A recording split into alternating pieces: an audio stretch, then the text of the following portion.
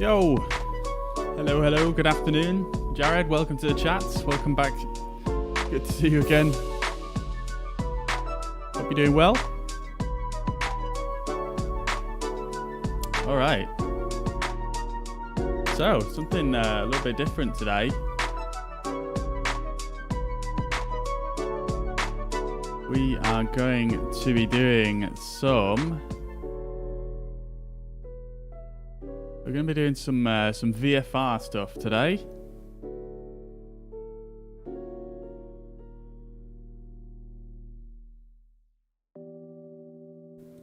So a little bit different to normal, but it should be a good fun.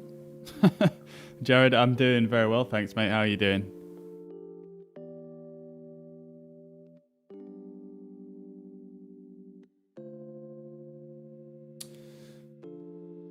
Just get my camera up and running.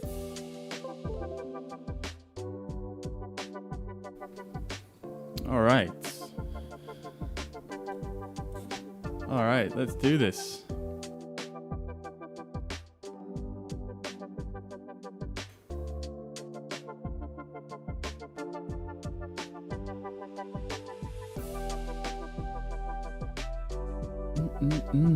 Right, okay. So, testing a different streaming service today again. Testing out restream.io today. See what it's like. Let me know if you guys run into any issues on your end. But we should be good. Patrick, good morning.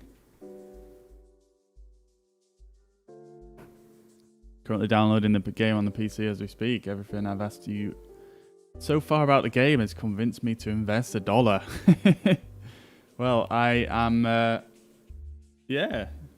glad that you're getting on board. It's a lot of fun. So, yeah, man. I'm sure you'll enjoy it. All right, so today we've got a pretty cool flight plan to do. As you can see, we've got a few little starred airports here, running along the Himalayas in Nepal. So we're going to fly first of all from Kathmandu. Flying from Kathmandu out to Lukla, the infamous Lukla airport, then over to Siang Bosch, which is, or Siang Bok, I'm not sure exactly how you say that. This is located near Namche Bazaar. It's actually the closest runway in the world to Mount Everest. And yeah, it should be very interesting. I'm actually going to turn all players on for today on multiplayer. And yeah, if anyone's got the game and wants to join in, feel free. You'll show up on my screen there. And yeah, we're going to set it to, let's set it to sort of really, really early morning time. We are going to use live weather, but we'll kind of set the time so it's earlier on in the morning. just because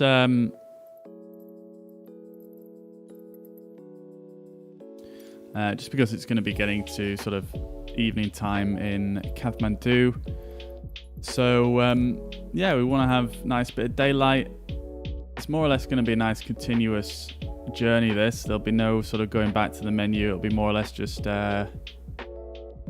fly until we reach the end of the mission, if you like. So like I say, we're going to be flying out of Kathmandu and basically up to Lukla, Siangbok. Then the longest leg is going to be over to Jomson, then Dolpa, Jumla and Simikot, all kind of very close to each other. So this leg is going to be the longest, and then onto these 4, which is going to be pretty interesting, I think, because they're all very short runways, very high elevation, and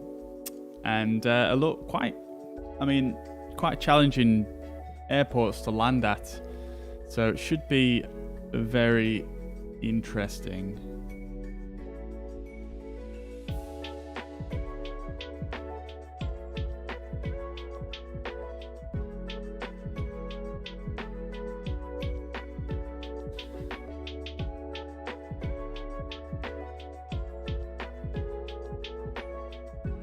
Yeah, should be pretty cool. All right, so let's get set up. Let's set our arrival to Lukla for our first destination. We're going to do this totally VFR, so I'm going to set the airports that we're going to in the flight planner in the aircraft. But looks like we've got another player flying out towards Lukla. So yeah, we should see another few more aircraft on the way.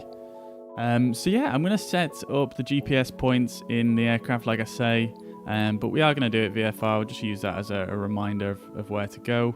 We're going to be using the Cessna 208B Grand Caravan, for which I've downloaded a couple of mods to basically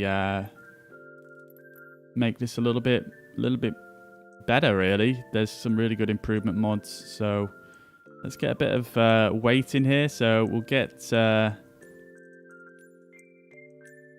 as if we're taking a bunch of passengers up to the Himalayas. This is probably quite a normal amount of load you would take, I think. Let's see, actually, it'd probably be more than that, wouldn't it, actually? So you'd probably take, I don't know, you would probably have almost a full aircraft. And then I guess you would probably have, what, maybe about 80 pounds of gear for each person. Something like that, maybe.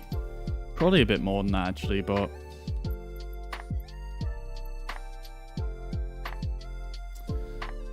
let's fill her up.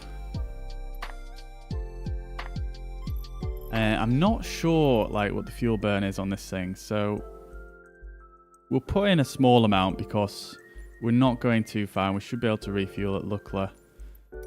And we're going to have no call sign today. We'll just have our tail number as G-B Fuzzy. Ian, welcome back to the chat. Good to see you again. Can't wait for the stream. It was my birthday yesterday, so having a day to chill out. Happy birthday to you, Ian. Hope you had a great birthday. Luckily, it's great to land at. Amazing runway. Flew in biplane and out by helicopter in 2012. Amazing. I would, I'd really like to go there, to be honest. It's a pretty legendary airport, really, isn't it? What's your recommendation for good add-ons on the game that'll make it even more enjoyable? I value your opinion since I watched your streams. Yeah, I mean, there's a lot, to be honest. So obviously when I fly the A320, you're probably aware I use the A32NX mod by Fly-by-Wire. It's pretty much a must-have, I think, if you're going to fly the A320. It's just so much better than the original. There are a lot of improvement mods for many of the other aircraft as well. It's quite difficult to recommend because there's so many. But I personally would recommend looking at the working title mods as well. They have some really good stuff for those. And on top of that, it seems like the timer's not stuck. There we go. Okay. Let's get a nice, really, really early morning and then live weather. So we've got a bit of snow here in Kathmandu. All right. Cool. And some of the snow's disappeared. Interesting. All right, and then there's tons of freeware add-on airports. There's a lot of paid ones as well that are really good. So yeah, I mean, there's a lot. Personally, the payware add-ons, I haven't bought a ton of payware ones, but the ones I have bought are really quite good. So yeah, I mean, it depends what you want. What I tend to do is when I tend to just think of flights that I want to do first, because if I'm not going to use them, then there's not really much point in downloading them. So I find out what flights I want to do, etc., and then I decide on what to get, and then I can decide a bit more as to whether it's actually worth it, if that makes sense. So there's no point in obviously getting an airport that I'm never really going to fly into, or an aircraft that I'll only fly once. So it depends on what you want to do and what you like doing. So I would probably play the sim for a bit first and just get a feel for what you actually like doing in it, and then maybe you can decide on more add-ons. But I would say the A32NX mod is 100%. You might as well get that regardless. It's just so good. And on top of that, there's the working title mods. Again, they're just really, really good as well. They're the two must-haves, I would say. Good afternoon, Josh. Welcome to the chat. Good to see you. Good to see you.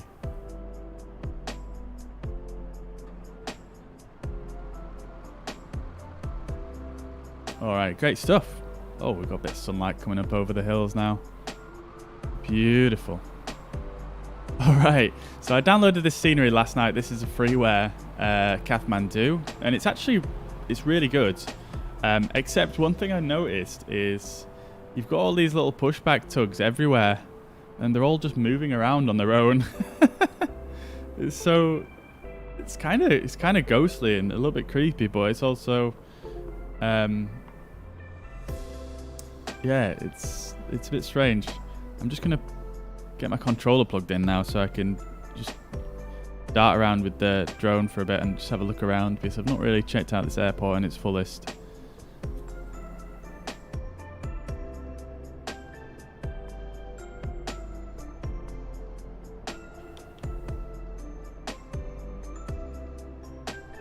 Oh dear, my controller doesn't want to connect.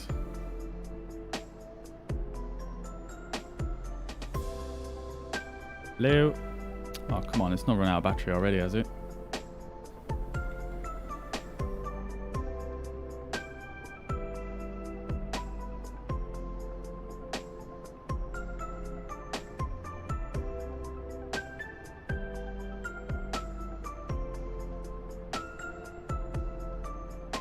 Let's try again. Bear with me.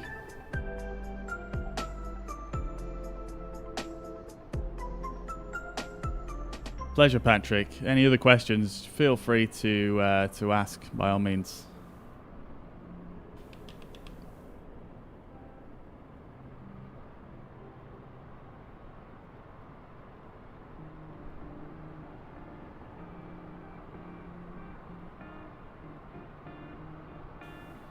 My controller don't want to connect. Hang on.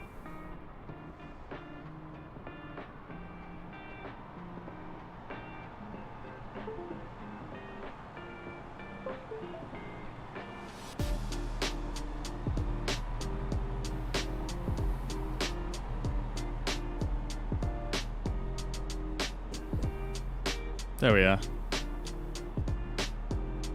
You can tell it's connected because the game freezes for a second when you connect a controller for some reason. In fact, it does it with any peripheral.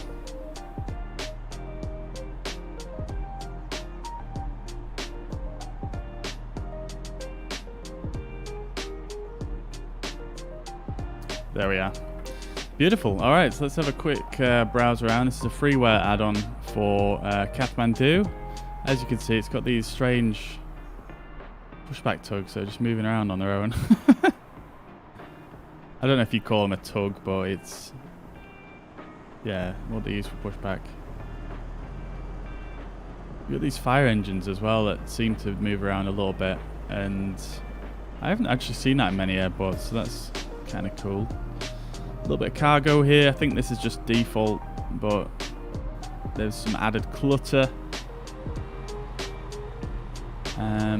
Yeah, lots of vehicles moving around, and like this one, where's this guy going?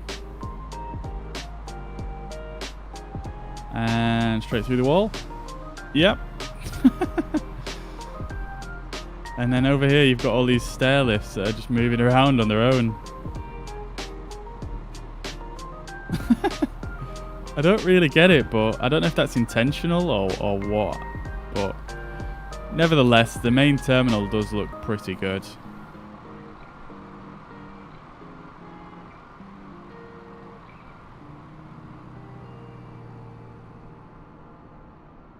And they've even done a quite pretty spectacular job on the land side as well. Pretty impressive, really. There's another player just taking off in a TBM.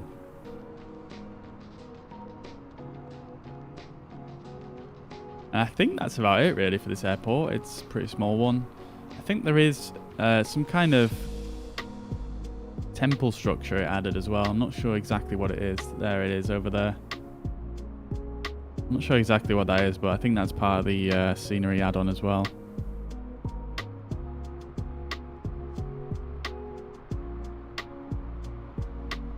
See all the lights moving down there of the all the tugs.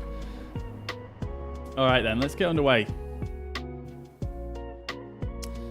All right, so it's been a little while since I've properly flown this, so hopefully I can get this right. So we'll get the battery on to begin with, and basically we don't have an external power source here, so let's just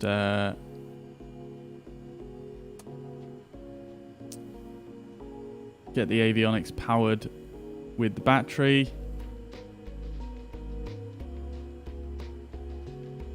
Oh, this is different. This is the modded version of the G1000, so it looks a little bit different to the default. We shall turn on our beacon lights and our nav lights, and we'll pop our head out and we'll go clear prop, and get the fuel boost starter on, ignition on as well, and the alternator. I think that's actually in the on position already, isn't it? So we should have the prop spinning up now, and we'll get the RPM set to full, and we'll get the power set to idle, and bring the mixture all the way up as well.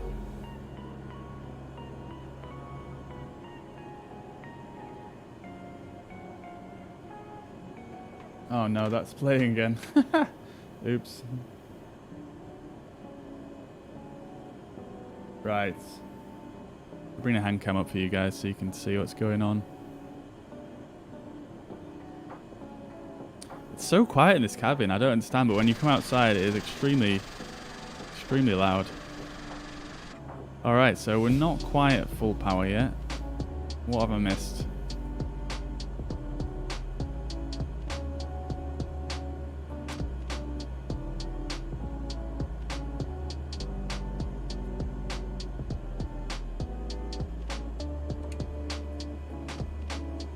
Fuel boost is on now. I had it in norm before, didn't I? So we should be...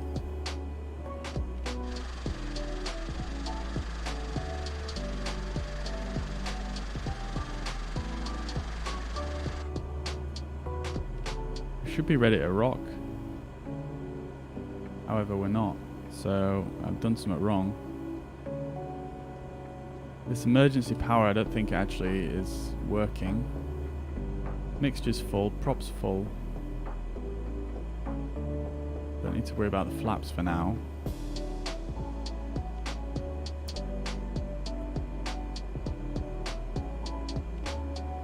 We might be good, actually. I don't know if these mods change the sound, but it doesn't actually look like the prop's spinning at full speed, to be fair. So oh, I know what I've done. I always forget. Oh, look at this. This is new. Oh, that's fancy. Just need to turn the fuel flow on, don't I? There we go.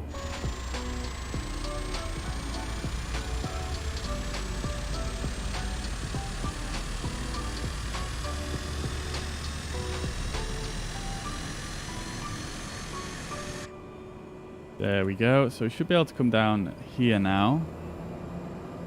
And press this, and we can see the speeds coming up. Alright, beautiful. That is a good start. Let's go back down to... I always forget the keybinds in here. So put our starter back to off.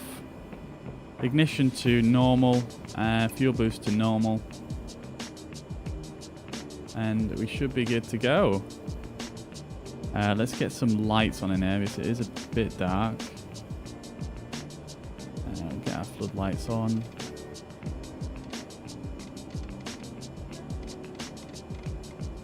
Turn up the instrument lighting as well.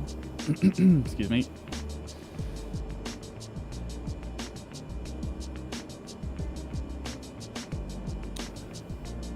Temperature outside is a toasty 21 degrees. So it's obviously going to get much colder than that as we climb, but we'll leave it at that for now.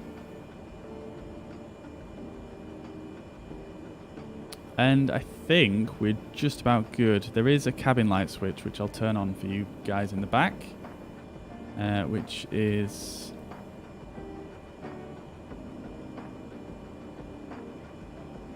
Did I already turn it on? No, they're not on.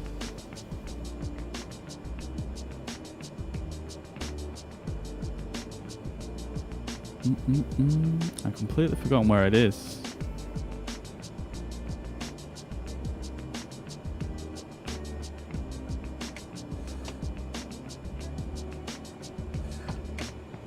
I'll leave the inertial separator in. I believe that's used to stop the prop from dragging a load of dirt up from the ground into the mechanism. Put bleed air heat on. It's going to get quite cold in here when we get up to a higher altitude. And the cabin lights, there we go. So you should have some nice cabin lighting in the back here. There we are, beautiful. All right. I'm just going to make this a bit brighter for you guys.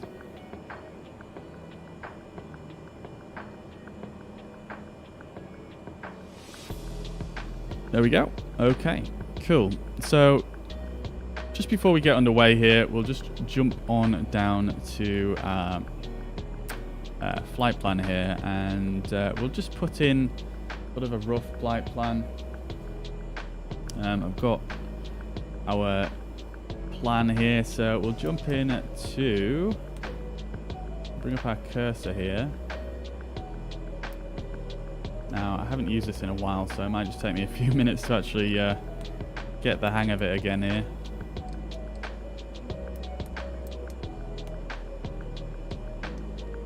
Alright, cool. So we're going to go to... We're at VNKT, so that's going to be our initial start point.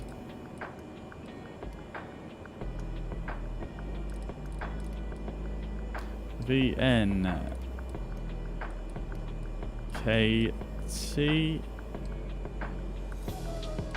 There we are. And then our destination is VNST.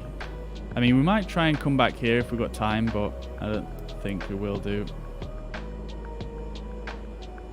We'll leave it in like that because it's gone in like that now. And just because it's a bit of a faff to use this system. So next airport is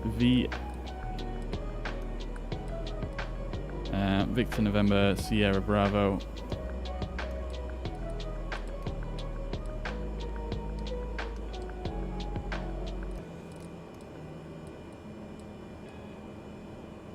Is it? No, it's not. It's LK next. Lukla is the first stop. There we go. Lukla.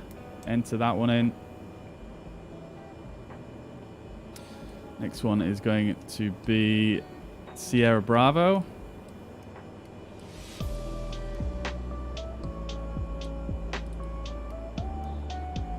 There we go. Next one is going to be Juliet Sierra at the end. These are all airport ICAO codes, so yeah, that's gone in. Next one is going to be Delta Papa.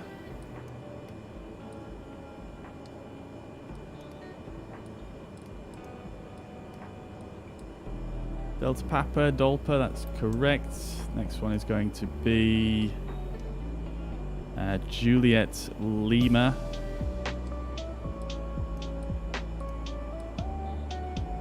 And the final waypoint or landing airport for today is going to be Sierra Tango.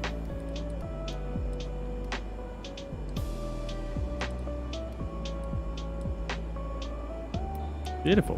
There we go. So that is our flight plan entered.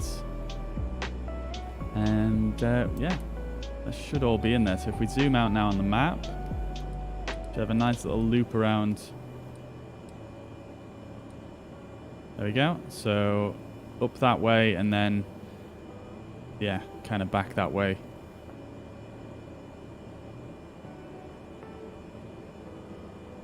We might not do this last leg though because, yeah, again, time might be an issue.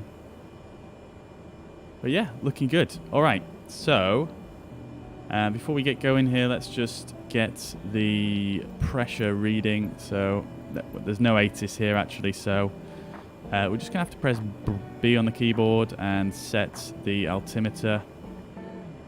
Let's just go into the menu and just get everything set up properly. Now this is a new feature. Let's see what this one does. Oh, it's actually just a brightness.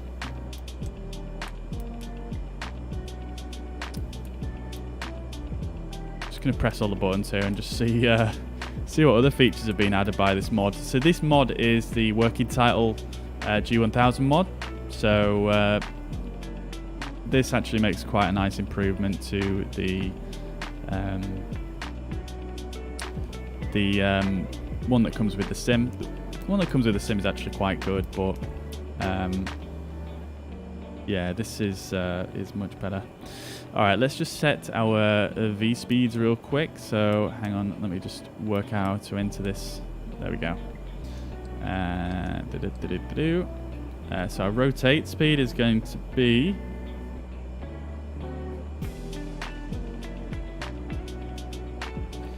I believe it's about 100 knots. We'll go for 95. I think that is good.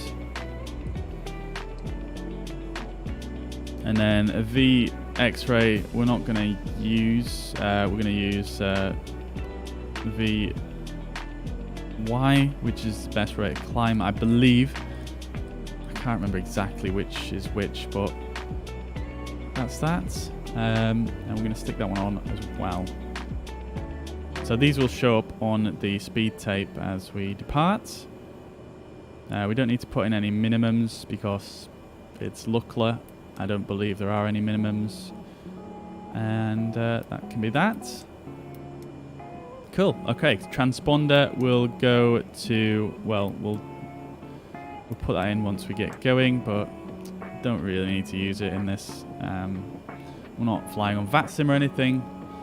So, yeah. So, ADF DME tuning again. As far as I'm aware, there are no nav aids near Lukla. Let me just search.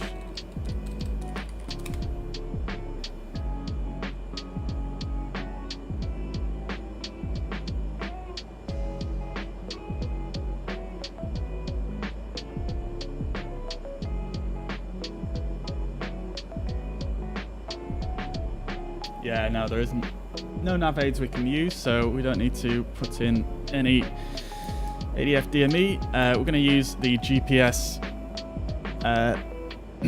CDI, which is course deviation indicator, and then for the PFD options, we're going to stick in. That one's just going to be on default. We're going to go for option 3 on the wind, which is what is the best, I think. And I mean, we can put this on to show a bit of distance information to our excuse me, to our first stop. And then I think I'm going to leave the this on the full 360, and altimeter units, we'll put this on hectopascals.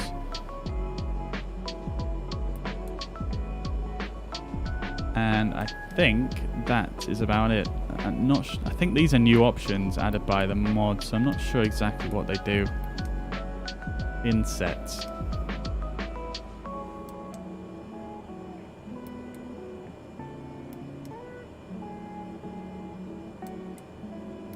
Oh, it's to do with this map, isn't it? We'll leave them on. Alright, cool. So I think we are just about set then. I'm going to just quickly set up the autopilot for once we do get in the air. This does have a pretty solid autopilot. I'm going to climb to...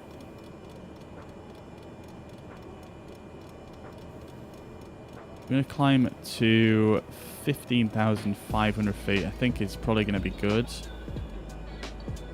Or maybe 13.5. I'm not sure, to be honest. We'll just have to eyeball it, but I think that's probably going to do it for now.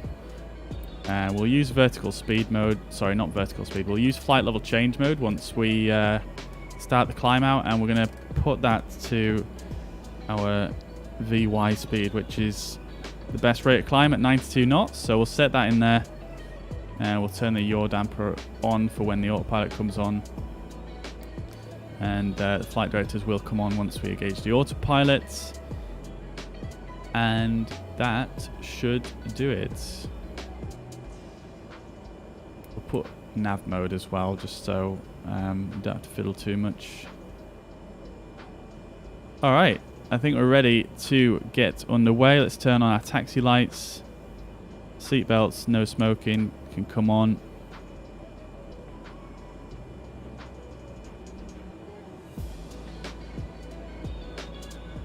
Right, I'll put this to norm.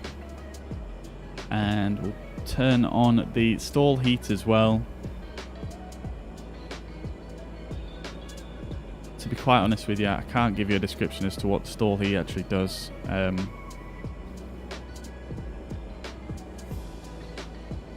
I'm pretty sure it's good practice to have it on, so we're going to have it on. And let's just jump down to here, make sure everything is set down here. Yeah, looking good. Alright guys, are we ready to go? Are we ready? Alright, let's do this. So, I've reconfigured this throttle quadrant to be usable with the Grand Caravan. So, hopefully, it should work out pretty good. So, let's do this. Let's set our flaps to take off.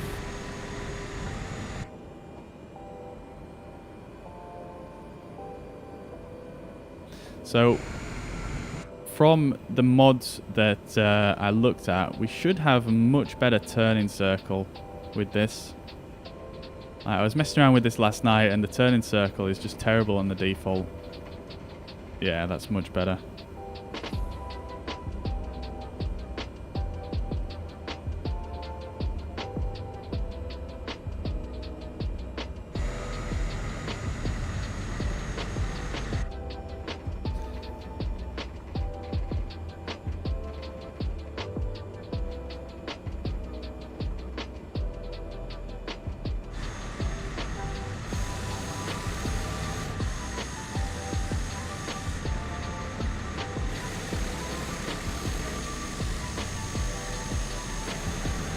Where's the windsock?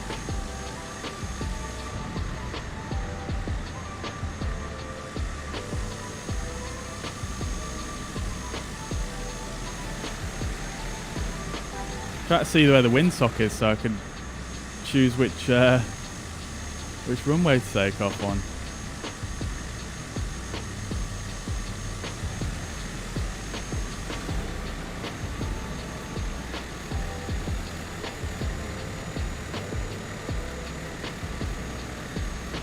Let's see if I can find it here.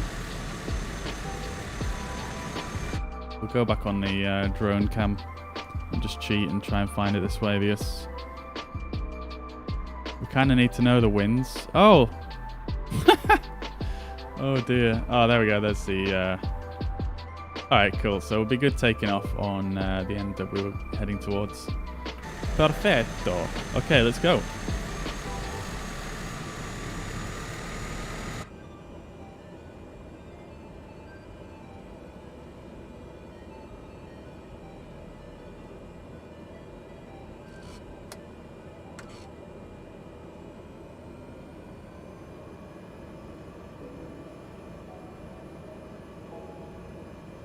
Alright, so we're entering the runway. Landing lights can come on and the strobe light as well. Nice and bright, the strobe lights in this aircraft. I find on some of the aircraft in this sim, the strobe lights just seem to be really, really dim. Hey yo, Simon, welcome. Dave as well, welcome to the chat. Have we got Scoob's raid going on here? I don't have my Facebook Creator Studio open, so I can't see. Welcome though if you join in from Scoob's stream. Welcome everybody. Thank you very much for the follow, Simon. I hope you're well. Thomas and Noah as well. Thank you very much for the follows. I hope everybody's well and having a fantastic day. Oh shit, okay, so it definitely is a Scoob's raid. Welcome to the stream everybody. Welcome Scoobs. I hope you're well. I hope you had a fantastic stream.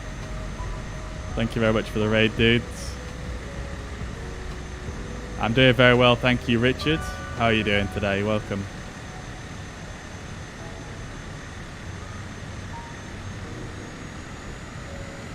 Alright, well you've just joined at a good time here, guys, because we're literally just about to take off from Kathmandu.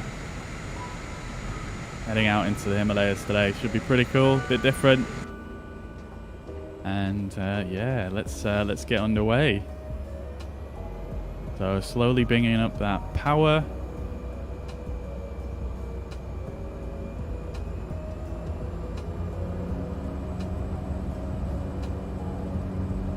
Hey yo, Scoobs, welcome.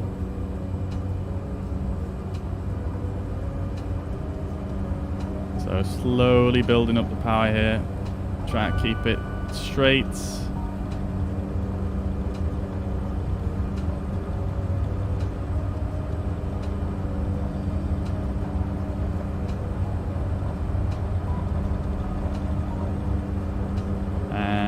Rotates.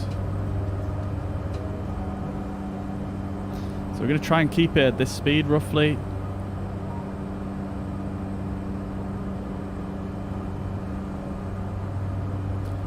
Flaps up now.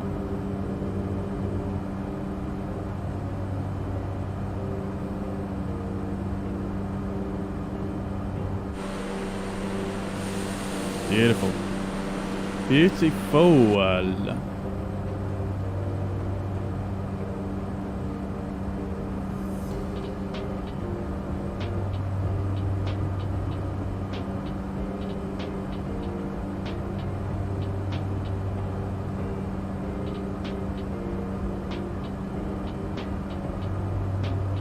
Thank you very much, Scoobs. Thanks for the raid, bro.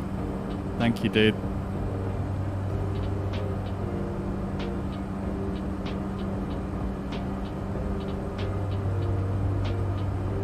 But yes, British streamers are the best. Alright, I'm going to just put heading mode on.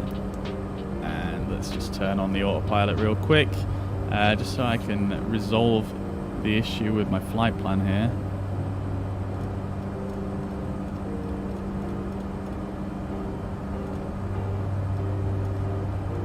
All right, beautiful guys. Welcome, welcome, welcome, welcome. Simon, all right, I'll catch you shortly. Jordan, welcome. Christine, good to see you again. Got my mum in the chat as well. Hello, mum.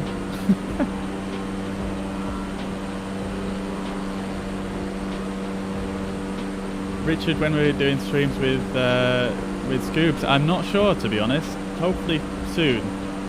We need to get a plan laid down. We need to get a plan laid down for sure.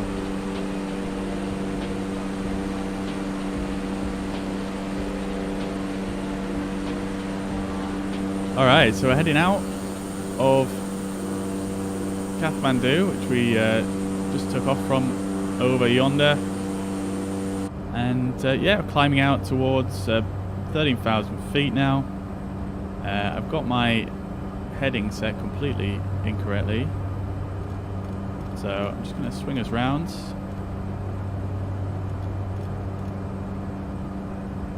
And I will stick nav mode on in a sec, but for some reason our flight plan wants to take us to back to Lukla. Sorry, back to Kathmandu. So I'm going to just go in and edit that real quick.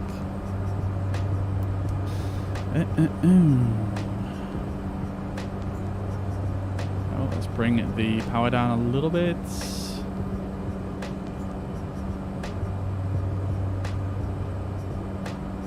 Yeah, I'm not sure why it wants to take us back there. Let's see if we can just remove that real quick.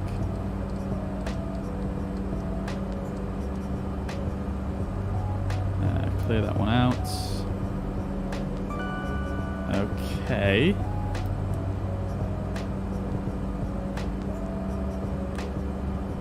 Beautiful.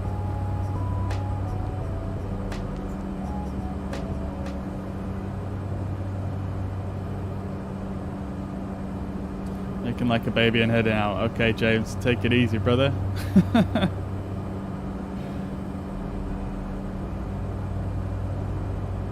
That's all good, Christine. No worries at all. No worries.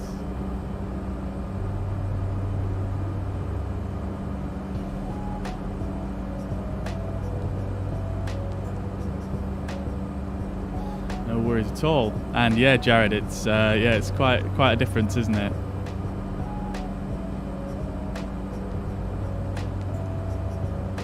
All right, I'm not sure what's actually happened here on the flight plan. Let's see if I can resolve this.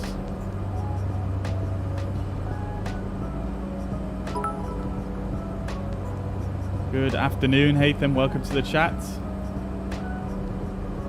Matthew, dude, thank you very much for the 100 stars. Much appreciated. Very generous. Thank you very much. Mustafa, Richard, and George, Hamza, thank you very much for all the follows, everybody. Hope you're all well. Hope you all had a great stream over at Scoops. Over with Scoops.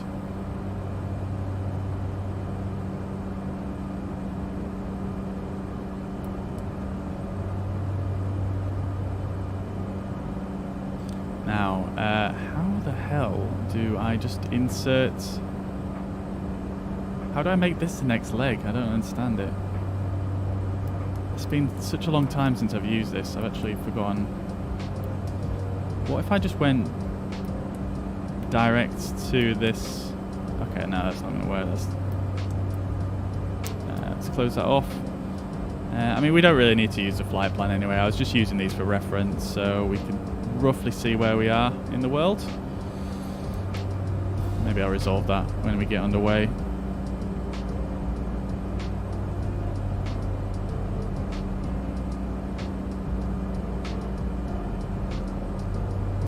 You think it'd be more relaxing if I just decided to plunge the plane into the ground? I'm not that sure about that, to be quite honest. Not that sure. Look at these scenes though coming out of Kathmandu. It's absolutely stunning.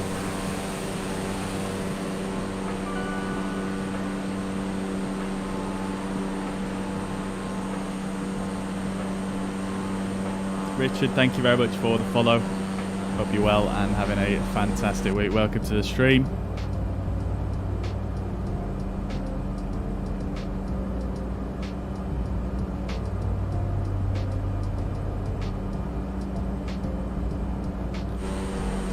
This is live weather, but not live time because it's going to be getting dark soon in this area of the world. So we've got the weather set up like this. So we've got live weather on. I just set the time to earlier in the morning, so we've got some daylight to work with.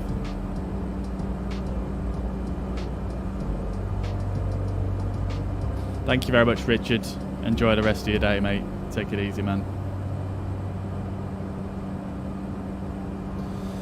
I want to get started on Flight Simulator, but can I play it on controller, Xbox, or... well, not at the moment you can't play on Xbox, but it will be coming out in summer for the Xbox. And, I mean, you can use a controller. It's not the most optimal experience, I don't think, because... you know, the sticks are obviously, you know, it's a very short, it's a very short travel, so it's not that precise, but if you mess around with the sensitivity, you can get it to work. I mean, when I first started using this sim, I just used an Xbox controller, and, you know, it works surprisingly good.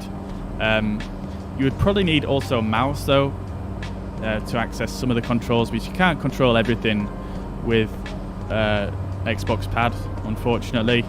So you would need a mouse as well, which you can use with a Xbox these days, I believe. So so yeah, you would need an Xbox, a mouse and keyboard at least, or just a mouse. And I believe you can actually get joysticks that work with the Xbox now. So yeah, I mean that might be an option as well. But yeah, I mean it's coming out in summer, so you'll be able to play it on an Xbox, and yeah, it should be pretty. Excuse me, it should be pretty cool, really.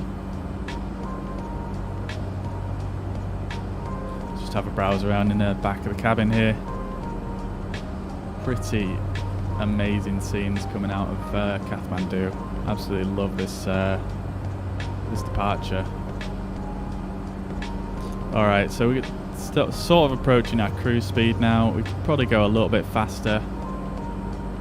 Let's just decrease our mixture a little bit as we start to get to these higher altitudes. We should get a little bit more performance that way. We should be able to get up to a cruise speed of 180 knots in this thing, but the red tape is... So I was reading the manual earlier for this aircraft because I was kind of wondering about what speeds you should fly it at. And yeah, the manual said you can cruise at 195 knots at 10,000 feet. But it doesn't look like you can actually go that quick in here. So we'll just go as quick as we can. We'll go to 160.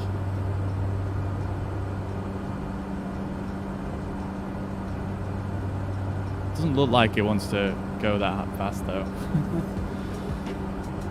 We do a flight to Corfu to the landing you messaged that you mentioned last week. Yeah, I'm down to do Corfu at some point. Corfu. I think I made a note of it somewhere. I'll make another note of it. But yeah, I'll certainly look at that for one of the next streams. For sure. I can't do it today, unfortunately. I was just planning on doing this trip through the Himalayas today, just something a little bit different to the usual usual airliner stuff we do. So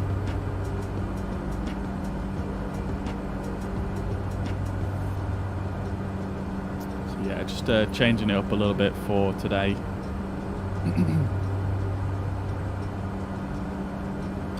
Can I help you download this game? In what way do you want me to help you? You can download it through the Microsoft Store or through Steam. And yeah, I don't know how much more I can help you. I don't know is there any specific issues you're having? Am I using a throttle quadrant? I am, yeah. Should be able to bring that up. There we go. So I'm actually using the Airbus set. And I've got this kind of reconfigured the axes for basically for the throttle control and for the RPM control. We can probably actually bring the RPMs back a little bit now that we're in cruise.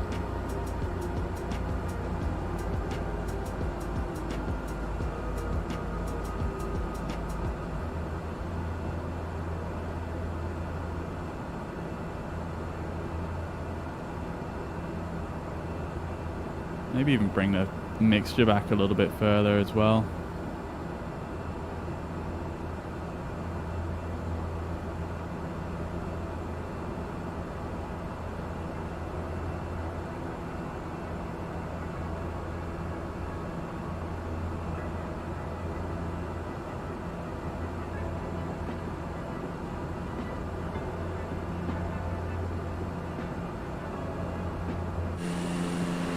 All right, beautiful. So I believe Lukla is the runway itself is at. Let me just remind myself. Actually, it's at 9,000 feet.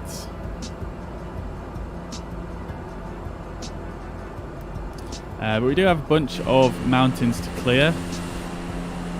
I'm going to just turn us to the right a little bit so we can kind of skip around these mountains.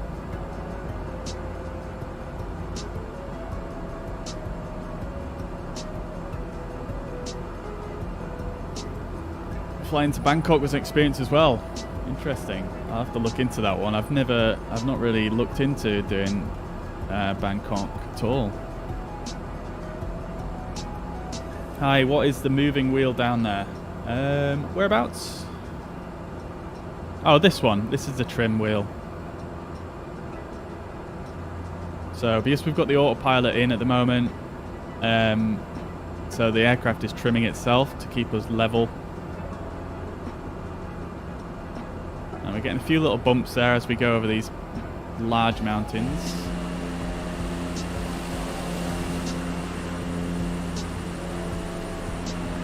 Tell you what I can do though is, because we are running a bit more of a chilled stream today with less going on the screen, we can actually bring up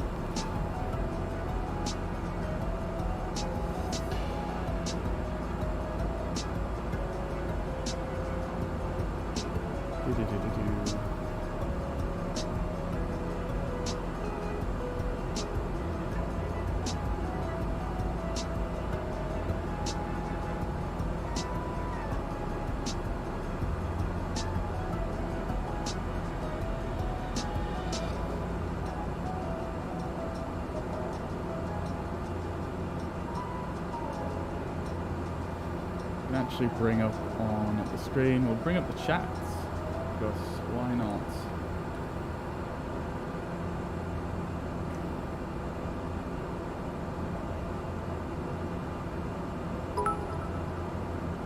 There we go, beautiful. Yo, Darko, thank you very much for the 50 stars, dude. Much appreciated. Very, very generous. Thank you very much. Not a problem. Any other questions, feel free to ask. I'm more than happy to answer any questions.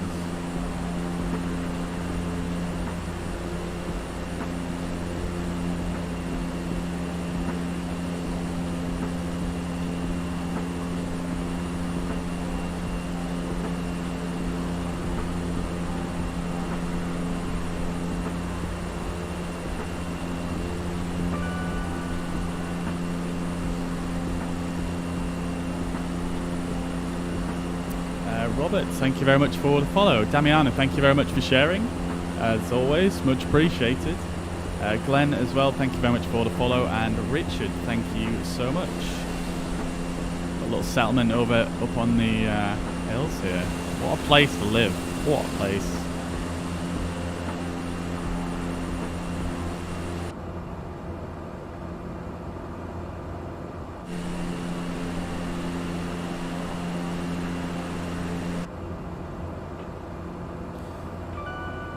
Alright.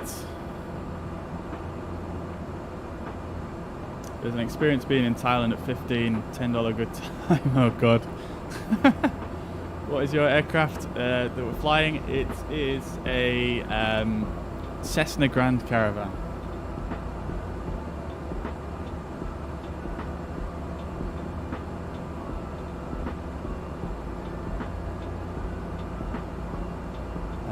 let's just sort the chat out. It's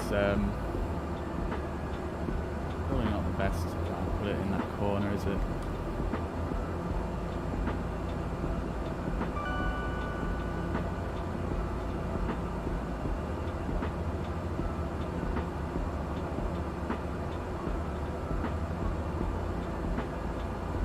There we go, that's better. So if you guys type in chat now, it's going to show up in the top right. And we can all kind of see what everybody's saying without having to keep an eye on the chat all the time. Always nice. These large mountains over here. So I wanted to try and guess. We've flown through the Himalayas a few times, so I wanted to try and work out what mountains that we're actually looking at here. So some of them are pretty famous 8,000ers. So let's see if we can work it out. So we're flying east towards Lukla. So Mount Everest is actually just kind of rough. Whoa, what the heck? Mount Everest is potentially that peak right there. That might be Mount Everest. Can't be 100% sure on that one, but that might be Everest. Over here to our left, so that would be straight north. Now I'm not sure exactly which one that one is. There's quite a few large peaks in that direction.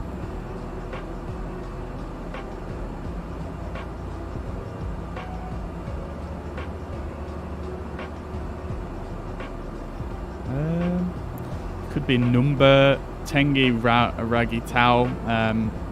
Let's see. I mean, we can probably see numerous here, so we've probably got Number as the closest, Tengi, Ragi Tau here, and then maybe Lunang Ri there as well,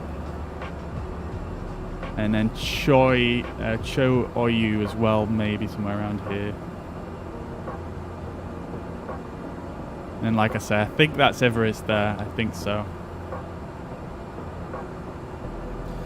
What is the aircraft I prefer to fly? I prefer to fly the A320 generally. That's the one I usually fly.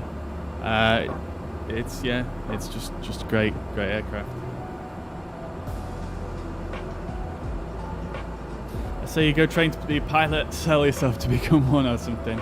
Yeah, I mean, to be honest, I've been thinking about doing some training, but it's just, yeah, it's an extremely large cost, so I'm not sure how feasible it is at the moment, but maybe in the future for sure, yeah.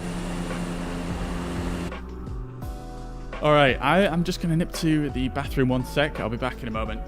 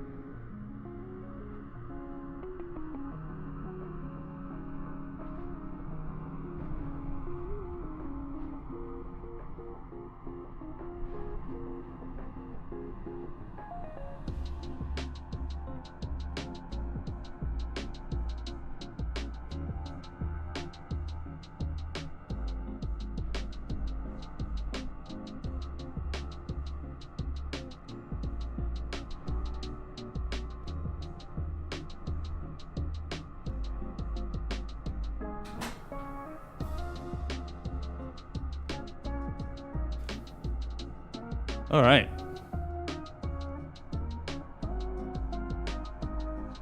Ali, welcome back to the chat. I hope you're well. Thank you very much. What the name of the airports that we're going to, I'll tell you just a moment.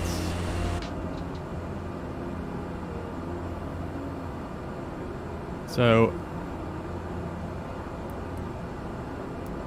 we'll jump on over to this screen right here. So first, no, it doesn't actually say.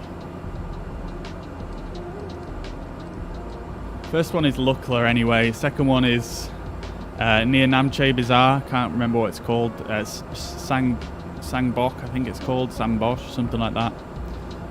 Then Johnson, I think it's called. I wish it told you the full names. I can't quite remember exactly what is what here.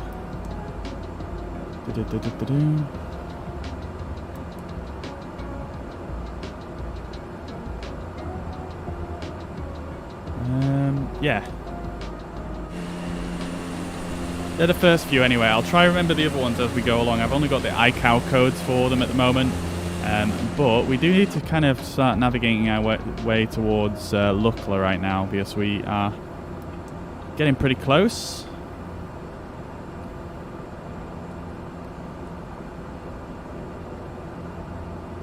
So I think what we're going to do is we'll fly over this section of mountainous terrain here, and then we'll take a left up this valley here.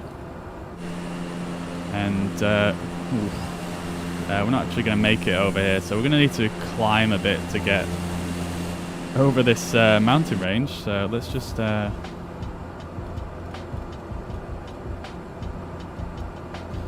let's go 15,000. Let's set our rate of climb to the best climb performance, because we're kind of close to these mountains, so we want to climb pretty hefty.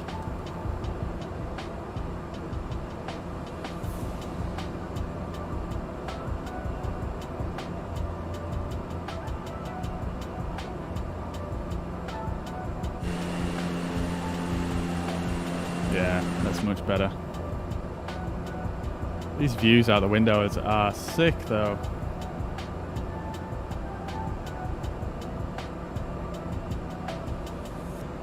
Music is perfect. Yeah, I like this playlist. It's very cool.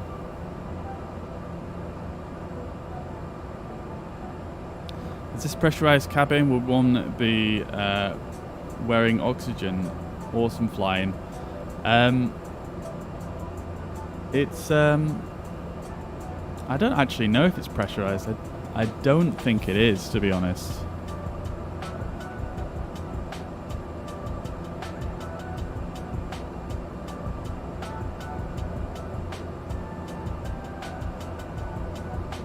Like, there's no cabin pressure type knobs, so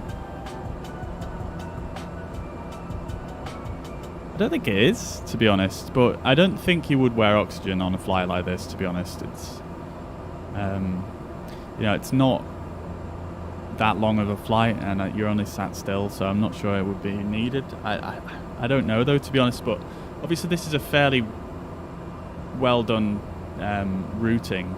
You know, it's it's flown fairly frequently because of obviously expeditions to Mount Everest, and I haven't ever seen anyone who goes up on an aircraft like this wear oxygen.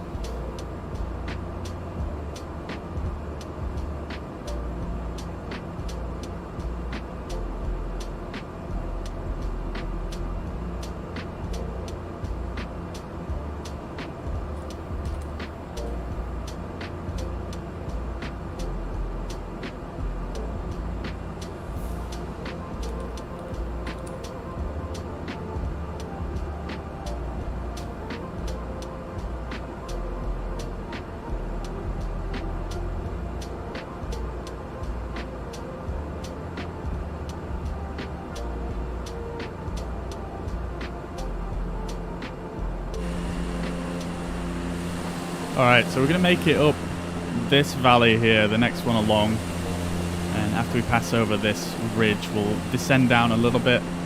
This Lukla Airport runway is at 9,000 feet, so we need to descend a little bit just to get a bit closer to our final descent altitude.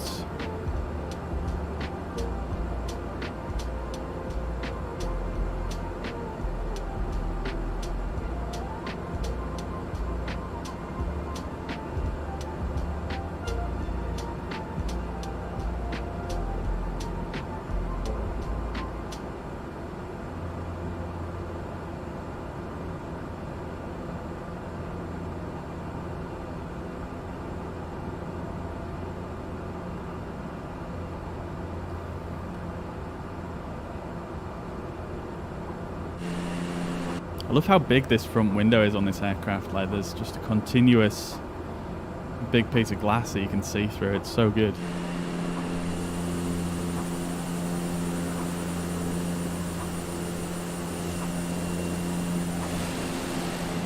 Alright, so we're going to make a left turn up this valley and continue up and round, and that should take us to Lukla. Let's start making that turn.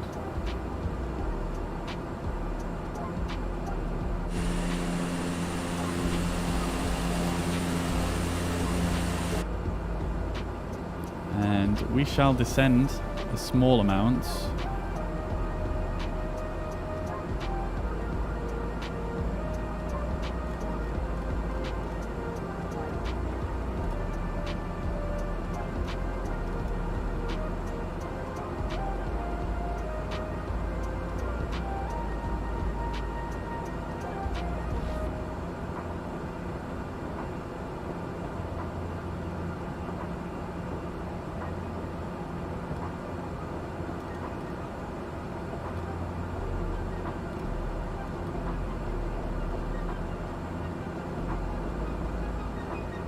Alright, I want to see if I can try to get this flight plan sorted as well.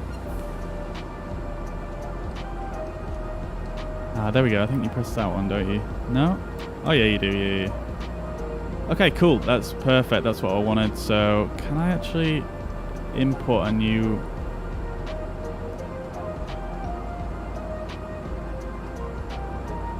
Leaf, good morning. Welcome to the chat. Good to see you again. I hope you're doing well.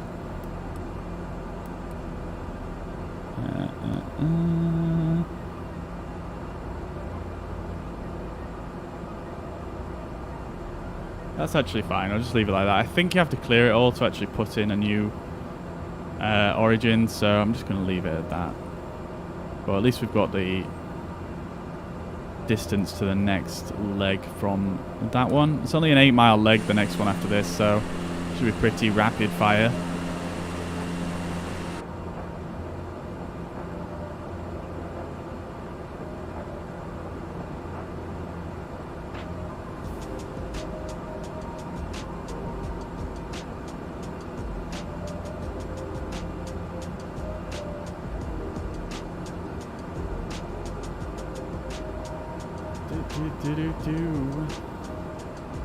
So he was corrected to afternoon. It's all good. It's all good. Oh,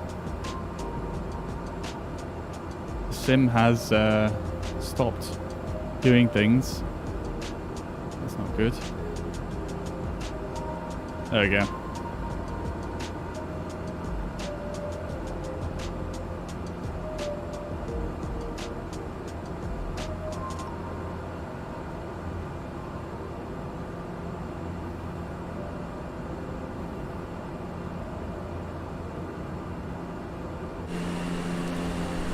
Alright then, here we go. So, let's bring our heading round a little bit more. So we're a little bit more centered in this valley. And we'll start bringing ourselves in.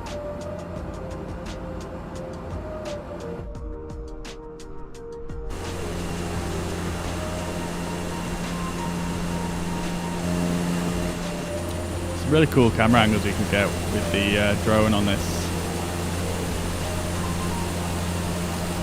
aircraft.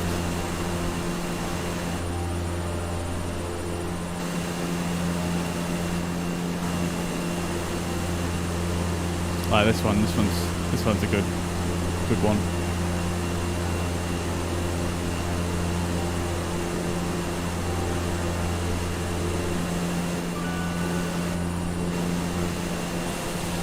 This one's pretty cool as well. I like how you can see the exhaust seat coming out here as well. That's pretty cool.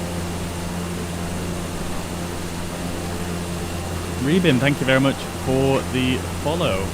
And apologies if I missed your 100 stars. Wim, thank you very much for the 100 stars. Very, very kind. Kwaku as well, thank you very much for the follow. Ian, and that's everybody, I think. Thank you very much for the support, guys. Much appreciated.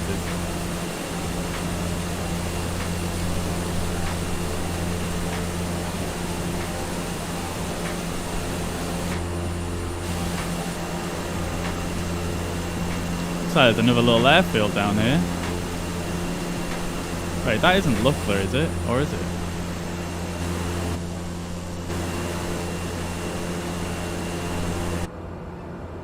Oh, it is Lukla. I thought Lukla was further around, but I've clearly misinterpreted that one. Alright, so it looks like we've got a bit of a traffic pattern to do to descend on down. Alright, let's get descending then. So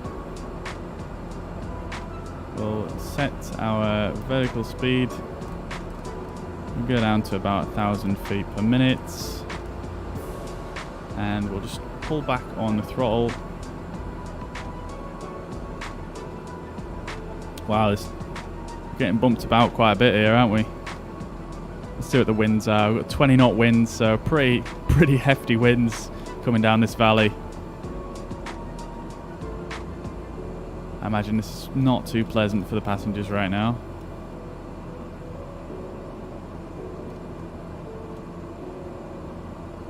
Carl, good afternoon, mate. Good to see you in the chat again. I'm doing well. Oh, what the dickens? Oh my lord. That was some serious turbulence right there. What the heck just happened? I'm going to take manual controls. Oh dear me.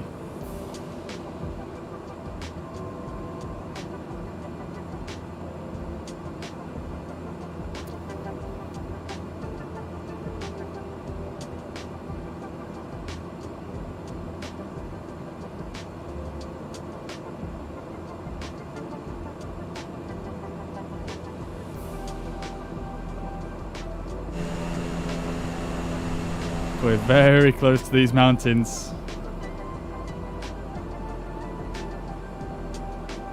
Got to make sure we try and keep the nose up so that we're not gaining too much speed. Oh my god, this is so bumpy. It's actually a little bit scary for me, I'm not gonna lie.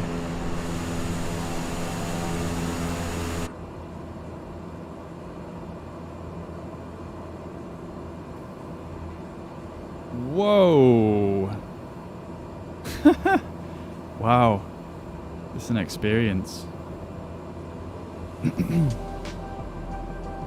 I mean, we are using live weather, and in fairness, it is quite well known in the Himalayas during the winter for it to get pretty, at the very least, windy, I suppose, in the afternoons. So,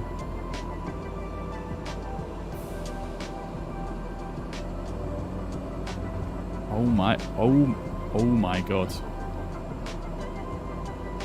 This has to be the worst turbulence I've ever experienced in this sim. Let me get the prop power up to full. Let's bring the hand cam on as well.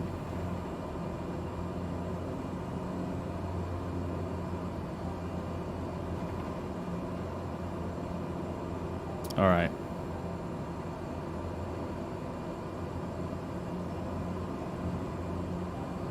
This is... Oh my god, this is a ridiculous turbulence. Oh my lord, I've never experienced anything like it.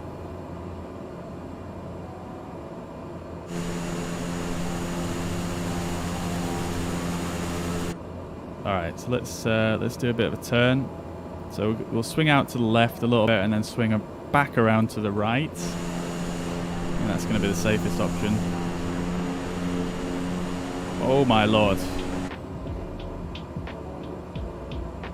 It's taking a lot of doing.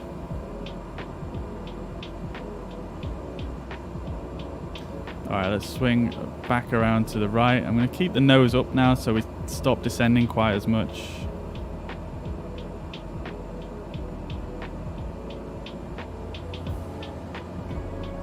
Add a bit more power back in.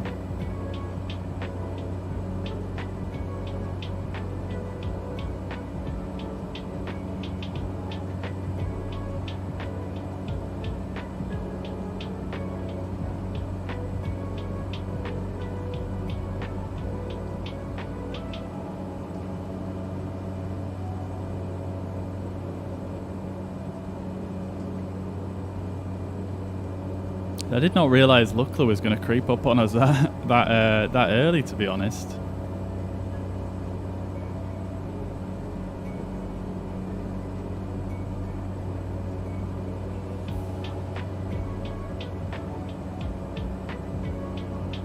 All right, we should be good for an approach in now.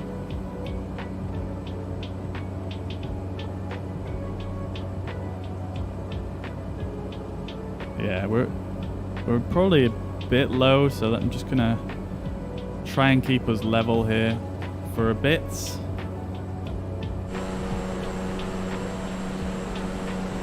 So that's the airport there, I believe, just there. So, wow, we're getting absolutely taken for a ride here with these winds.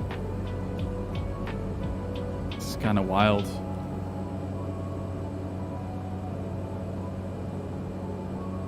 All right, so I'll get the... Oh my god. What?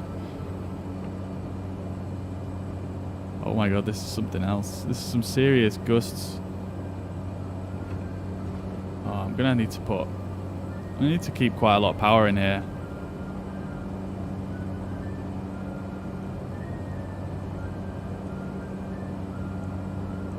Wow.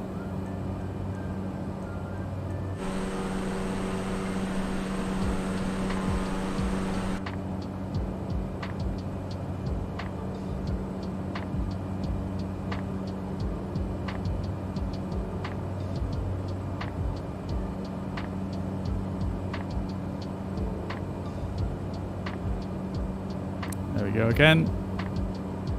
I'm going to keep the flaps in till quite late.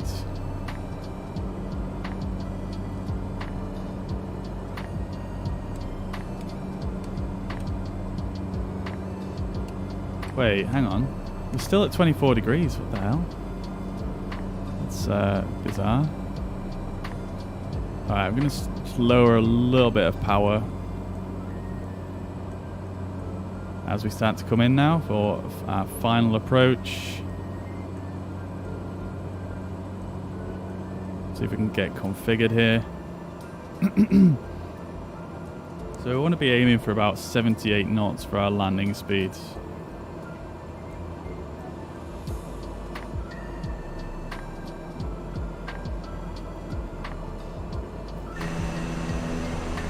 I'm feeling like we're quite high here.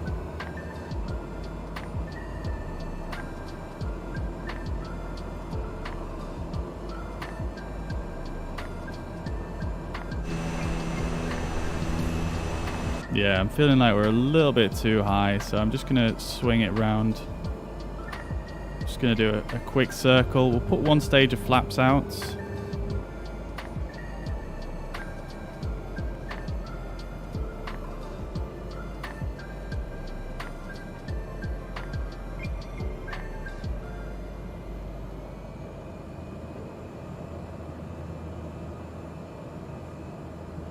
Look at these mountains, they're enormous.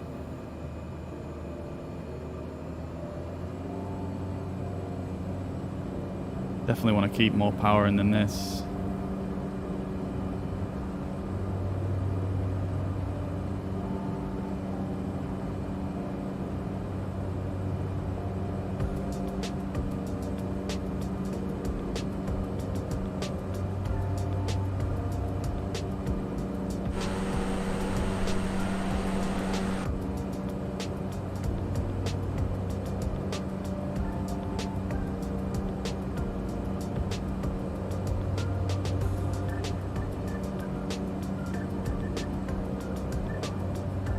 Excuse me.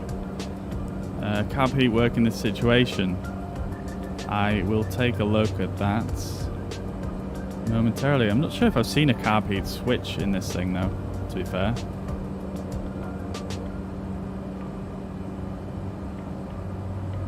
I mean, the outside air temperature is still registering at 25 degrees.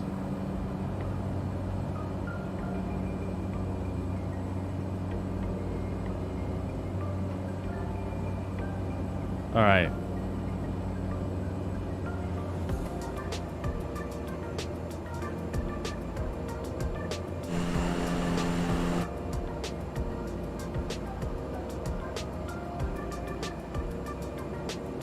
Let's see if we can make it in now. Going it very fine with this mountain. Yeah, I think we're looking a bit better now, aren't we? Oh god, the turbulence through that turn there. Oh my god. Yeah, looks like we're looking a bit better now.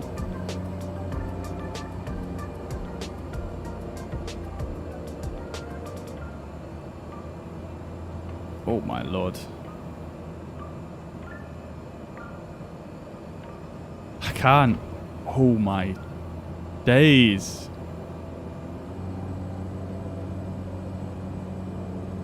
Alright, here we go. So final approach. Let's get the final stage of flaps out.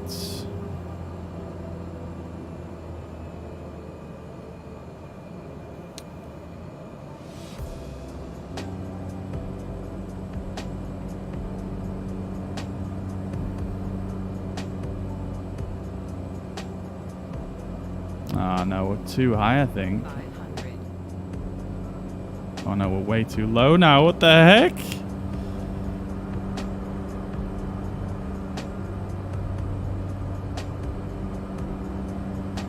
Oh my god, this is so tough. Oh my lord.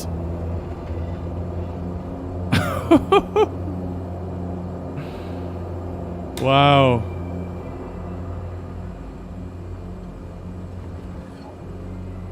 Oh.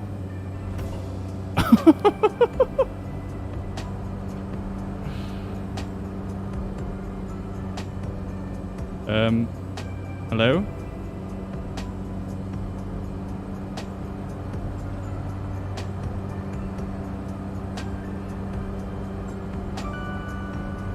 Holy crap. That was so tough. I had a crosswind there. That's probably not... I feel like if you had those conditions in real life, that would probably just be a no-go. You probably wouldn't even attempt the landing. But having said that, that was quite a soft touchdown. I'm not going to lie. That was quite a soft touchdown, despite the conditions. Very difficult, though. I'm not going to lie. That was so tough.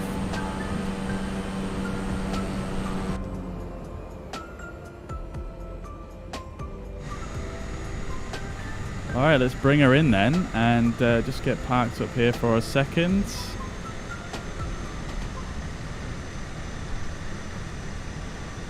And we'll take a look around here. I think this is the first time I've actually flown into Lukla that's not on a landing challenge.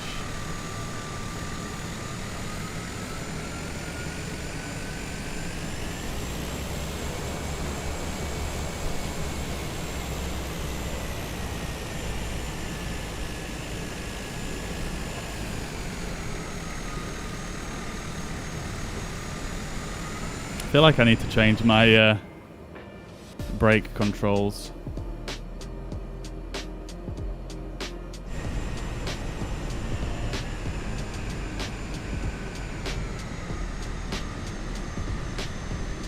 There we go.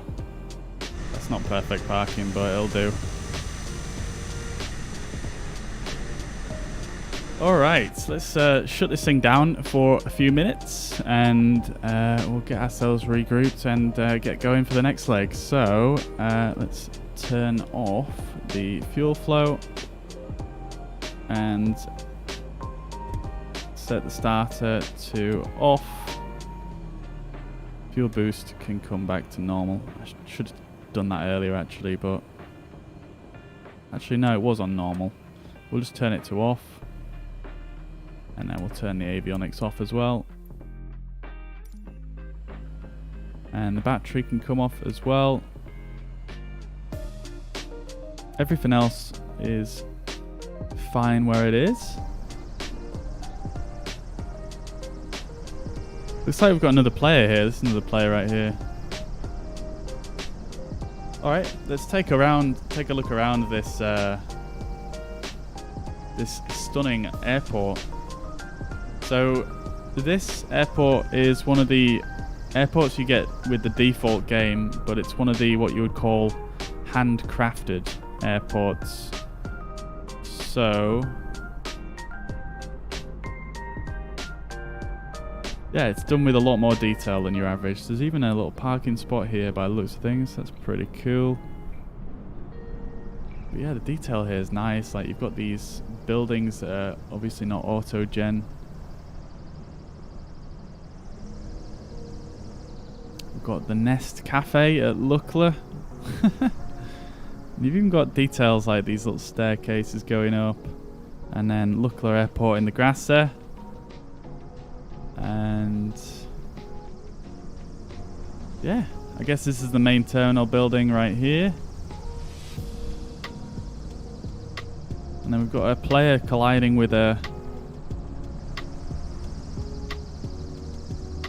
fuel truck. That's where we're going to be taking off from next, down this rather steep hill. What an airport though, absolutely amazing.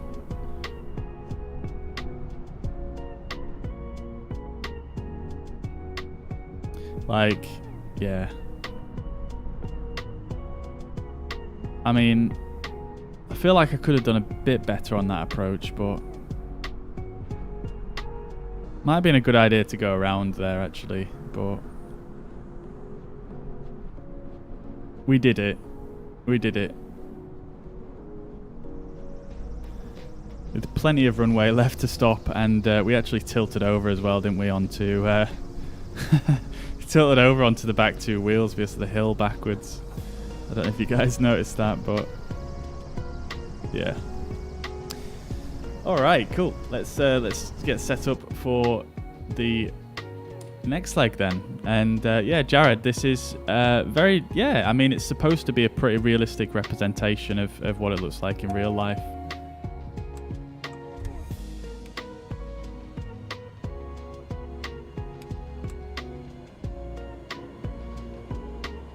All right, let's get this puppy fired up. Fuel boost, fuel flow on.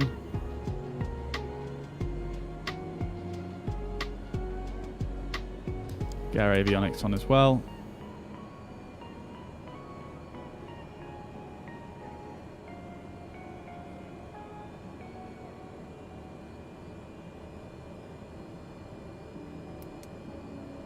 All right, oh, it's wiped our flight plan. Fantastic. I'm glad you guys enjoyed that anyway. That was, yeah, pretty stunning. I might have to tweak the weather a bit because that wind was pretty ridiculous, to be honest.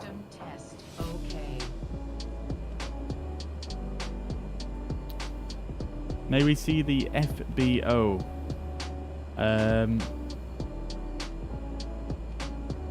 Not 100% sure what you mean by FBO, to be quite honest. Roberts?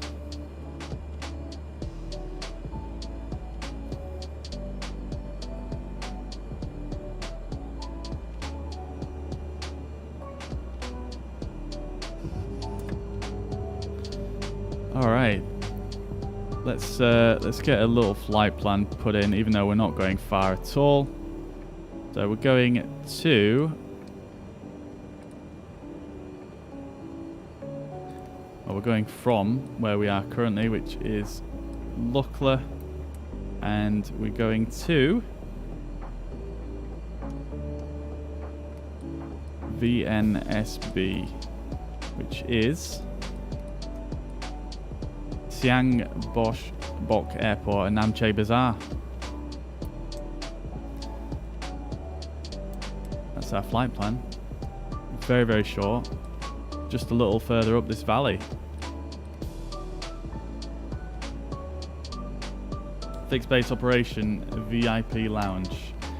I mean, I'm not entirely sure if that exists at this airport.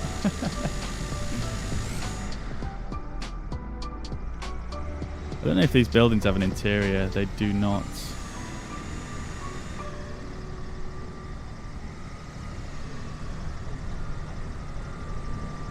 Didn't notice this one before though.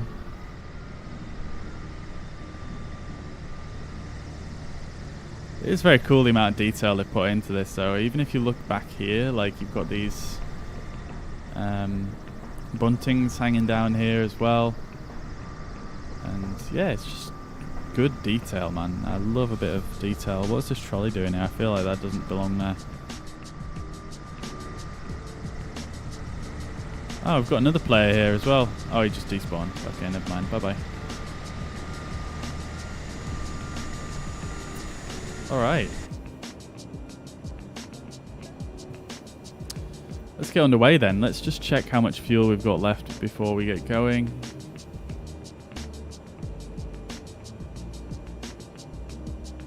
Ah, so there is actually an oxygen supply. So I guess it probably is pressurized cabin then.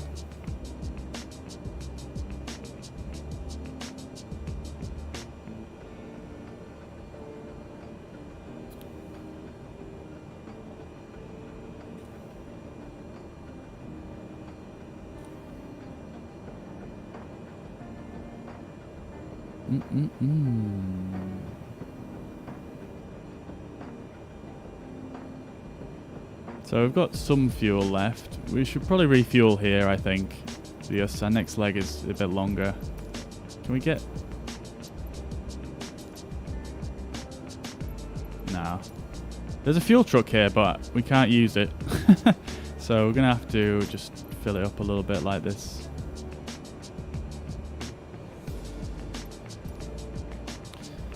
Alright, cool. So, yeah. Pretty straightforward leg, this one. Let's get our landing lights, taxi lights on, and let's get underway.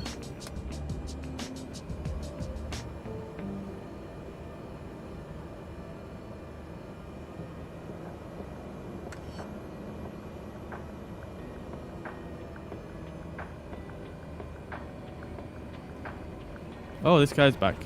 Whoa, wasn't expecting to see that. Okay, he's disappeared again.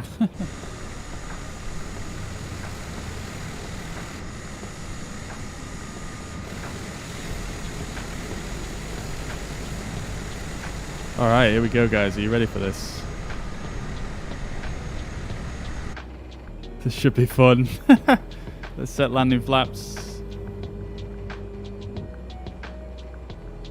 Alright, and let's go.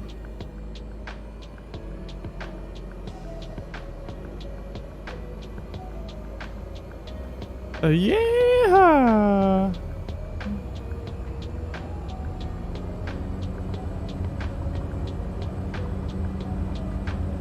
Oh god, it's so hard to keep straight.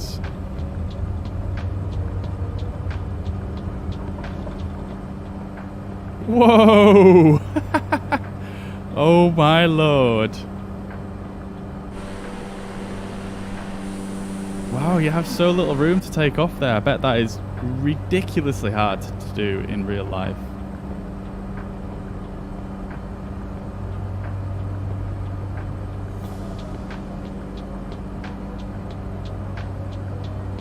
In your opinion, knowing the sim and its requirements, would a laptop cope or would a desktop be best? To be honest, I would say a desktop. It would have to be a very strong laptop if it's going to work for this sim.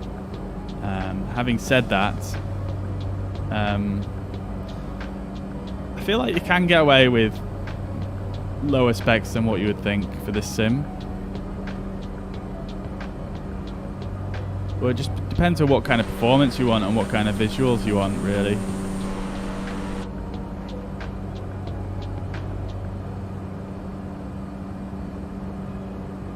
I think I'm gonna have to manually fly up this valley here because the wind's so strong.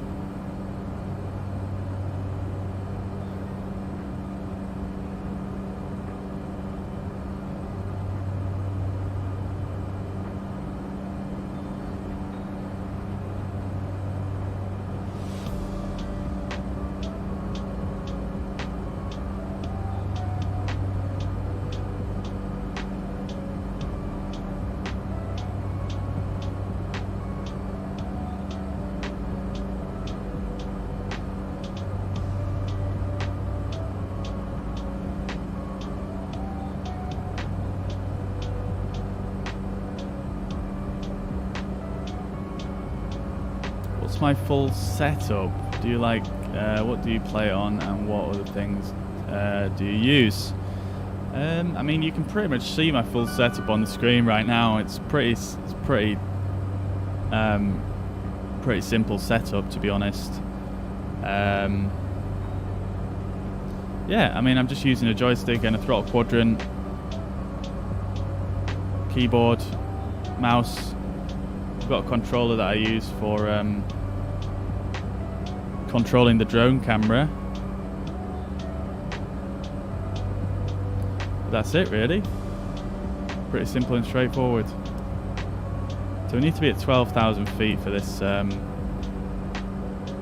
this airport. So let's get a bit of a climb on.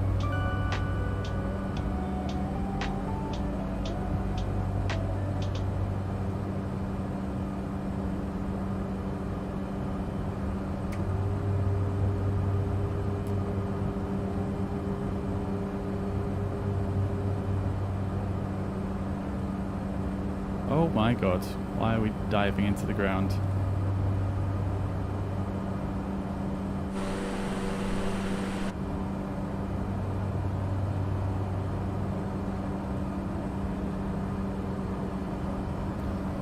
Wow. Oh my god, the updrafts. This next airport is absolutely stunning though, guys. Yeah, you're going to enjoy this one.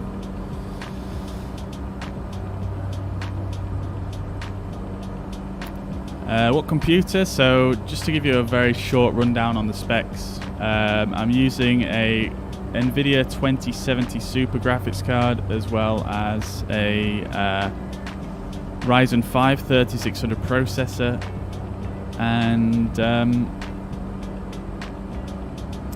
32 gigabytes of RAM. Oh my god. We're actually here. The runway is just up there. We're just a bit low. We're just a bit too low to get to it. 500.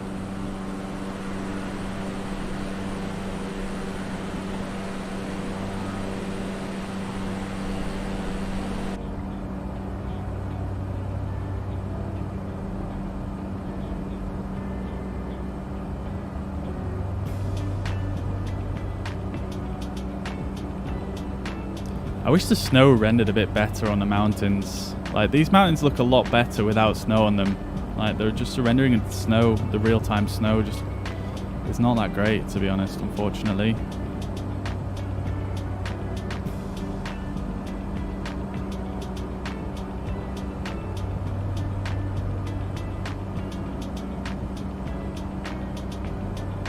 Try to get a climb on here, but we keep getting boshed about by the wind.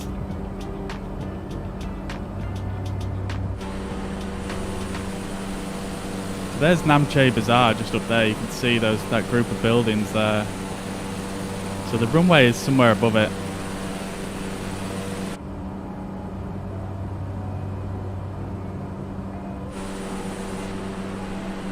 So I'm going to swing us round in this little space we've got here.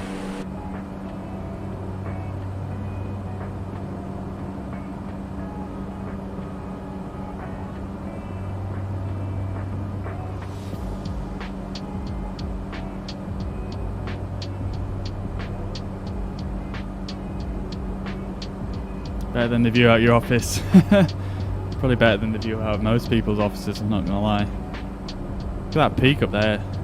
I wonder which peak that is actually. Fortunately I don't have time to check.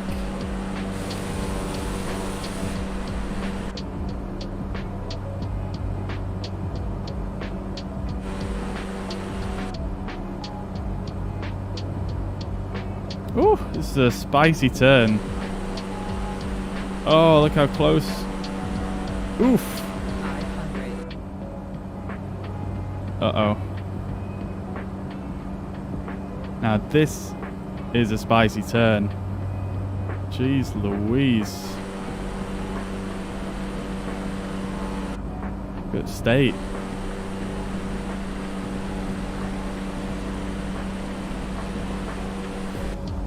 Right, now let's see if we can spot this airstrip.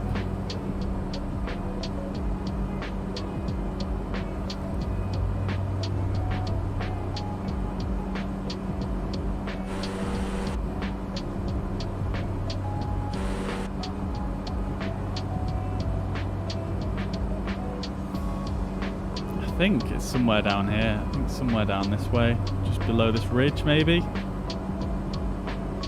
Pretty sure that's where it is.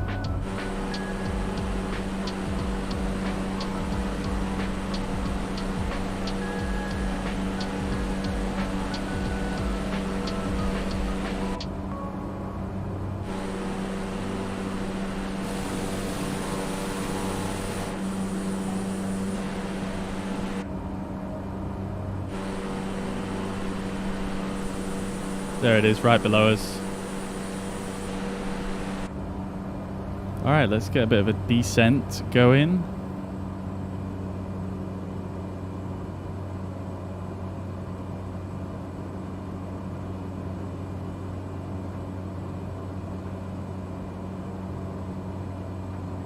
I'm going to fly down this valley to our left and then turn back on ourselves and look to land.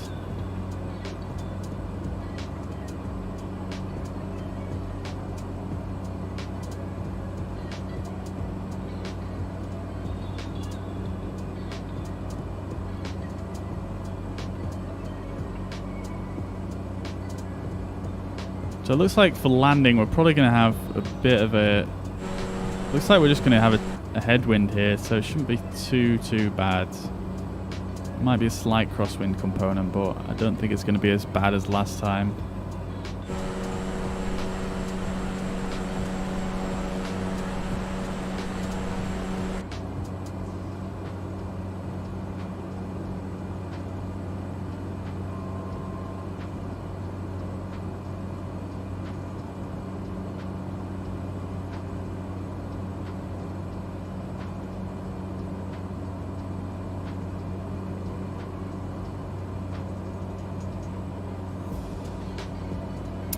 Oh, I do miss a bit of fly-by-wire from the Airbus.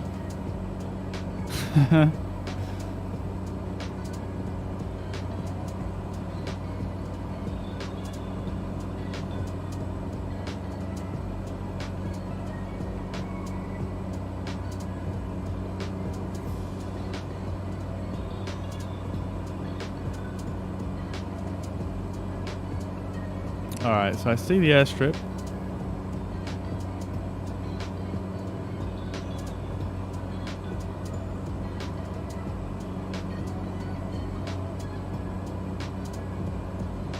Slow down a bit.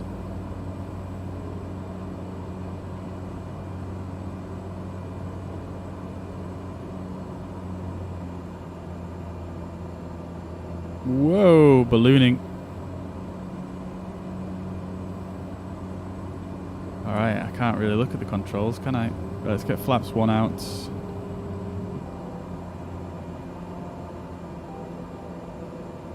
Right, I want to try and aim for 78 knots again for the landing here to keep the stopping distance as short as possible.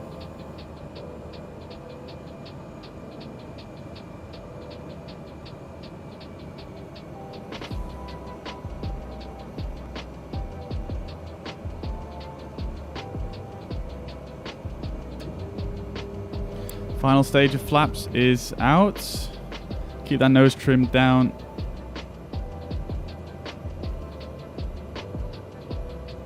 Put a bit more throttle in.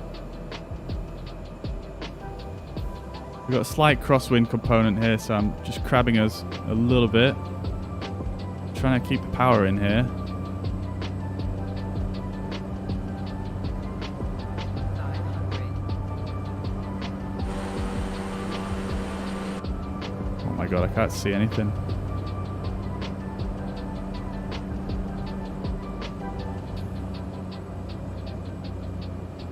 Uh-oh.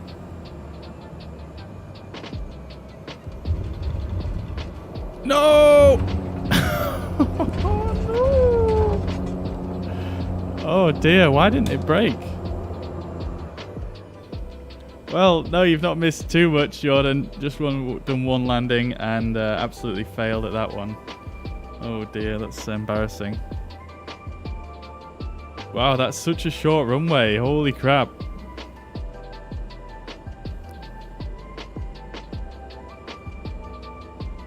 Oopsie daisy indeed. I mean, yeah, we're still alive.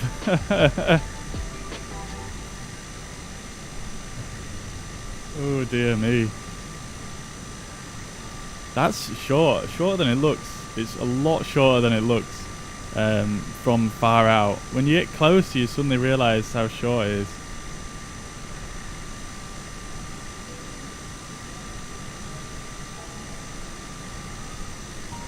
Fine line between a landing and a controlled crash. I love it. I'll take that. Alright, we're not going to spend too long here because there's not too much to look at, but... So this is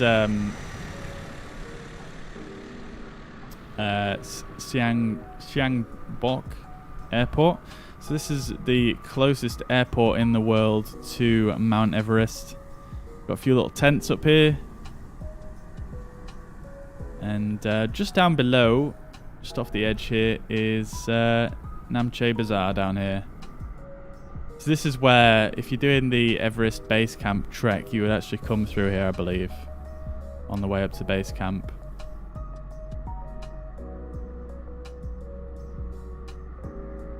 This is the airstrip here, tiny. And I believe Mount Everest is up that way. Couldn't be 100% sure on that one though.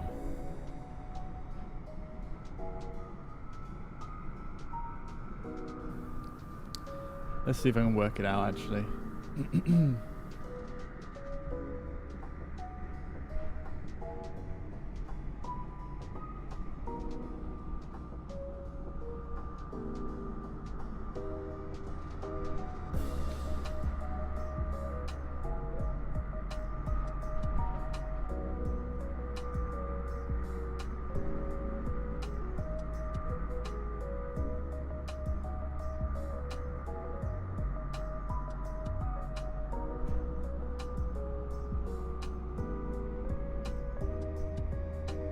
Alright, so Lukla.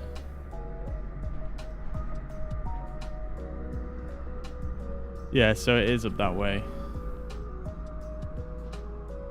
Up this way. Up to the right. Somewhere behind these mountains here. Somewhere behind here. I think if we go high enough, you can probably see it. There we go. I believe that right there is Mount Everest, folks.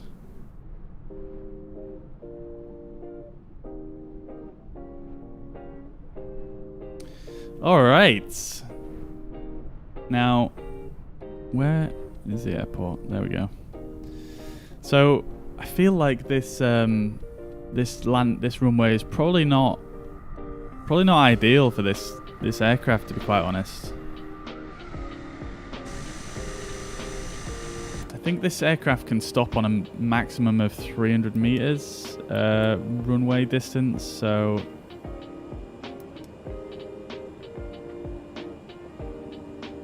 it doesn't actually tell you the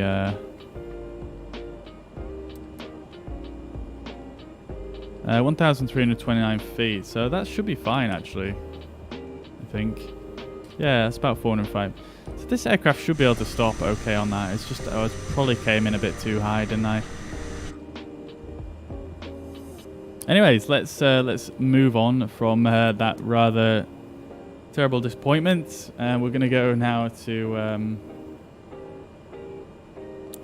Johnson, I believe is the airport name. It's probably the longer of the legs that we've got here, so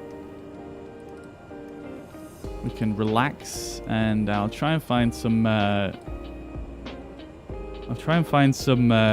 Himalayan facts, or we'll do some kind of quiz or something. Alright, so that's our next leg right here.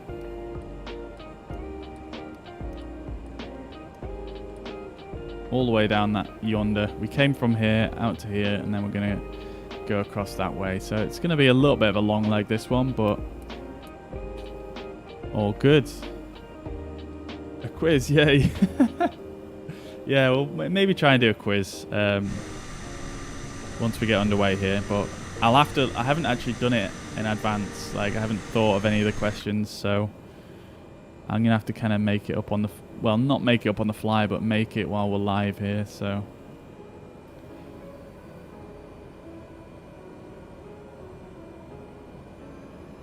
All right, let's get moving.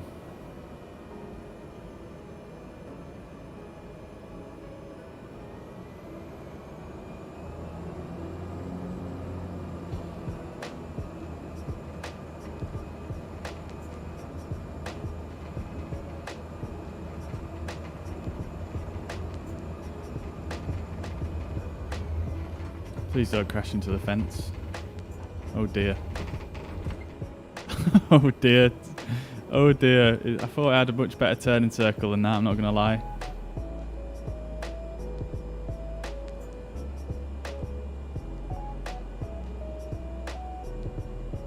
What's for lunch is the question. That is a good question, actually. I haven't had my lunch yet, so I'm probably going to go get my lunch shortly as well. And I'm just going to slew the plane over like this because it's going to take forever to get out of that spot. Alright. Wait, what's going on? There we go.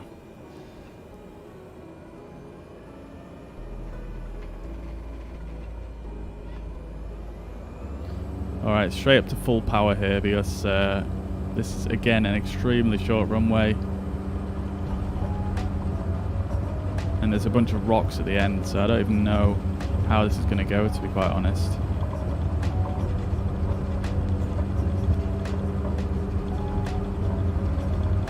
Oh! Oh no. Oh no.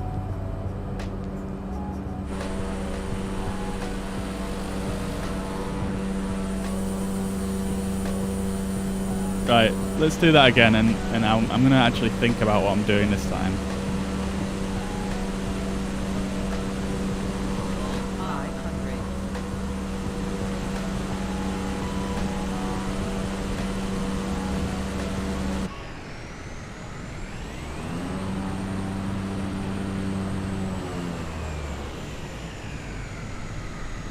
Right, so what I should have done is set flaps, full flaps for that land takeoff, which I completely forgot about.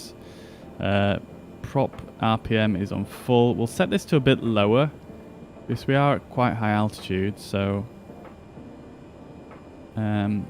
hopefully this should give us slightly better performance, and that should do it. Alright, fuel boost can be on normal.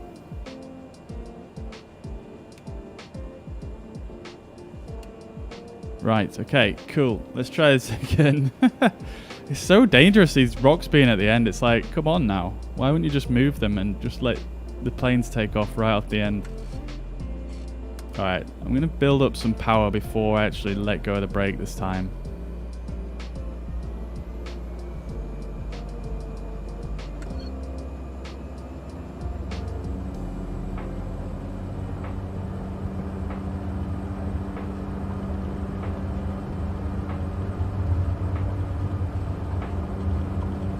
I'm going to aim to the right of the rocks as well. Hopefully we can actually get airborne this time.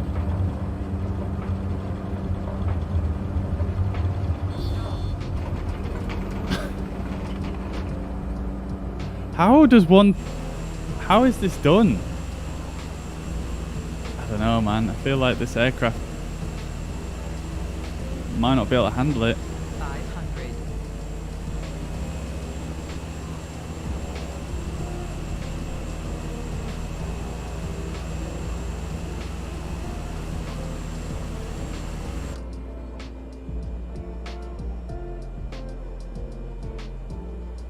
Rolling takeoff might be an option, yeah. Yeah, you're right. Let's try that. Let's try that.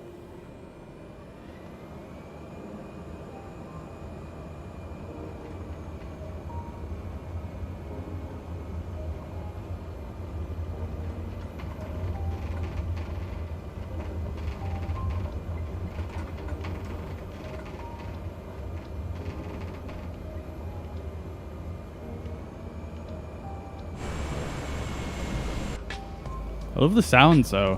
When you're turning, it sounds so creaky and realistic. It's cool.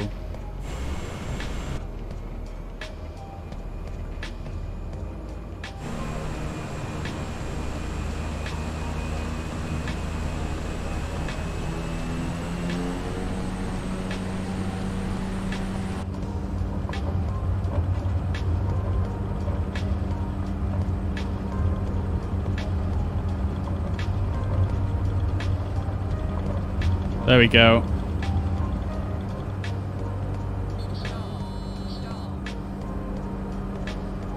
And we're up. Oh my god. We stalled a little bit, but we're up. Jeez Louise.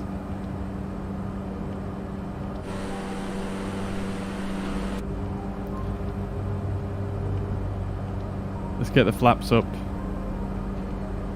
Oh my god, this wind.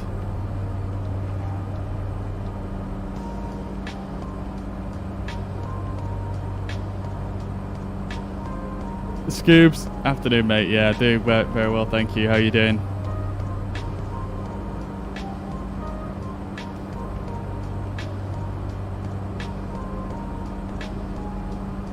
Okay then, so I'm going to see if I can stick the autopilot back in now. Let's get our optimal climb speed going here. So let's go for 92 knots. And we're going to set our altitude to 16.5. And we'll sync our heading, we'll turn heading mode on, and let's go. Let's not overheat the engine now. Oh god.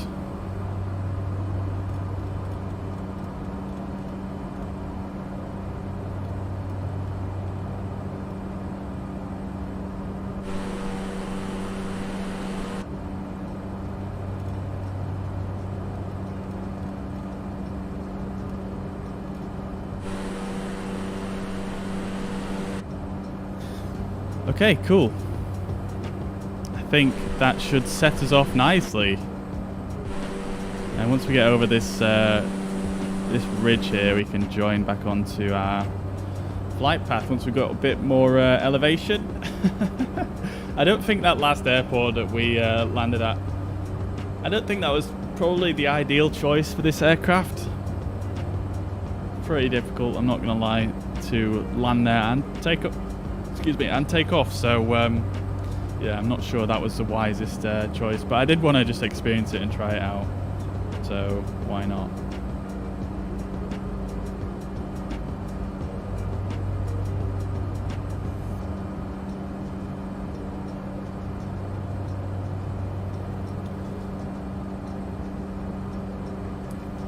Does this sim show windsocks at these airports? It shows windsocks at some airports that have a windsock, yeah. But I'm pretty sure the airports that we've been landing at today, well, at least the last one we landed at is just literally just a strip in the middle of the Himalaya. And yeah, I mean, I guess maybe they don't have a windsock there. I don't know. Some airports, well, a lot of airports obviously do have a windsock, but clearly not that one. I don't know necessarily if it has one in real life or not. It probably does, I guess, doesn't it? But it's down to these airports that we're landing at today. They're all freeware add-on airports, so they've been made by the community, and as a result, you know, it's kind of down to the scenery developer to add in the windsock if they want it there. So let's keep going a bit higher. I think we're going to need to go 18.5 here. We can stick nav mode back on and start making our way back towards the magenta line. Hopefully it doesn't turn us too directly towards the magenta line, because then we're going to go into the mountains. We might even need to go up to the max altitude for this aircraft, which is 20k. Wow, okay. Yeah, turn us into the mountain. Let's not go that way.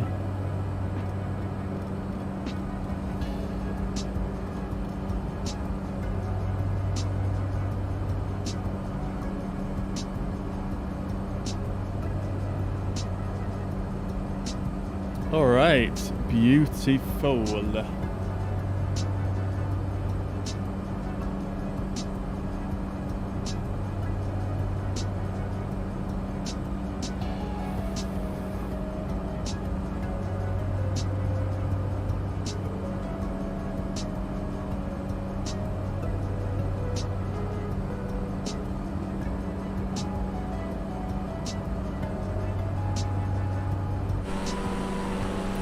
Alright, so making our way out here.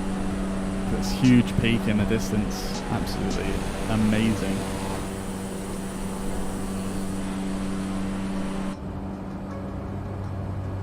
Alright, so we're going to continue our climb up here to get... We're going to get to 20,000 feet, which is the max altitude for this aircraft.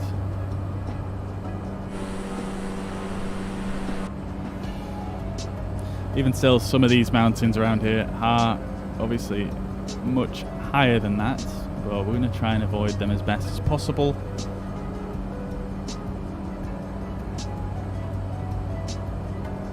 Maybe if we stick to...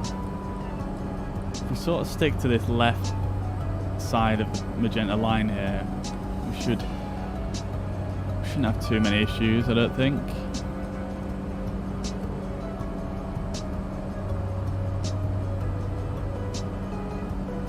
Alright, I think I've missed a few notifications, so David, Damien, Ian and Mike, thank you all for the follows. I hope you're well and having a fantastic week. Welcome to the stream.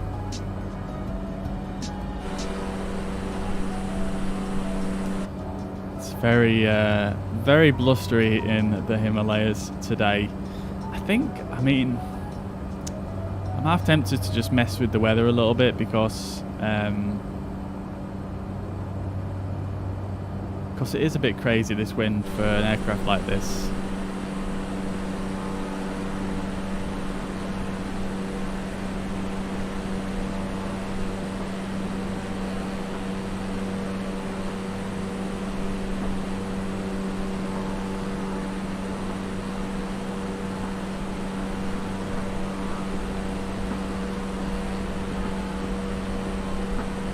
I'm going to just see if I can see in the manual anywhere what the actual operating limits are for this aircraft in wind.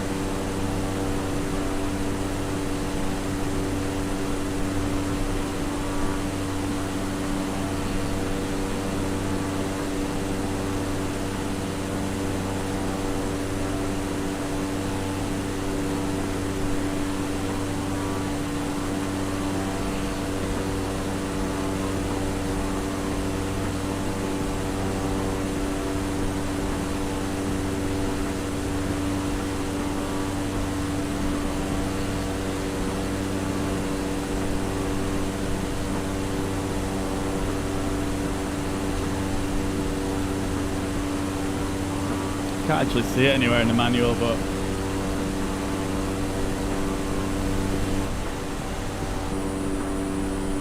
I'm sure we'll survive.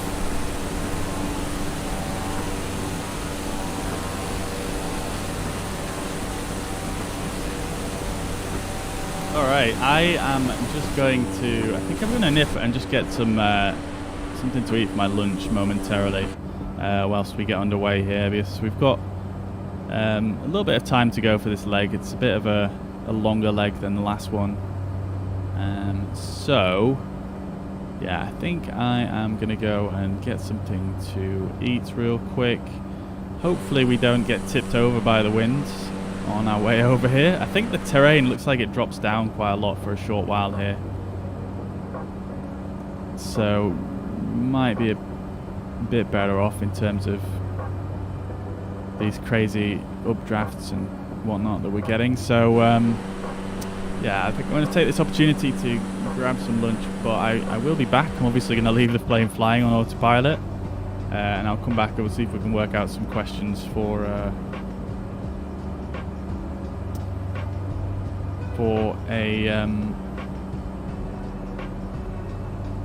quiz.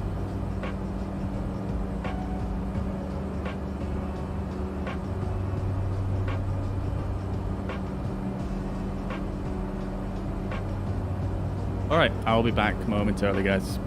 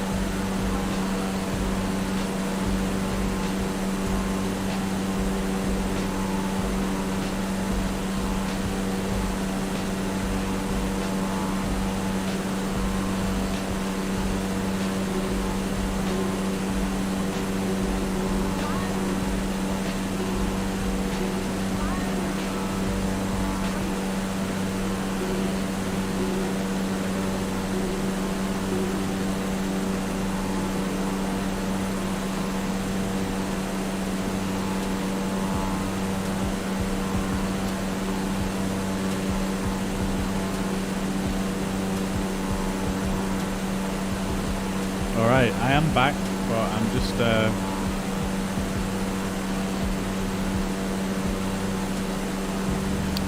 hang on.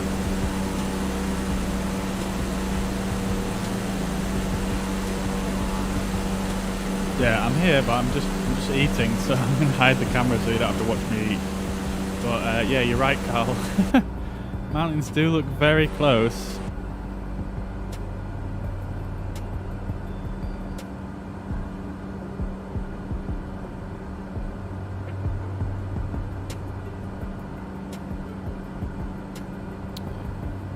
Yeah, top speed is reduced as well a little bit. Probably because we've got a bit more fuel in this time. But yeah, those mountains are getting a bit close, so I think I'm going to have to try and navigate around them. So let's go back to, well, we're already on heading mode, so let's go to the right a bit and see if we can get through this little valley here. So if we come over here, it looks like there's less terrain there, so we'll nip through this little gap here. Well, we'll nip over here and then go that way. Just in time, yeah.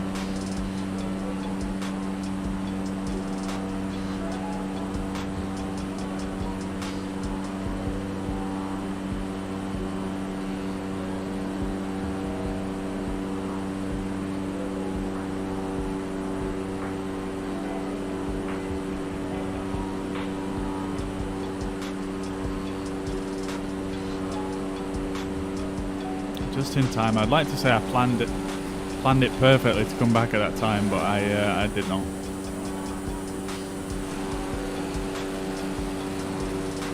Alright, so if we fly down this valley for a little bit, we'll have to jump over this ridge here. So what we can do is we can probably go down. We can probably go down this valley to our left here and then follow it up and this way, maybe.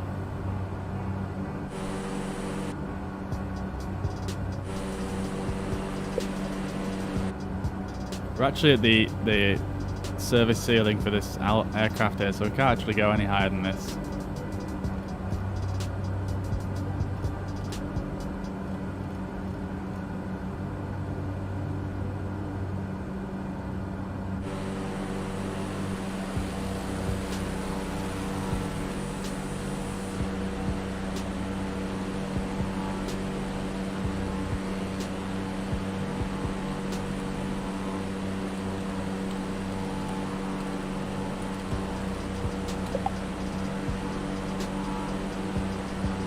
Good afternoon, Leon. Welcome, welcome. Good to see you again in the chat. Yeah, a little bit more relaxing today.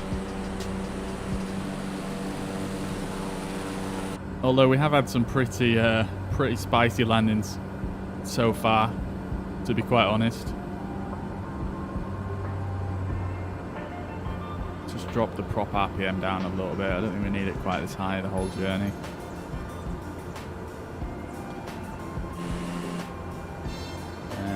Adjust our heading so we're not going to fly straight into this mountain.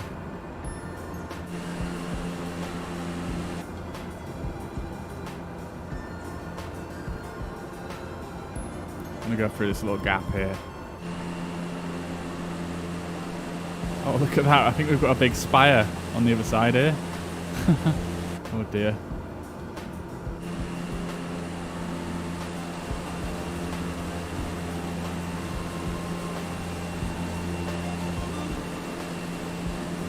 Yeah, look at that down there.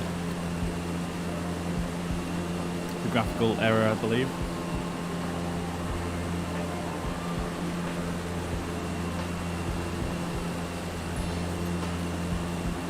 Morning, Ramsey. Welcome back to the chat. Good to see you again. Congratulations on your win once again from yesterday.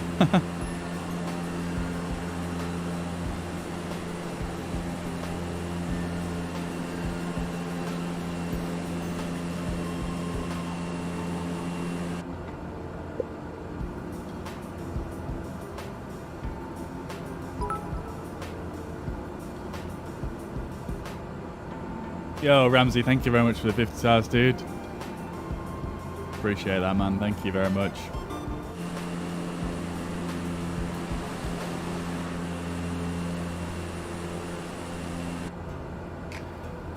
Thank you, thank you. Alright, so we can't really go too much further over this way. It's too high, the terrain, so we're going to have to kind of cut to the left here and swing back in.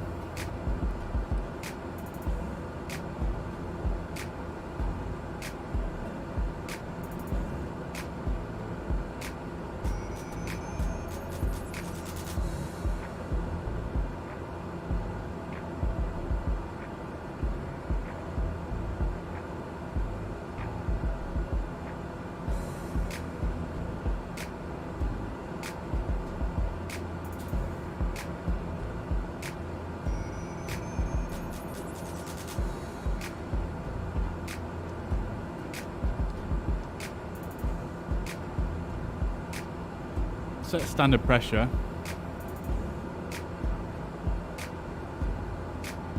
Probably should have done that already, but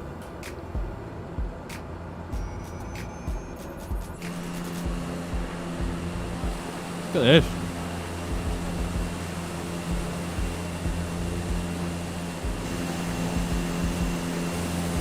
What is that thing?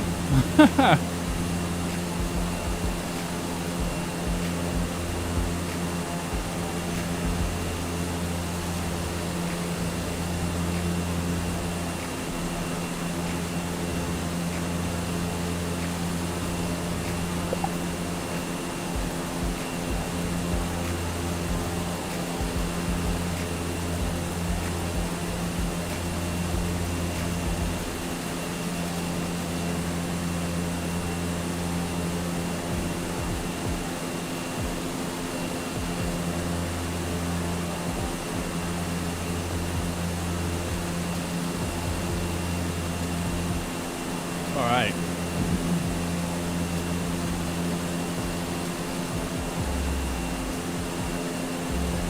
Alright, that's my lunch eaten. Oh, there's another spike over there as well. What is going on here? Alright. Yeah, there is two in there. What is going on? Yo, Kaysin, good afternoon. Welcome back to the chat. What's that building? They're not buildings. I think it's just a graphical error.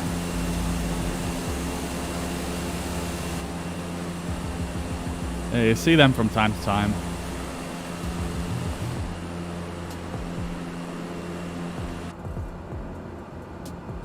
Alright, so what I'm going to do is I'm going to try and think of some quiz type questions.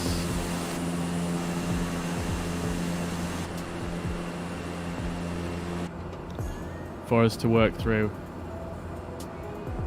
So let's get a nice window view going.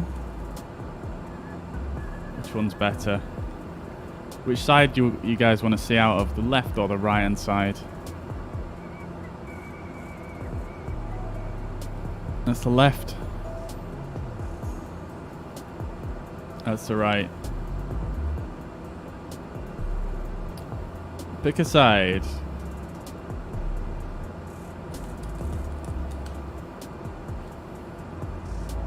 Left? I think left too. Let's do left.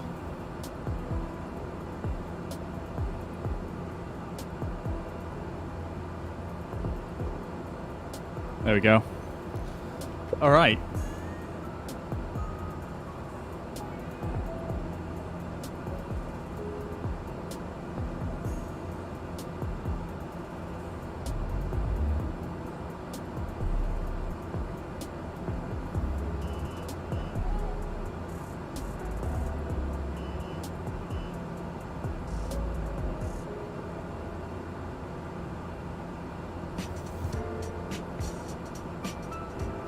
Try to find a good quiz for us.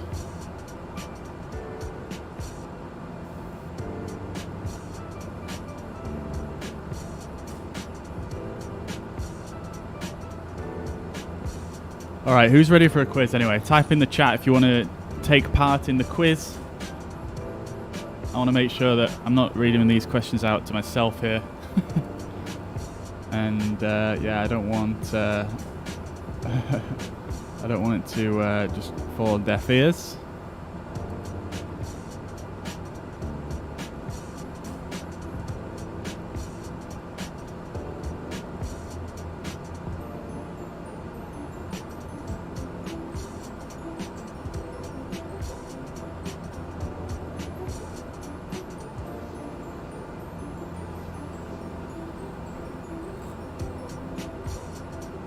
All you need now is a kid kicking the back of the chair. Yeah, tell me about it.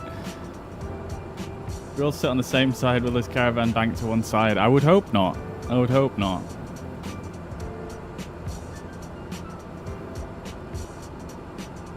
I love the detailing back here, though. It's very impressive. All right, guys, are we ready for the quiz?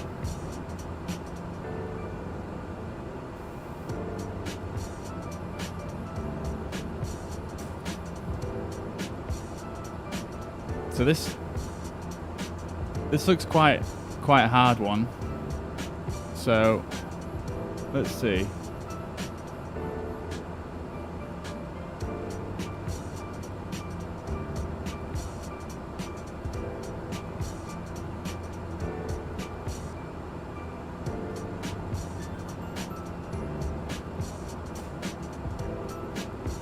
All right, there we go. Let's do Nepal.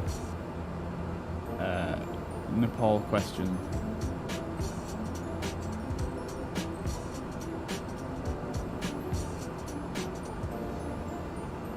All right, let's go. Let's do this. All right. First question. What is the capital city of Nepal? Some of these are multiple choice, but I'm not going to give you the multiple choice on this one. It's quite easy. Capital city of Nepal.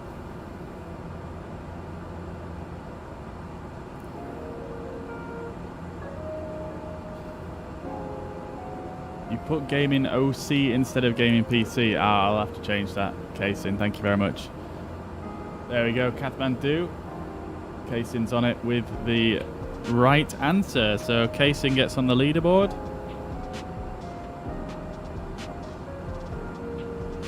Beautiful. Nicely done, sir. All right. I'm not seeing many people putting the answers in the chat, so... I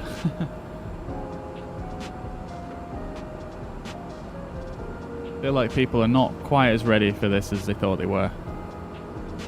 Let's continue anyway. You lived in India, so you're close to Nepal. Nice. I did not know that. Very cool, very cool. All right. So you're going to probably take this easily then. All right, so the world's deadliest mountain is, and this is a multiple choice, because I suppose this is a little bit open to interpretation, but we're going to go by what the answer says here. So the world's deadliest mountain is A, Annapurna, B, K2, C, Mount Everest, or D, Lhotse.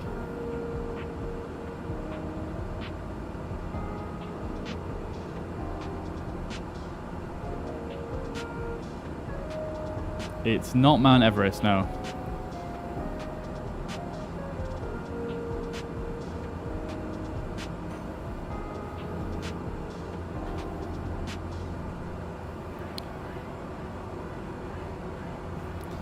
It's not K2 either, no. So you've eliminated two answers there. So the last two is Annapurna and Lhotse.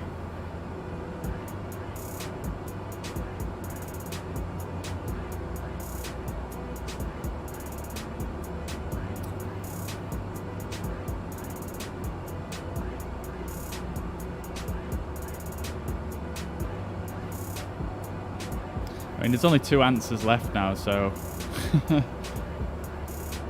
a guess would have a quite high chance of getting it right.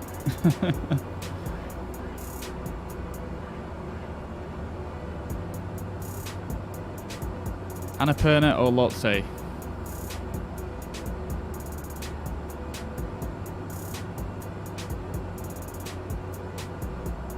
I'm not going to say which is right or wrong before I've seen a few answers come in, because I don't want to give it away too easy.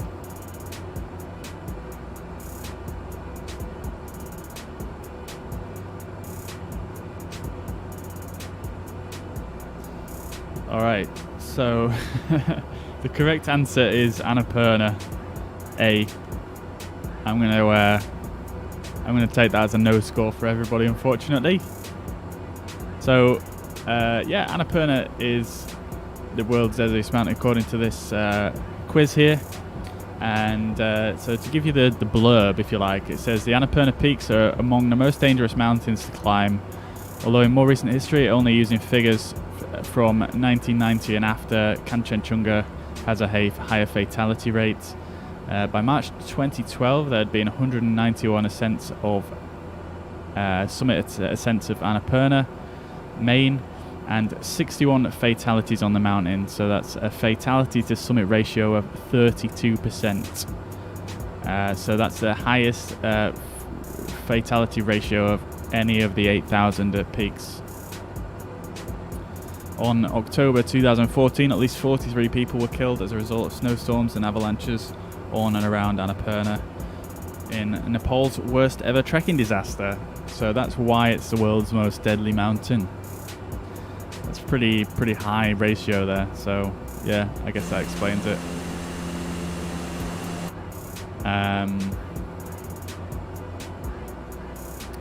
Let's see where we are here. I think we're going to need to make an inroads here somewhere. Actually, no, let's just carry on. Let's kind of go. Let's turn a bit and then straighten up, and we'll go up this valley here to the airport. So we'll go for about there.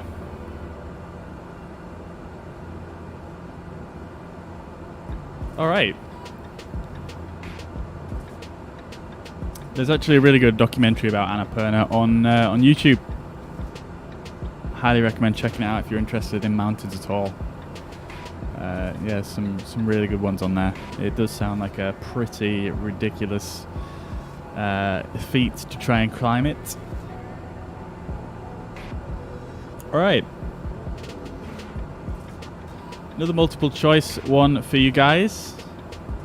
So, Sir Edmund Hillary and Tenzing Norgay were the first to climb Mount Everest. But which of them was the first to step on the summit? So, Edmund Hillary and Tenzing Norgay were the first to climb Mount Everest. Which of them was first to step on the summit? And the answers are, obviously, Hillary, Norgay. It is not known. And it's also got Reinhold Messner as one of the answers.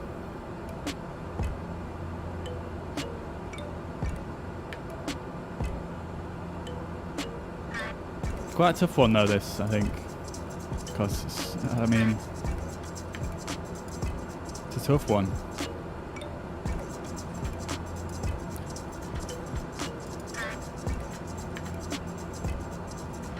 And I'm not gonna say anything until I've seen a few answers come in, because I think it makes it a bit too easy, maybe.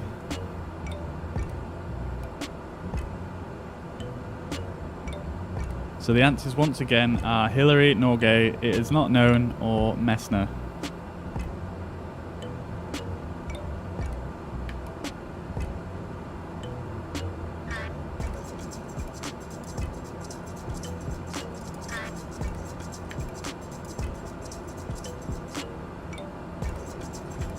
Alright, all I'm going to say is nobody's got the correct answer yet.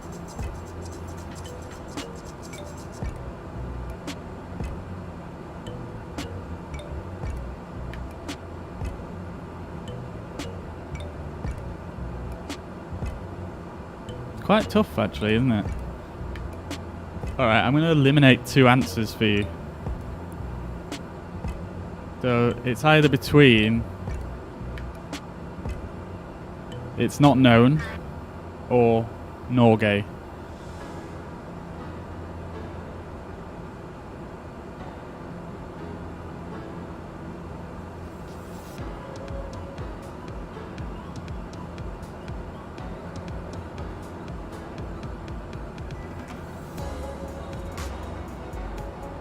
I'm going to wait for a few answers to come in again.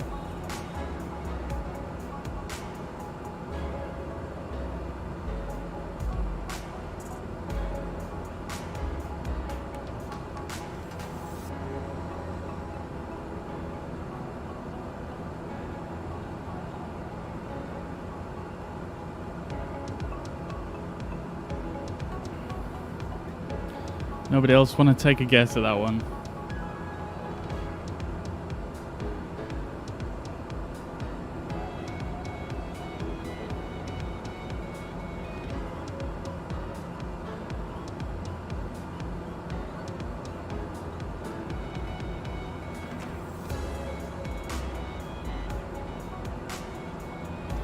The answer then is, it's not known. Nobody actually knows who it was who stepped on the mountain first.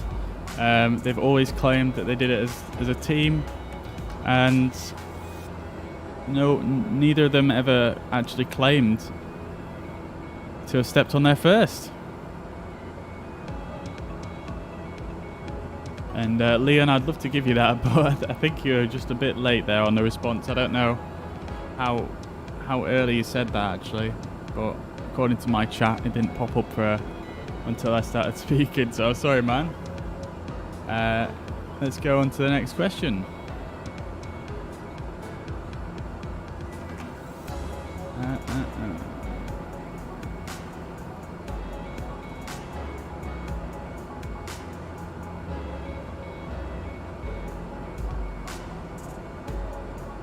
All right, let's make it a little bit less open-ended.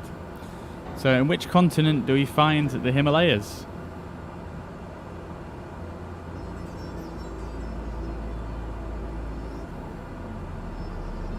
Which continent are we currently flying in?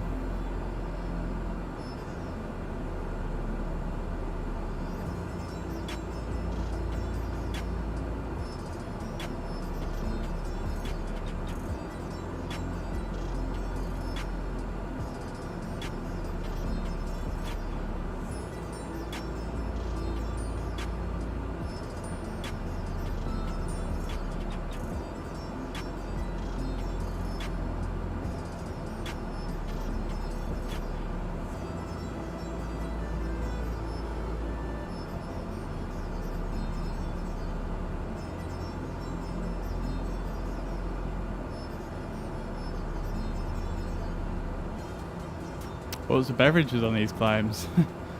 I have no idea, to be honest, actually. They probably took tea, didn't they, or on water.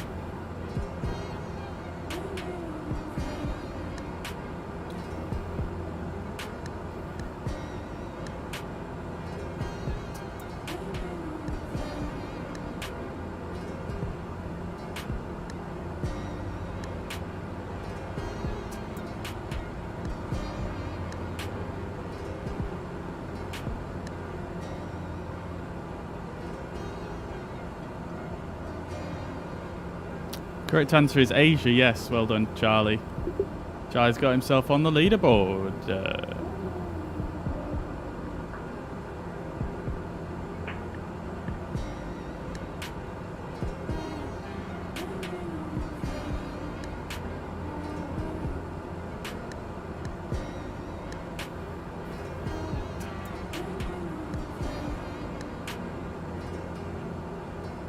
All right, next question.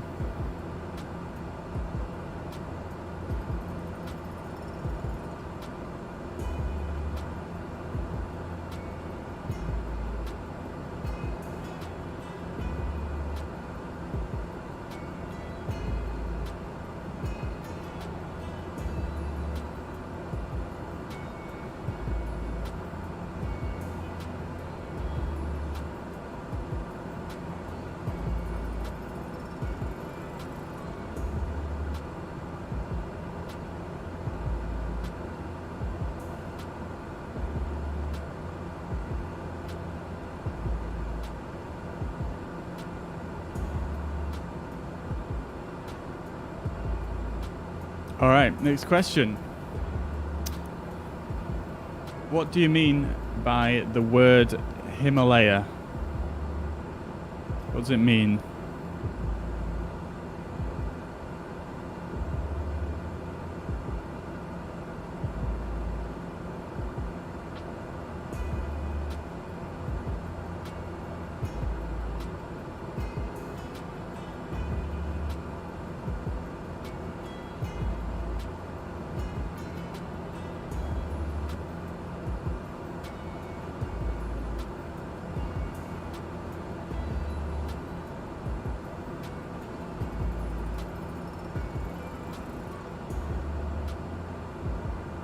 What does the word Himalaya mean?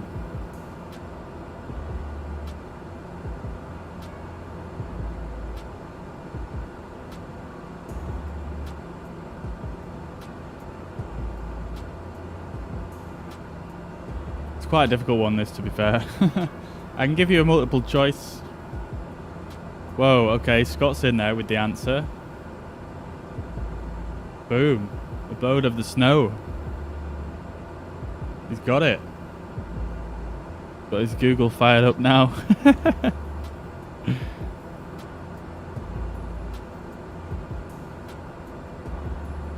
I'm just joking, by the way. I'm not trying to take away from your answer.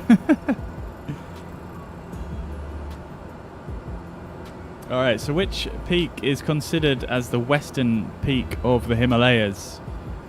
A. Nanga Parbat, B. Namcha Bawa, C. K2, or D. Kanchenjunga?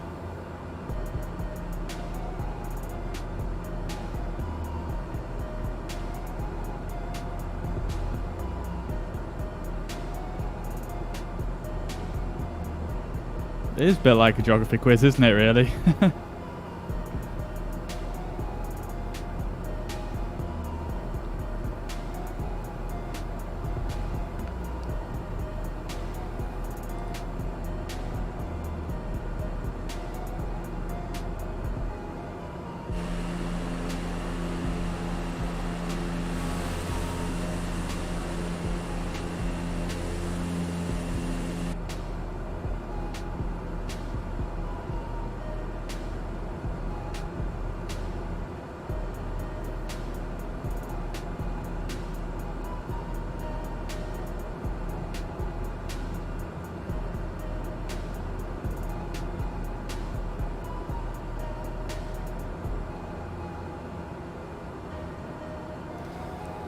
There we go. I'm going to have to give it to Scott again.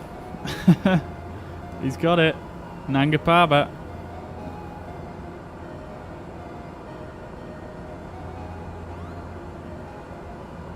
Nanga Parbat is the most western peak. There we go. Taking the lead there, Scott.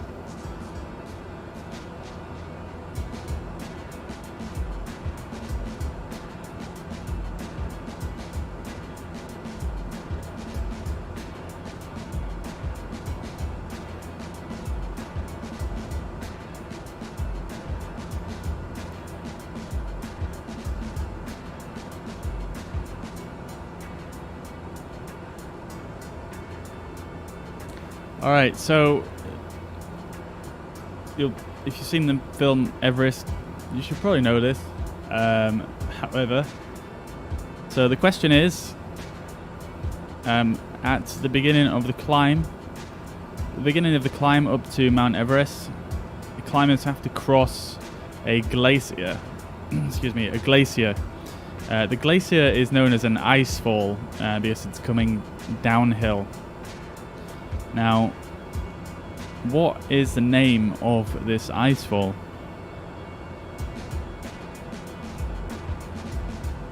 That's if you're climbing from Everest Base Camp from the Nepalese side, not the Chinese side.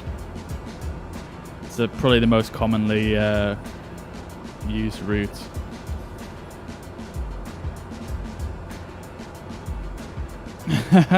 Robert, yeah, you may have slightly misspelled that, maybe.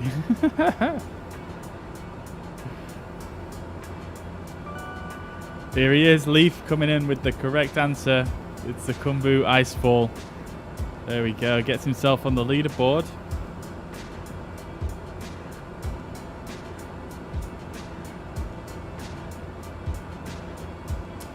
Beautiful, nicely done.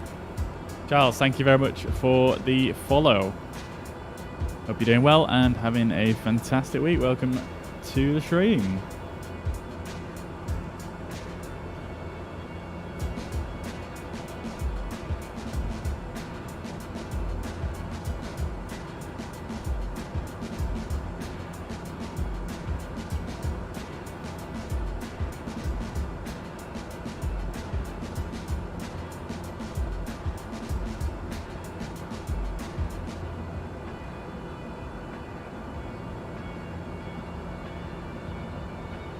All right. Next question is...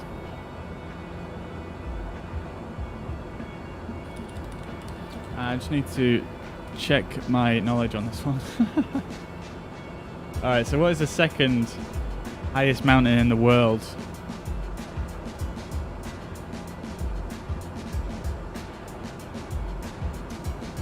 It's not located in the Himalayas, just for reference.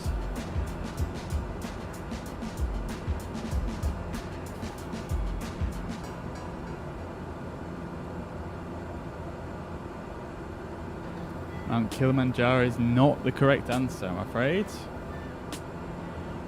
Mount Kilimanjaro is actually quite small compared to some of these mountains. K2 is the correct answer. Nice one, Simon.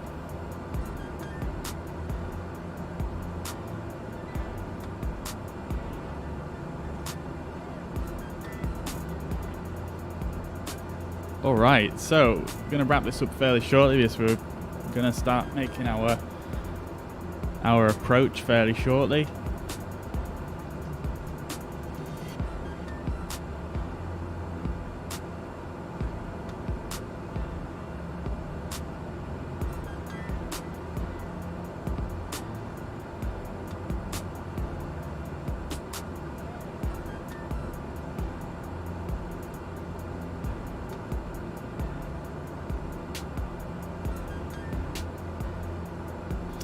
Alright, so the Himalayas are the third largest deposit of ice and snow in the world. What are the first and second place in the world? How do I phrase that? What comes before it? So what's first and second? Himalayas are the third largest ice and snow deposit in the world, after which two other regions?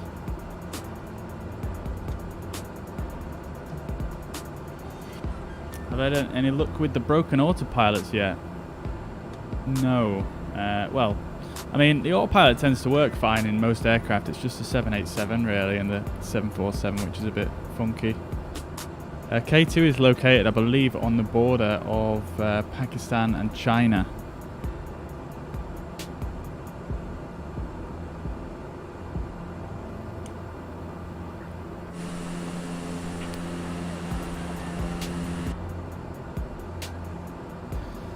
All right, so don't know if you guys heard the next question, but yeah, the Himalayas are the third largest deposit of snow and ice in the world, after which two other regions?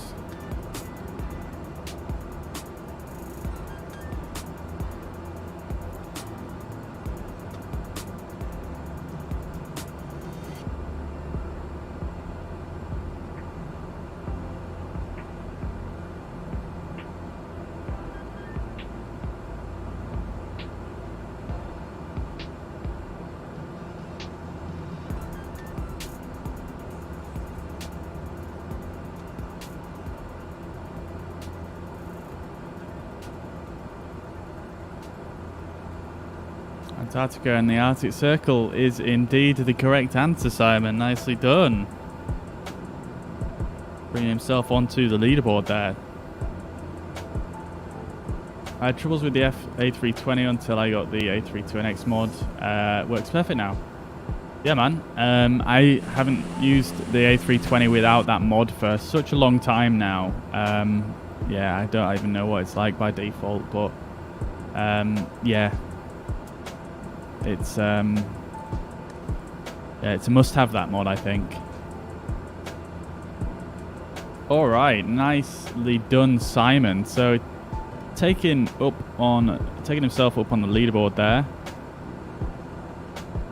And so basically, we're going to start approaching into this airfield now. So we do seem to have a little bit of a tie here. We've got Simon on 2 points and Scott on 2 points. So we need to do a bit of a tie-break situation here for the win.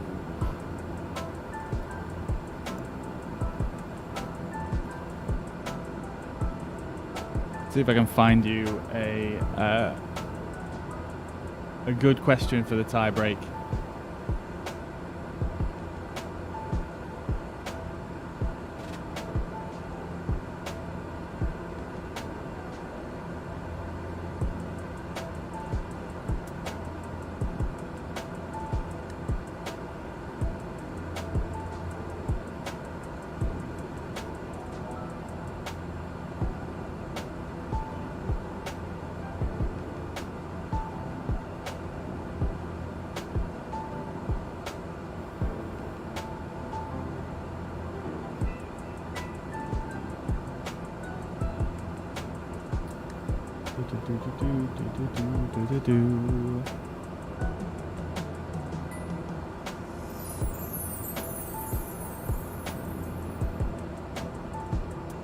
Try to find a good question for you guys. I've run out of questions almost, so.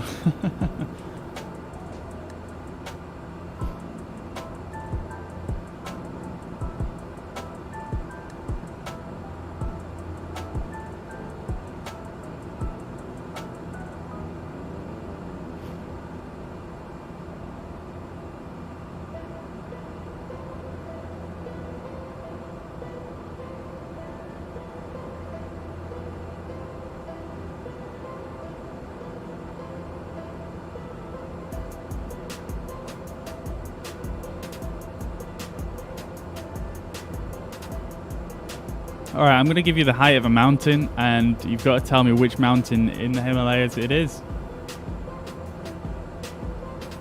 Okay?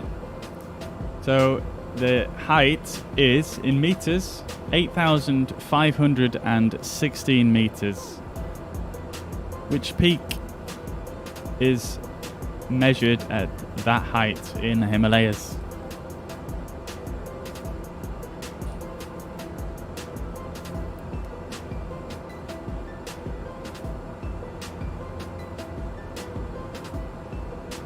Okay, so we've got quite a distance to actually descend until for this airport. It's only at 8,000 feet. Alright, I suppose we can probably descend down through this valley, can't we? So let's turn our heading. Lot says indeed the correct answer. Oh shit, Leaf answered that. Oh god. Alright, we're gonna have to do that one again because that question was just between Simon and Scott. It was a tiebreak for the win.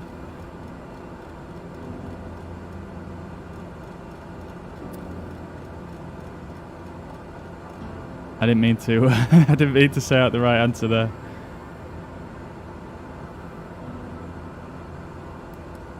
It's all good, Leaf. It's all good. We're gonna have to do that one again, Scott and Simon. Sorry. Alright, let's do the same thing again.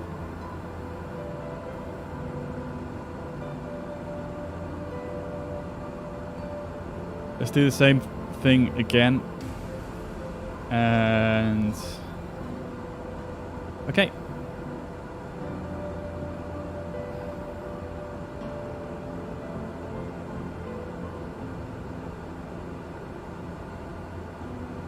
Alright, I'm going to give you a height again. We're going to do the same thing. And I need the exact name. I don't just want part of the name, I want the exact name. So 7,555 meters is the height. Which mountain is that high? I need the full name, please.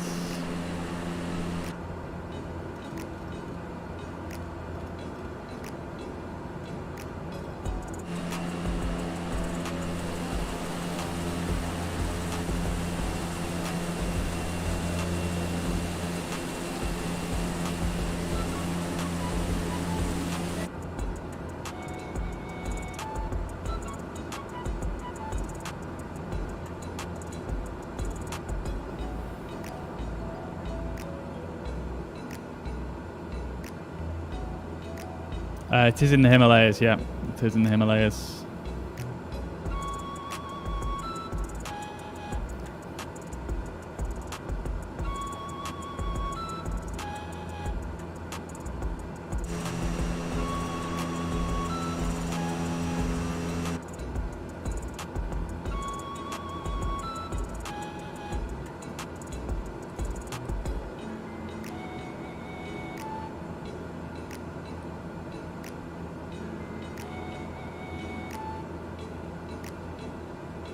7,555 meters is the height.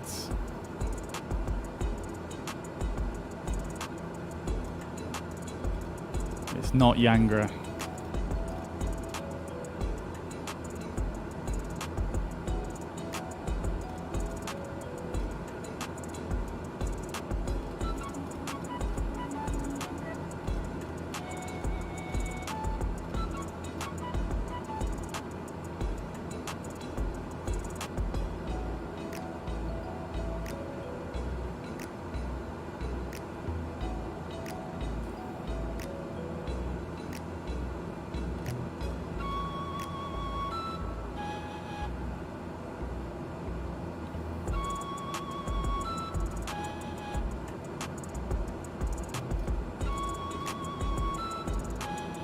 So Simon, all I'm going to say is you're about 50% correct there. I said we need the exact name.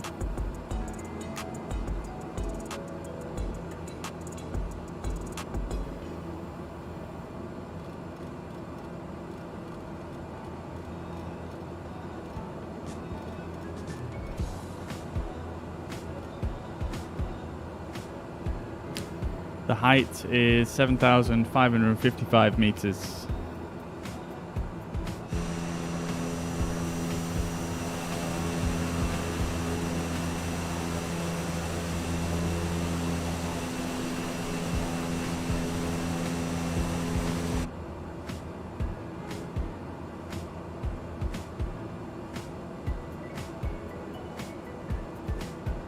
I mean, you're more than you're allowed to use Google. I don't mind if you use Google or whatever.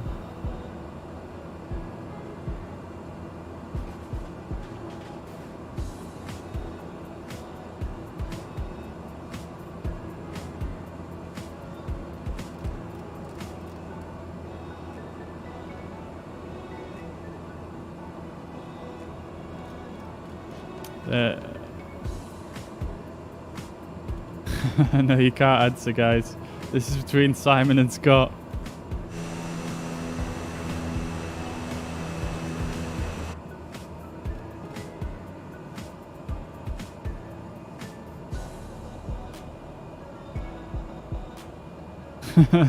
Sorry. We need to have an undisputed winner. We need to have a unanimous result.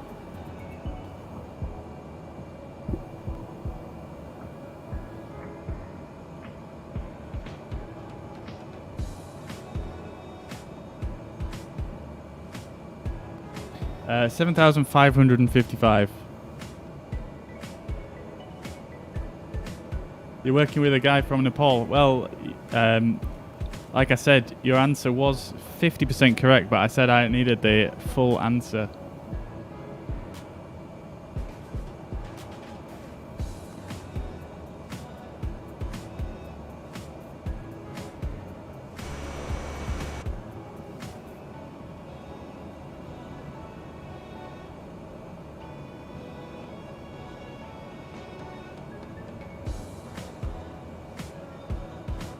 There we go. Nicely done, Simon. Yeah, it is. Annapurna 3 is the correct answer. There we go. Beautiful. Nicely done, dude. Simon is going to be today's winner, so I'll add you onto the winners list.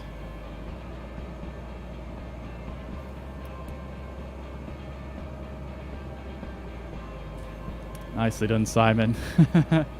I'm glad you enjoyed them, Matthew. Yeah, I thought I would try to do something a little bit more interactive during the cruise phases.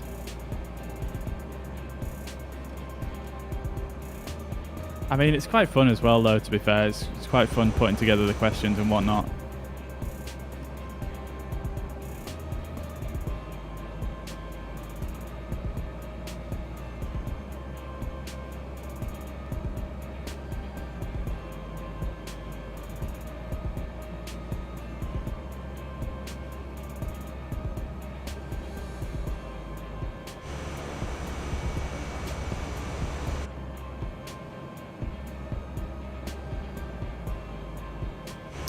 Right, we should be able to see the airfield soon. I'm assuming it's actually down here somewhere, so we're probably a bit too high right now.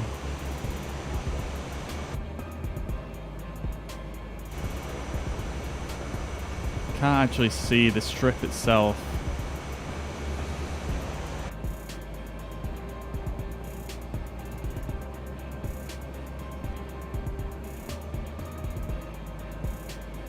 Nicely done, Scott. We got there at the end. Unfortunately, Simon's answered it before you, I'm afraid.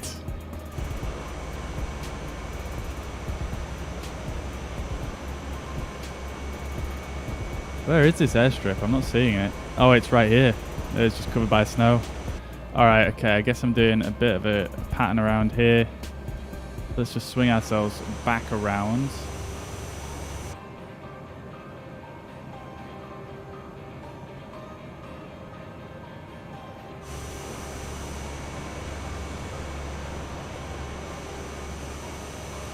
Quite a difficult landing this. Well, I don't know, maybe not the worst in the world, but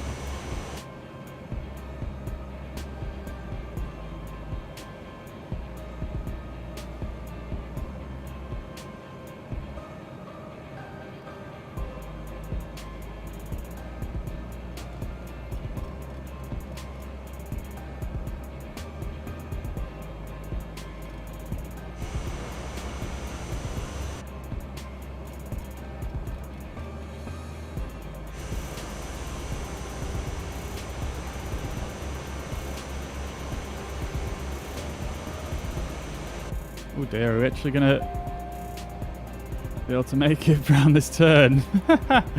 Oh dear, I just take a manual control there. Just because we're incredibly low to the ground right now. Alright, I'm gonna just fly the rest of it manually, I think.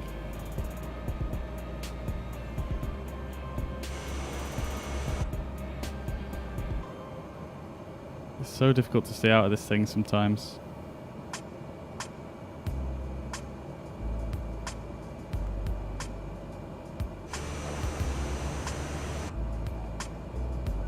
Cheating a little bit by looking outside, but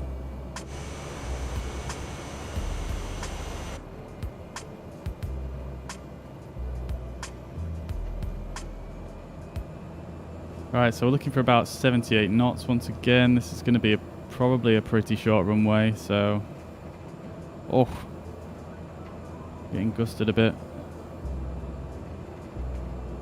There's the runway.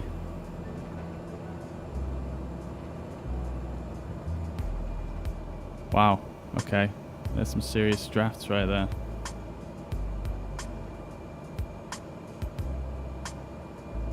Yeah, I think we're a bit too high. So we're just going to do a quick traffic pattern around here.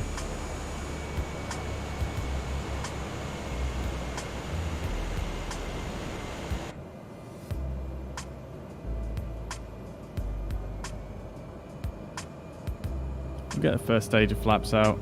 Actually, no, let's not.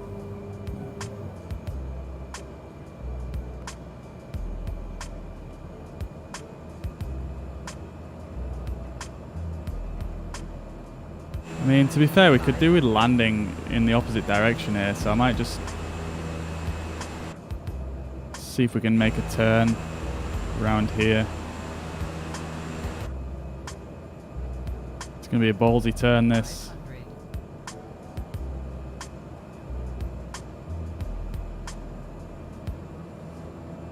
Now we can get the flaps out.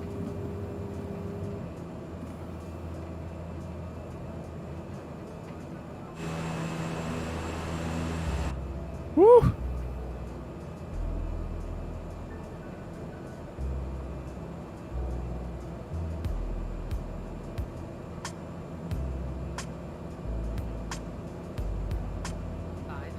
Holy balls, this is going to be a spicy turn. Oh my lord.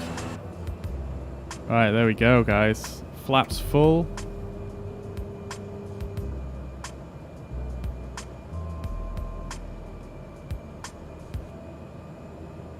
Come on, get the nose down.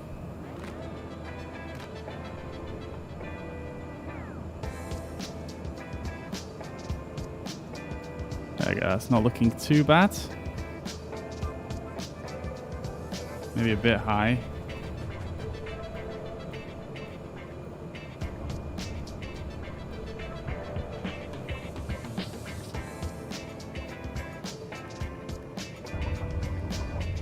There we go.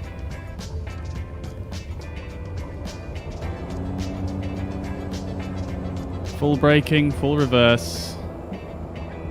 And there we go. Another sloped runway.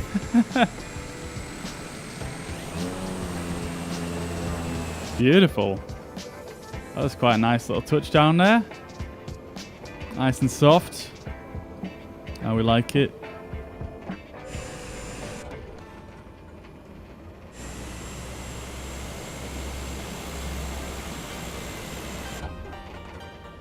Beautiful. Welcome to an airport I unfortunately don't know the name of. I think we're in Johnson.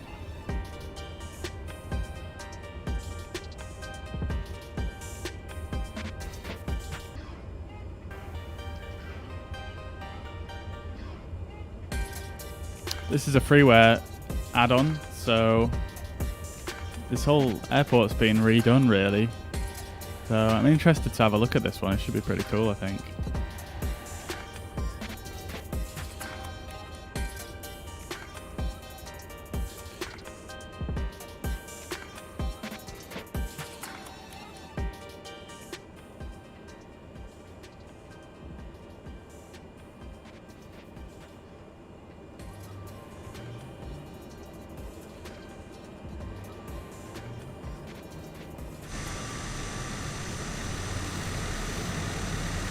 Wow, nice. Got another aircraft there. I'm not sure if that's just a static jobby.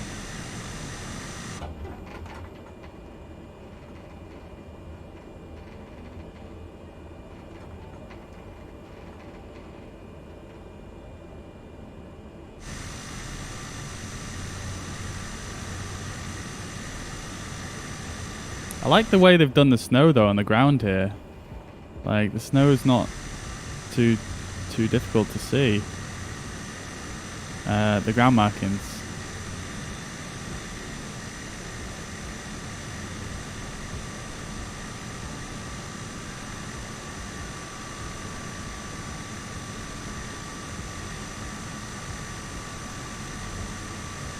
Oh, come on.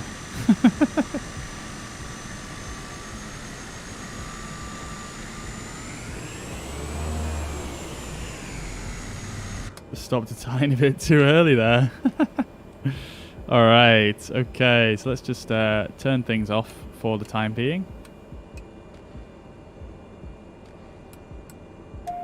Oops, no, let's keep the battery off. And we can turn the fuel flow off as well. Alright, let's have a quick look around here. I don't think there's too much to see, but let's have a look around nevertheless. So again, like I say, this is a community-made freeware airport. Slow the speed of this camera down. It looks like they've taken some of the buildings from some of the other airports. I've seen this exact building in another one. We've got the bunting again, looking cool. We've got this kind of temple looking building where it's got the radar on top. So I guess this is like the the main terminal maybe. Potential. Done all this work around the edge with the rocks, which is quite nice. A little bit of clutter on the ground. I really like the way they've done the snow over on this on the ground here. Really, really nicely done.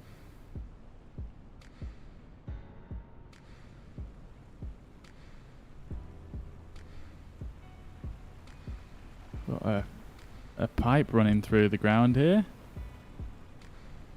Interesting. Cool airport to land at though. Very, very cool.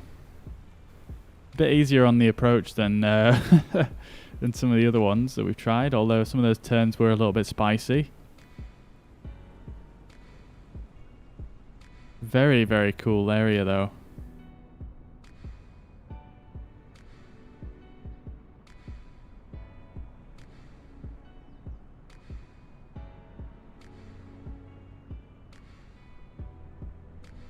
Look at the size of those mountains. Crazy. Alright. Let's just get things started back up then. We're not going to spend too long here.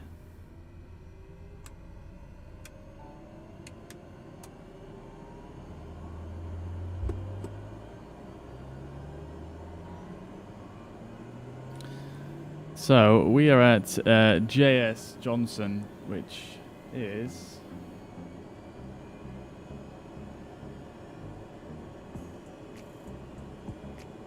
let's see if we can work out what mountain that is.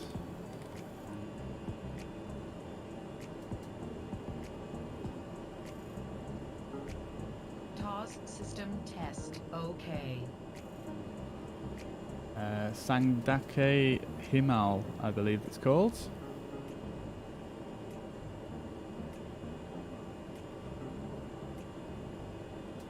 As a matter of fact, now that we had Annapurna 3 as a question, Annapurna 3 is actually located not that far away. It's actually just over this way.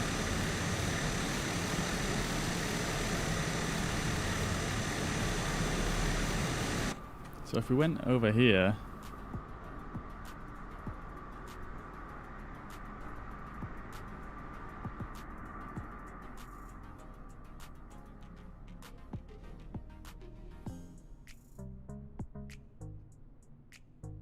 Annapurna 3 is one of those peaks over there. Oh, they're all very similar size, aren't they? I'm not sure which one it is, to be honest. I'm not going to pretend to know.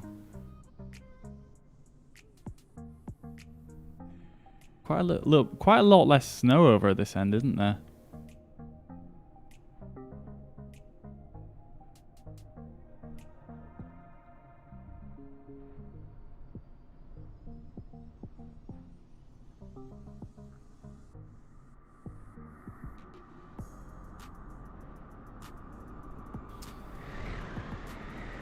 All right.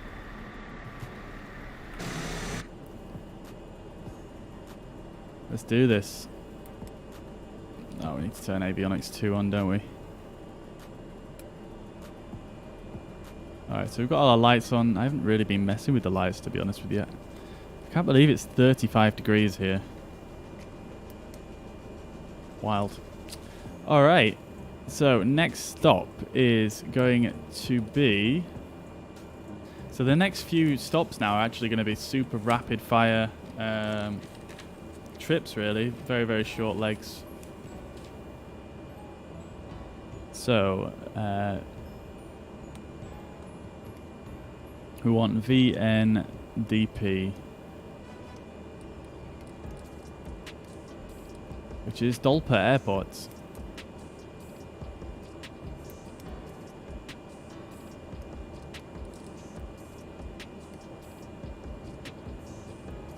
Right there. So 50 miles. So yeah, not super close, I guess, but not that far.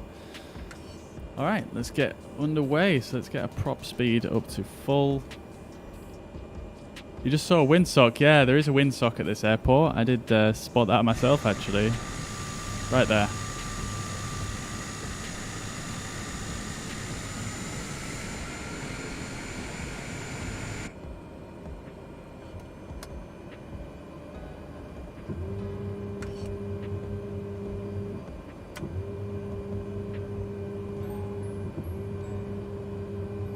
Get our flaps out.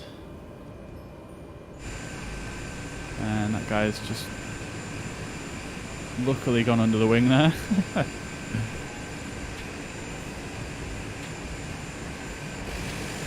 Alright, so we're going to take off basically the same direction we landed, because that's got the largest headwind components.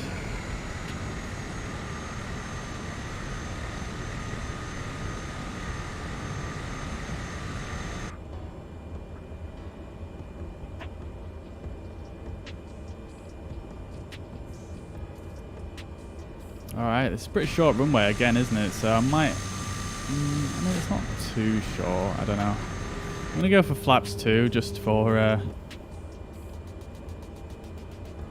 just to make sure we can get up in the air here, really.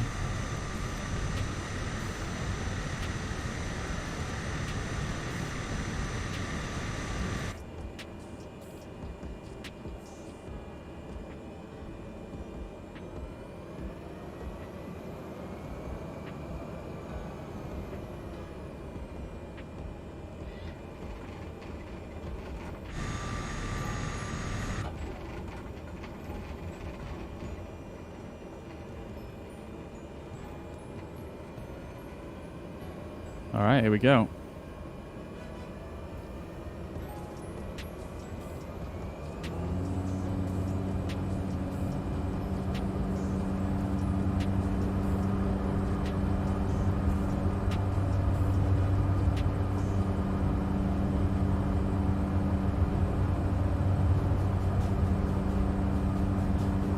Well, it's uphill as well.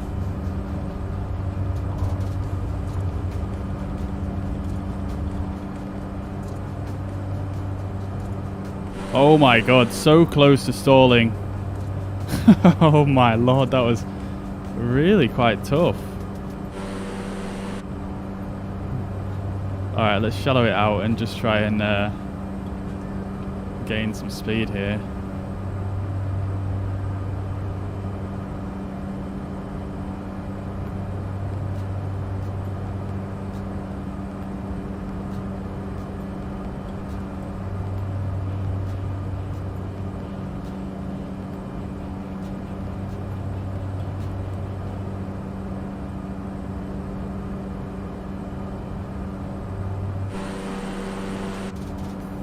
It'd probably help if I took the flaps up as well, wouldn't it?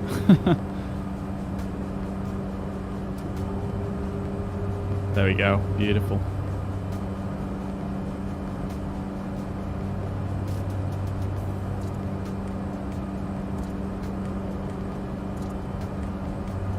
Alright, so let's see if we can set a climb rate of 93 knots.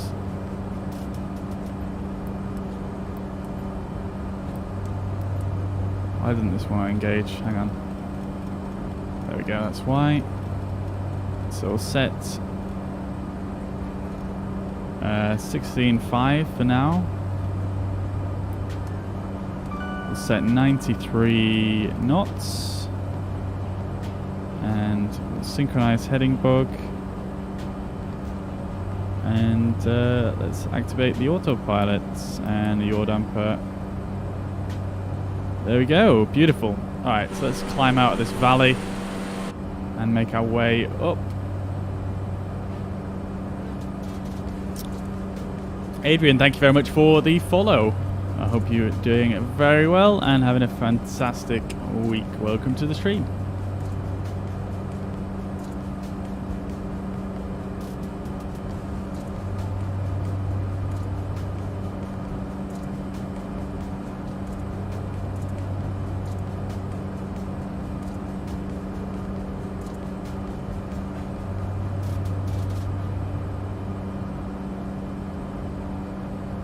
Alright, so this should be a fairly short leg.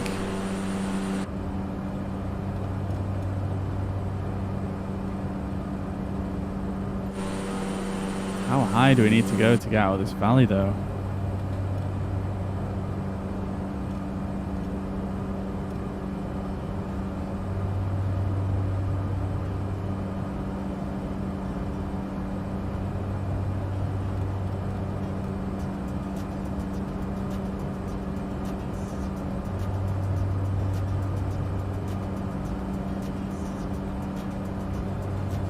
I'm going to hazard a guess it's going to be higher than that, so let's go 18.5.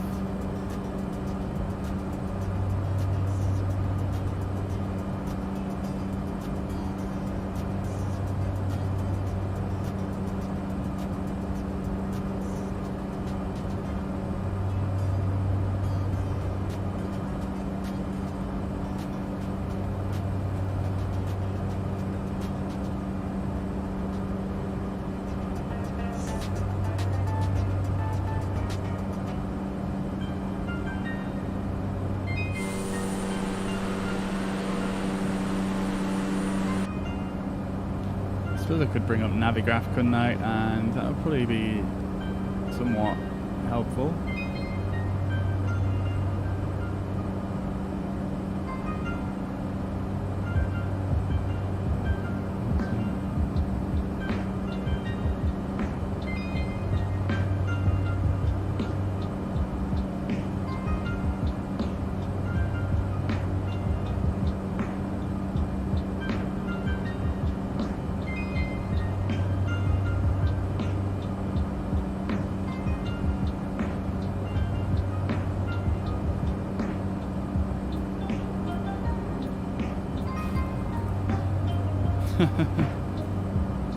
The minimum sector altitude for this area is 28,000 feet. Not in one of these planes.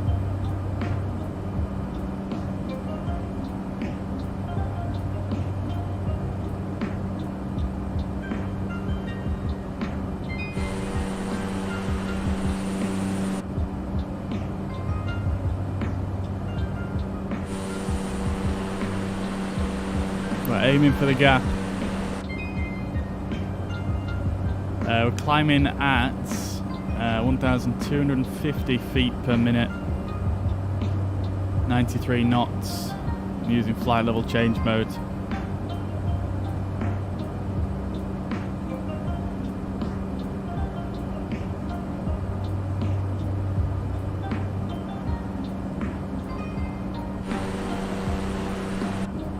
I believe 93 knots is the best rate of climb that this aircraft can do, according to the manual.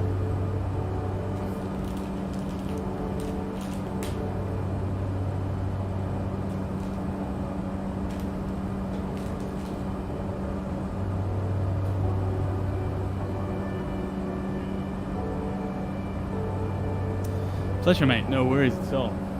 No worries.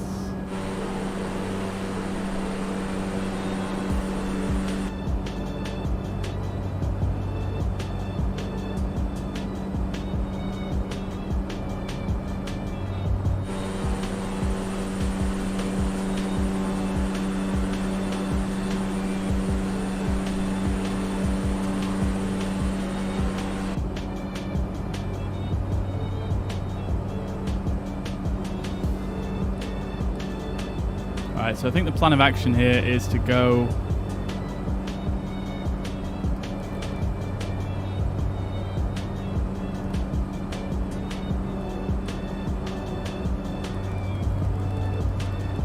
over this way.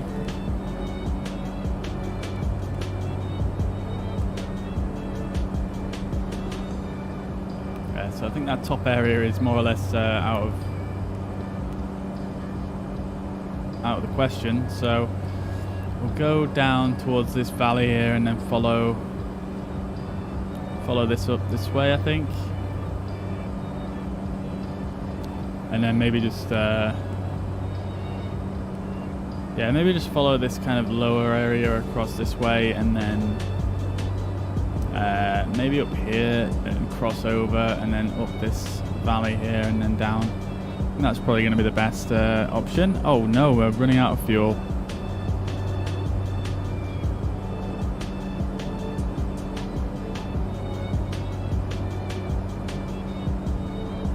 Let's see if we can make it.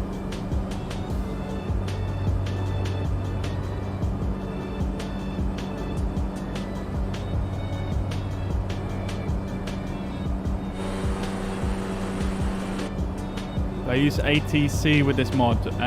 No, not really, no. I mean, usually I'm only doing VFR with these types of aircraft anyway, so yeah, generally I don't bother with ATC when I'm doing VFR.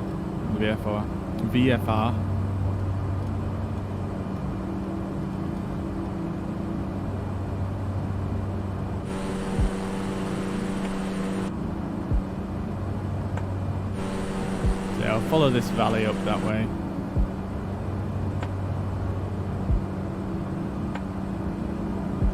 I think the in-game ATC it's not that great either, so it's not really that worth using, to be honest, in my opinion.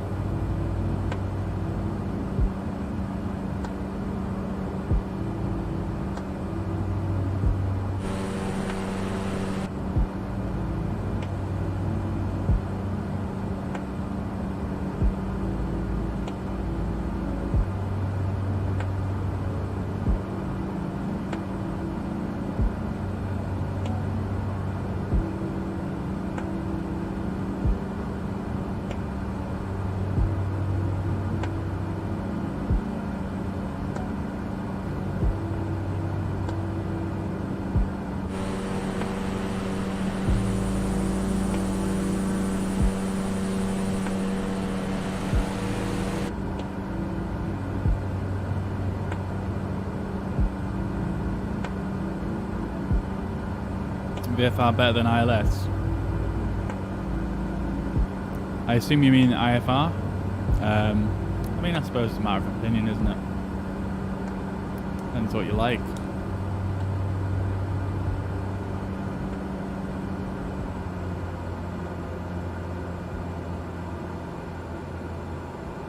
I personally prefer IFR.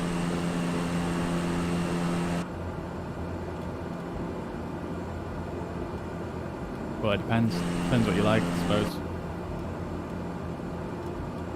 I like the whole I like the whole process of just you know, setting all the computers on board and yeah, just looking at all the charts, etc., etc. Yeah, I just really enjoy that aspect of it. Although, having said that, I don't know like that much about VFR. There's probably more in-depth stuff you can go into with VFR that I don't know about. So it's probably just a knowledge thing. So yeah, I mean, if I spent time to learn it a little bit better, then maybe I would enjoy it more. But with IFR, I know way more about it, so I feel like I enjoy it a bit more. But yeah, not to say that can't be translated across to VFR as well. You're bad at IFR. Yeah, I mean, it's just a lot to remember, isn't it? Really, so much to it.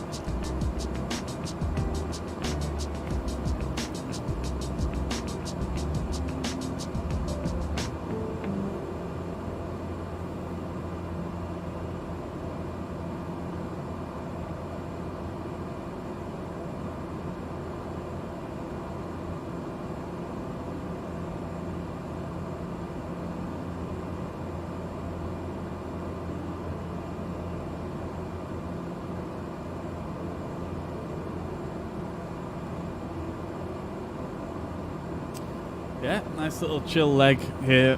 Yeah, nearly already halfway through, so it's a pretty short one.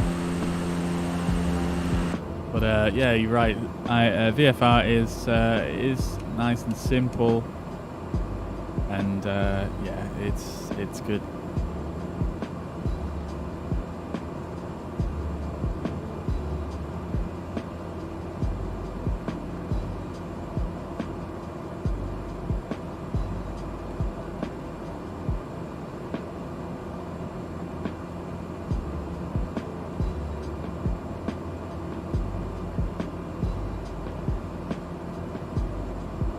The only thing about the GA aircraft in this game is that a lot of them have this same system.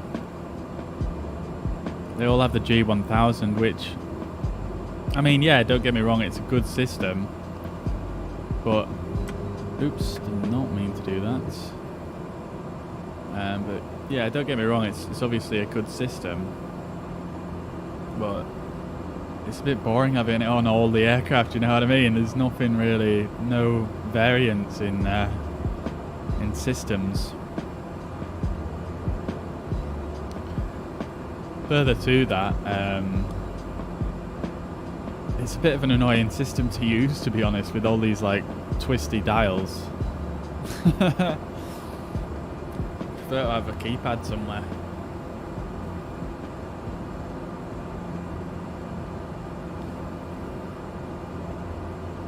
Although, having said that, there's one aircraft that I do really enjoy using for VFR, and it's not it's not a modern aircraft. It's the Blériot, or the Blériot 11. Absolutely love flying that thing. It's so much fun. It's difficult, but it's fun.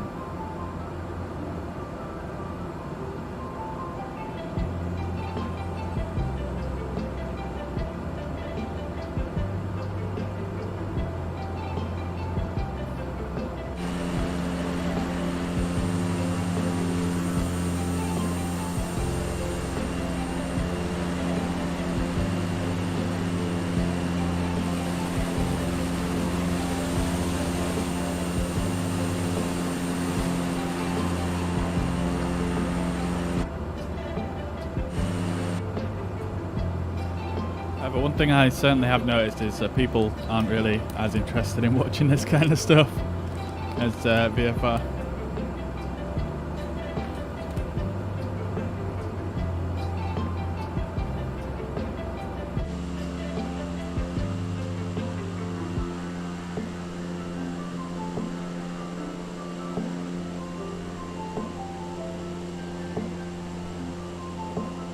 Yeah, my streams are always much quieter when I'm doing VFR.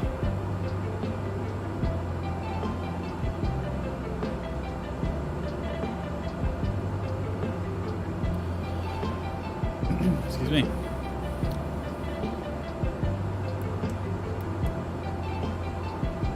All right, so as we said, we're gonna carry on down this little valley here. I wonder if there's a little shortcut I can take, maybe through here.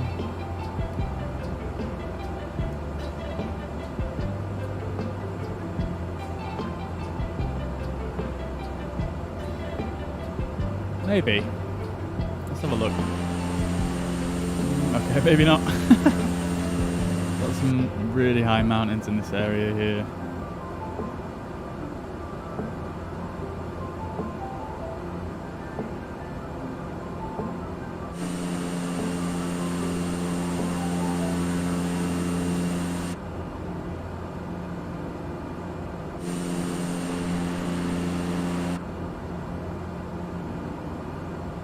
Maybe we can probably go this way, up that way, maybe.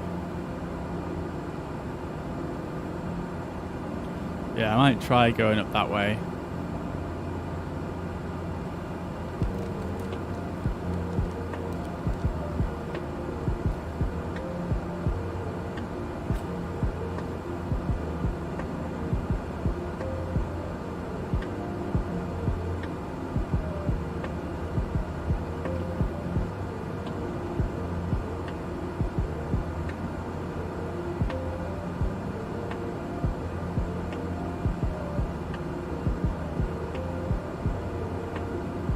I think what I'm going to do is I'm actually probably going to call this as my last leg for today, just because it's taken me a lot longer to do these legs than I thought it would.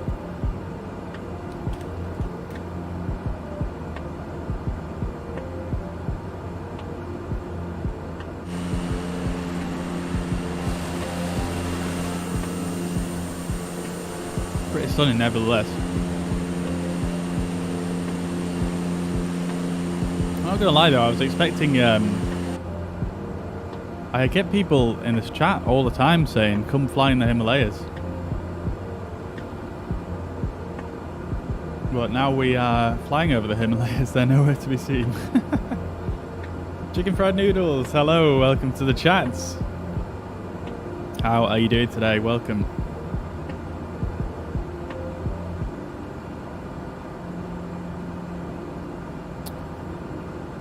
So we want to go up this second valley here and then see if we can cut across this section here. I think that should be okay. I assume that's down over this ridge here, so... Yeah, doing very well, thank you. Doing very well, thank you for asking.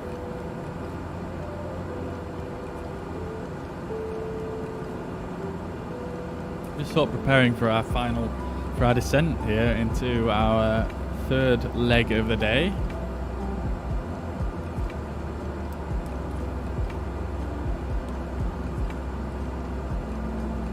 And yeah, we're going to be descending into Dolpa Airport shortly, or Dolpa Airstrip even. It's going to be a very, very small airstrip. Thank you very much. Thank you.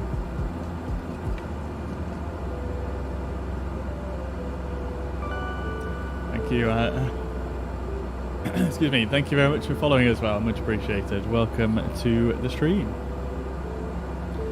Thank you. Thank you.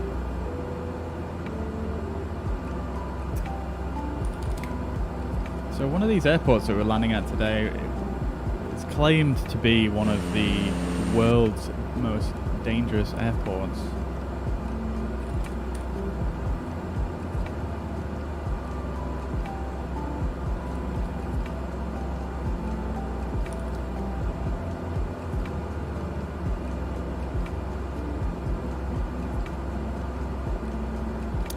VNJS was the last one we landed at, and okay, apparently it was the last airport we landed at. That seemed like the most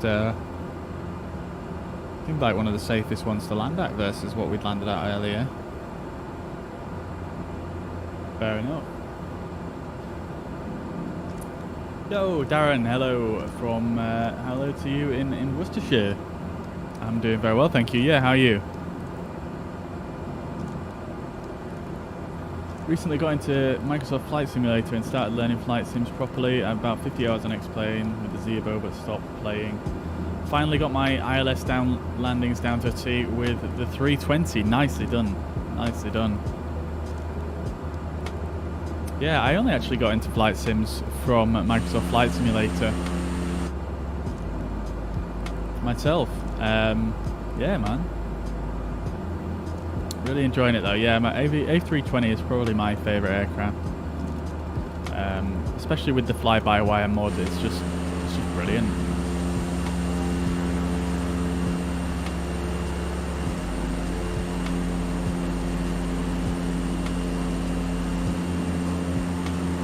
Oh, no way, I've just seen there's a Tara Air delivery you can get on flightsim.to, and I actually searched for that before.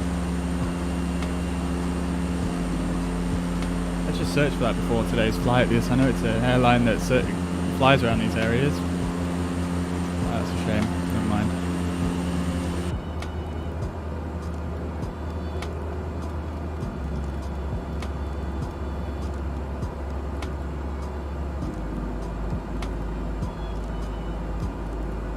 A320 is a nice aircraft. I've got to learn the 747. Yeah, I mean, yeah, the 747 is a good one as well. It's in a weird spot at the moment, though, to be honest, from what I've experienced.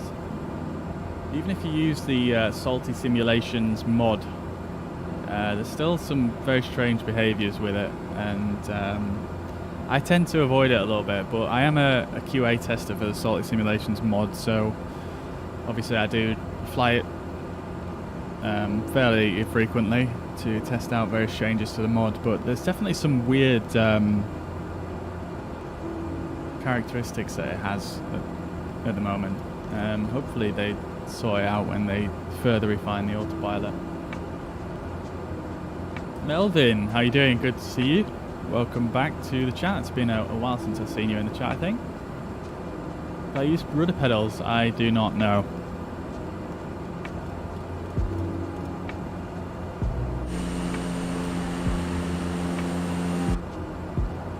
now, then what we're going to do is... This airport should be in this next valley over, so if we just scoot on over this ridge line here, then we can start making our approach. Only 14 miles to go, so not far at all. Might have to swing out to the right here and then come back on ourselves.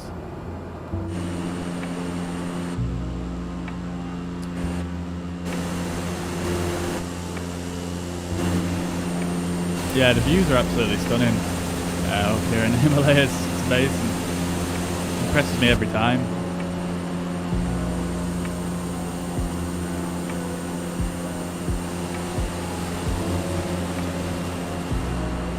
Except for this snow, it kind of makes me cringe a little bit. It's just so devoid of any texture.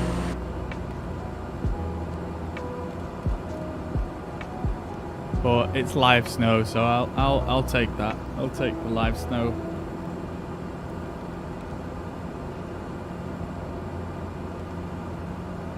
I figured I couldn't be a pilot, sound of the engine calms me down too much.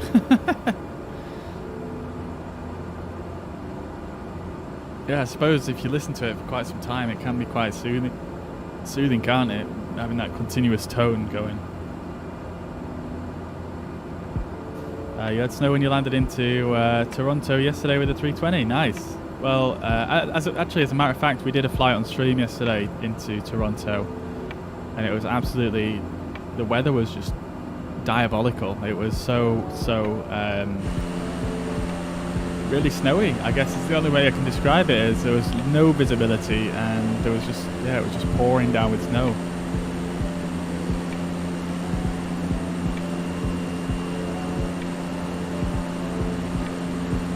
I guess you probably ran into the same weather. It was pretty crazy.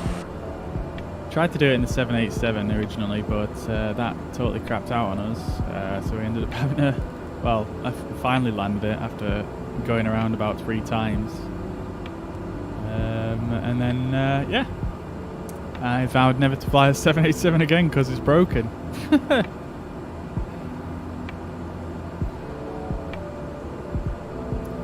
Yeah, that's strange actually. That's strange that you say that. I actually had a bit of difficulty getting the glide slope and the localizer to capture yesterday, and we were landing on runway 05.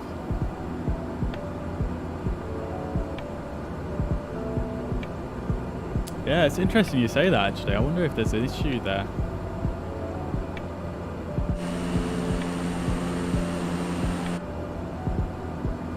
Alright, so I assume the airfield we're looking for is in this valley right here. So I am going to swing us to the right, and we're going to come in along the river here so we can descend.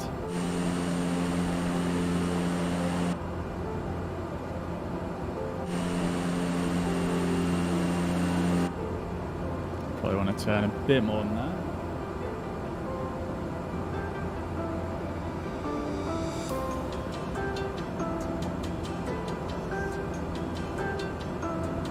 Oh, I see, yeah. Well, yeah, what I noticed was that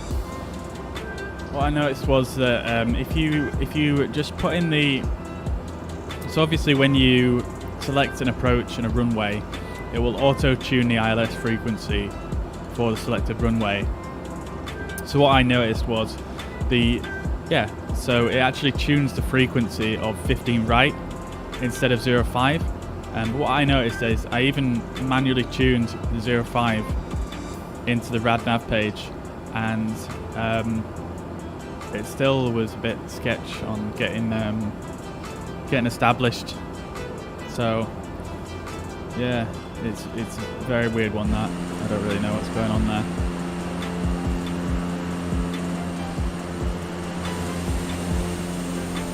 Alright, so our airfield should be somewhere in here. Is that it right there even? I think that might be it right there, you know. This little blurry strip.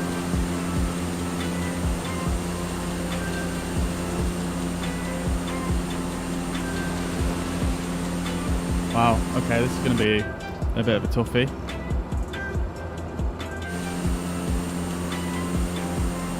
Try to work out which looks like the best way to come from. I don't know if that way would be easier. So we've got very little wind at the moment, so we don't really need to worry about that too much. I'm going to start the descent anyway. Let's select 50, 14.5.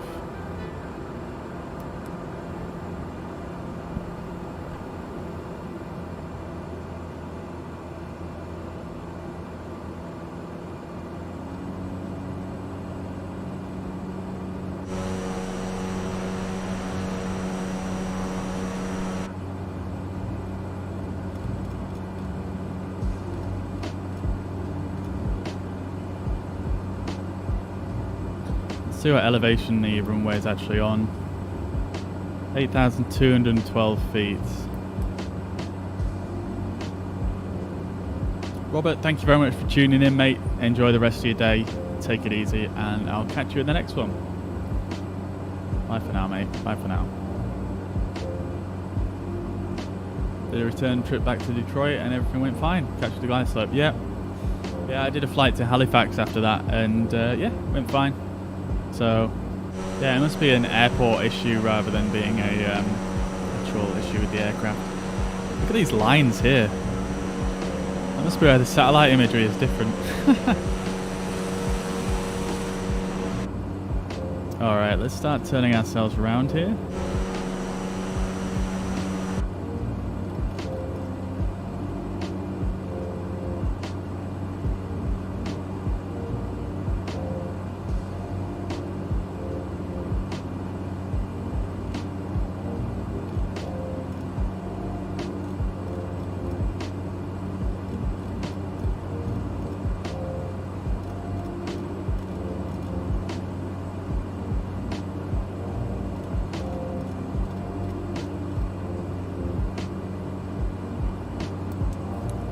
$8,212. Minimums.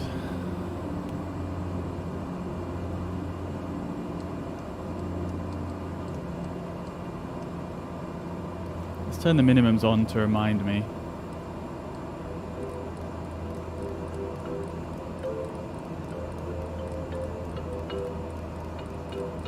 Oh my god, are you actually kidding me? Look at how long this is taking to scroll. I've got to go up to 8,000.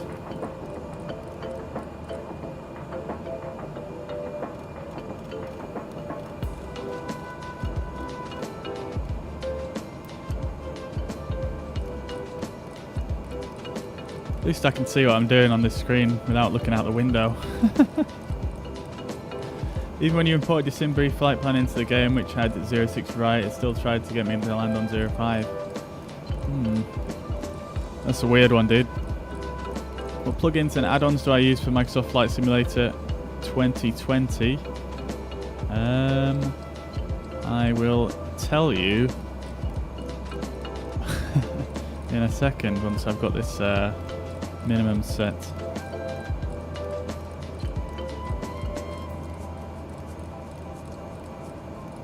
Oh my god, I've done it again. Tell you what we're going to do is we'll set it to 4,000 and then I can try and remember to double it. Not the most professional way to do it, but it's just taking a piss setting that dial, to be quite honest. What plugins add-ons do I use? So at the moment I'm using the working title G1000 mod for this aircraft. I'm also using a performance mod for this aircraft.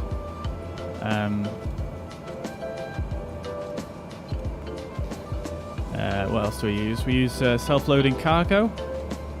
When we're doing airliners, we use Navigraph, pushback helper, and I think that's about it. Use VATSIM as well and iVal sometimes. Pushback zoomer as well sometimes instead of pushback helper, but that's voice activated, so it's not that reliable. And then I use Sim Toolkit Pro, and then recently I'm testing out Volanta as well, which is quite decent.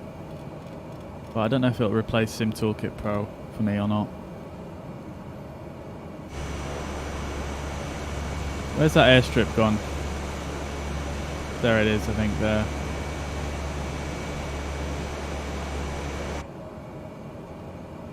Yeah, you can kind of see it. There's a smudge on the PFD there. Alright, so we can probably slow down our rate of descent a bit here.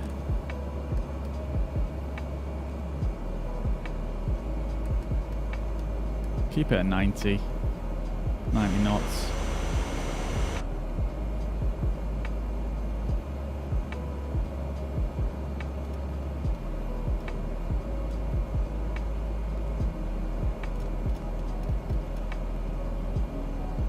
Use Sim Toolkit Pro. Yeah, it's good as Sim Toolkit Pro. I like it.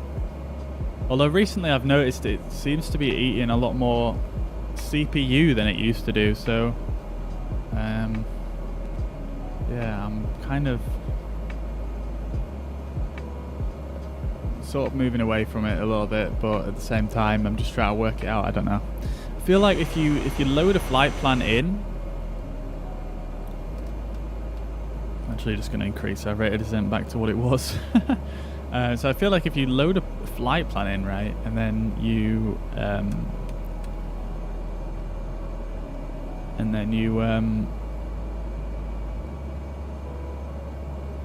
start tracking it and then connect to Microsoft Flight Simulator, for example, it's using loads more CPU than, say, for example, if you were just doing a passive flight log, which you can do now. So it's, I don't know, it seems weird. It uses like, it still doesn't use much. It uses like 7%, right? But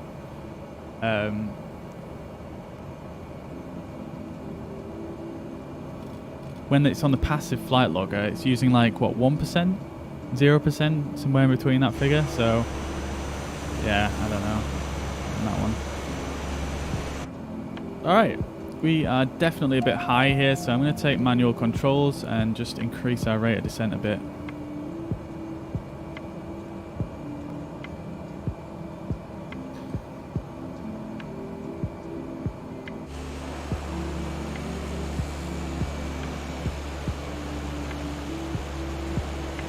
I'm going to just try and swing out to the left here a little bit. And we're nearly out of fuel as well, so we need to kind of get down pretty soon. Oil PSA is flashing on me as well. I'm not sure what to do about that. I've never had that come up before in this aircraft.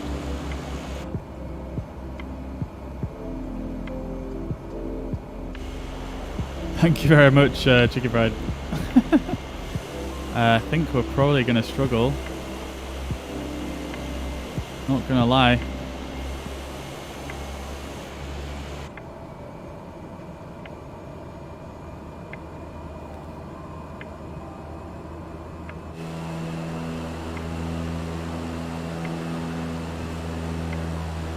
Yeah, I'm going to have to come back around on the other side, I think.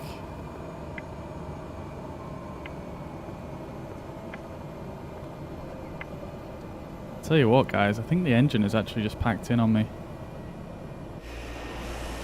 Yeah, I think the props actually stopped powering now. Look, I'm moving my throttle here. Nothing's happening. We're basically just a glider now.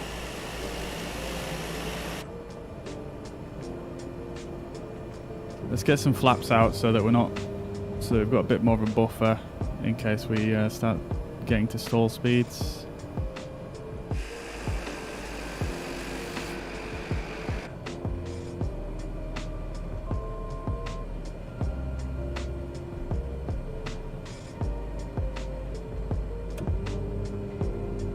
Oh god, this isn't going to go well.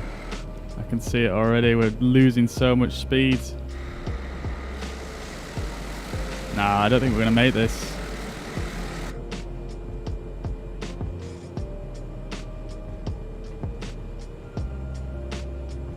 Maybe, I don't know. It's going to be tough. We've stalled.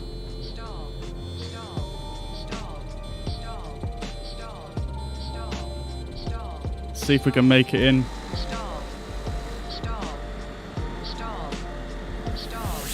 Nah, it's not going to happen.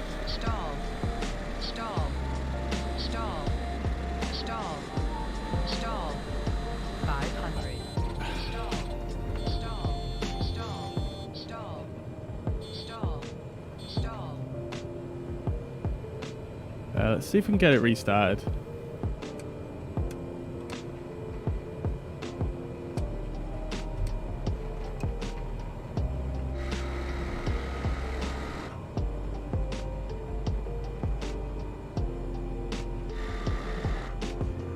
Let's see if we can get it restarted before we add some more fuel at least. Stall. 500. Stall. Stall. Stall. Stall. Stall. Stall. 500. It's actually starting back up, guys. Stall. Stall. Stall. Stall. Stall. Stall. Stall.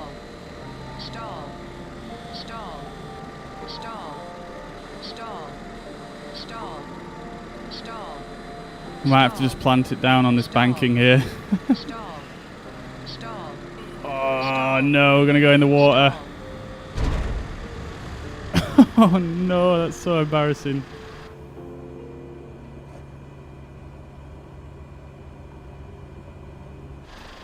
Right, this is what we're gonna do.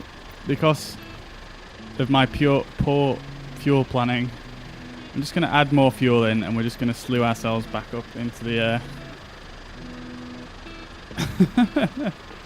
I just wanted to try that. I mean, honestly, I should have refueled, but might as well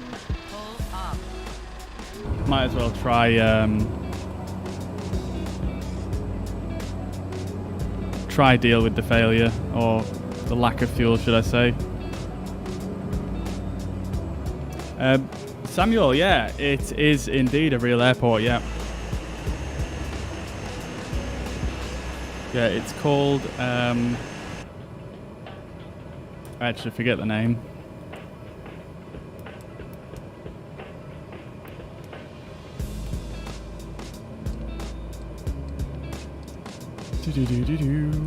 It's called Dolpa Airport in Nepal.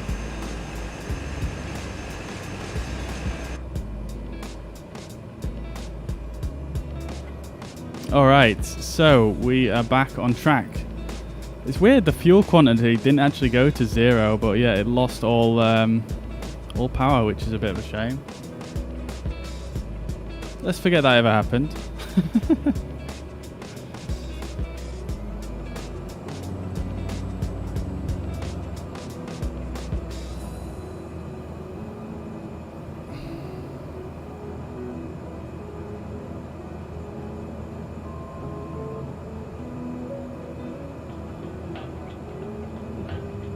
Put one stage of flaps up. You don't need both stages of flaps out right now.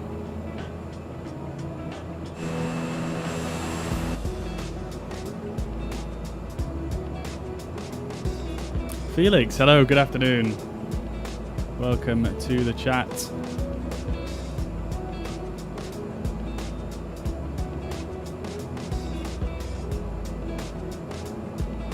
Yeah, it is very cool. Yeah, we've flown to some really cool airports today, actually. Some really extreme locations. A lot of the airports in Nepal are pretty extreme, to be quite honest with you.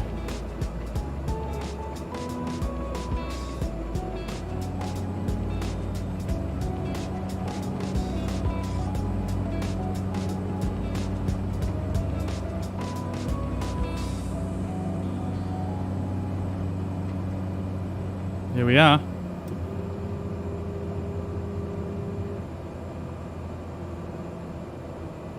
Come on. No, we're a bit high there.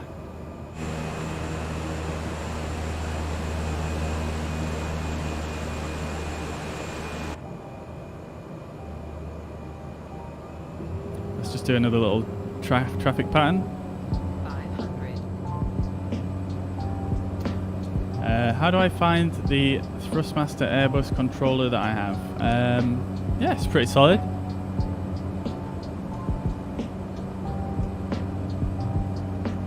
It's pretty good. Yeah,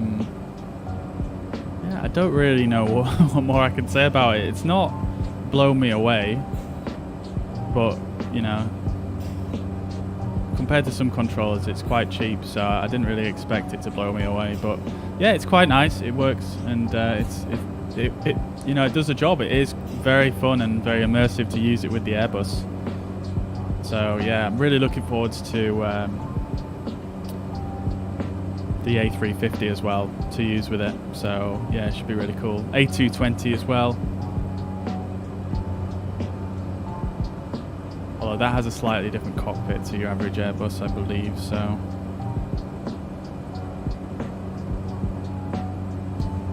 A380 as well, although that's probably going to tempt me into buying another throttle quadrant so I can control all 4 engines independently, even though it's totally not needed at all. It's actually really difficult to see out of this thing. Right, there's the runway.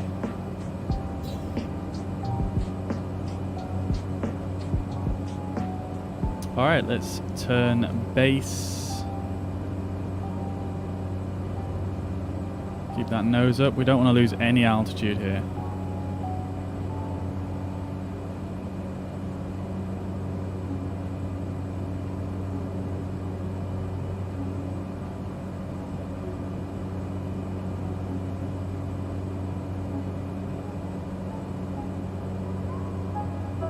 There we go, much better.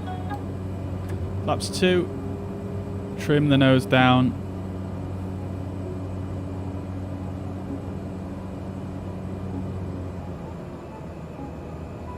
Whoa. Oh my lord, that was some updraft.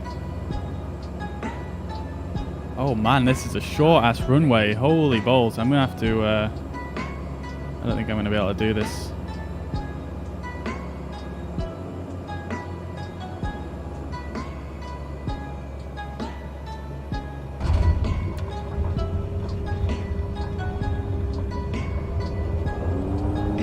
Oh my god, can we make it? No!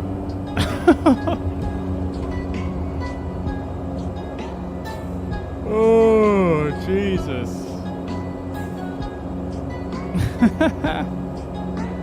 I thought we were going to stop then. I thought we were going to stop. I even took the time to put the flaps up and everything. It's difficult because I have my brake on this little slider here. I should really put it on my trigger. It'd probably be much easier. What's the pricing? The pricing of it. I'm not sure yet. They haven't announced it. The A380 is going to be free. The A350, I don't know yet. Have you ever flown for real? I have flown for real, yeah, in a Cessna 152.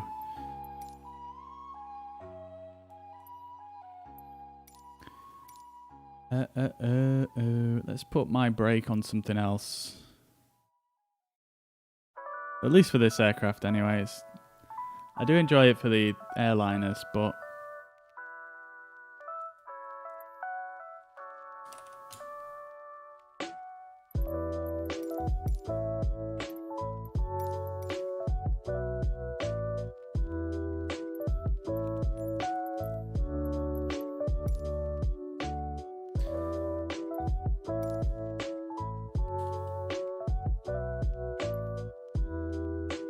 Let's clear that one off.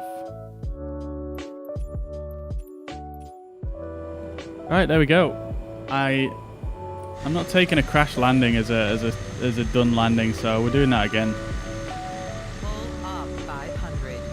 500. Jefferson and Maverick, thank you very much for the follows. I hope you're both well and having a fantastic week. Welcome to the stream.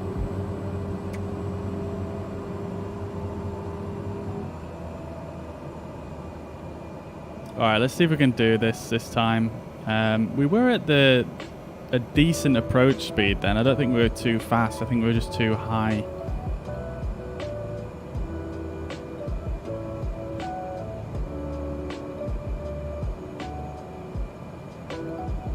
The A350 is going to be... No, the A350 is going to be pay where the A380 is going to be free.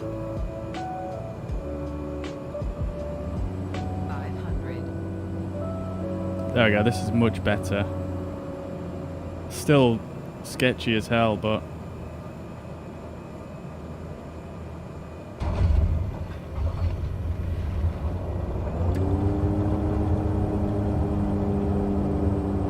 There we go, that's the Badger. That's the Badger.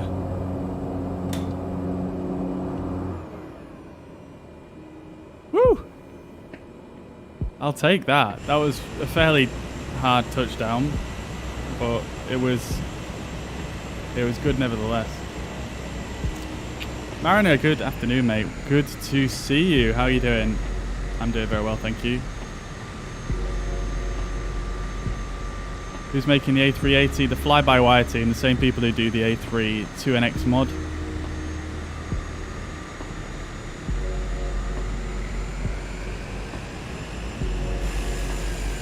I think this has got to be my favourite airport we've landed at today. This is insane. This looks so nice.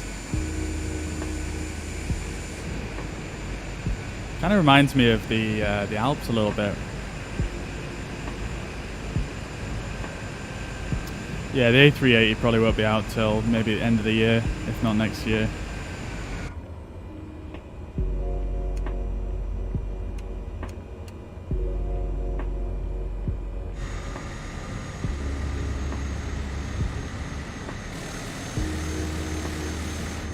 Where do we park? So many options. Where is this? This is... I can't remember the name of it. I will check for you in a sec. It's in Nepal though, in the Himalayas. Let's just park down here. There's no real...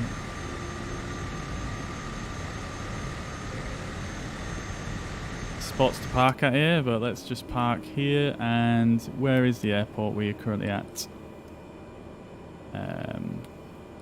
Dolpa Airport in Nepal.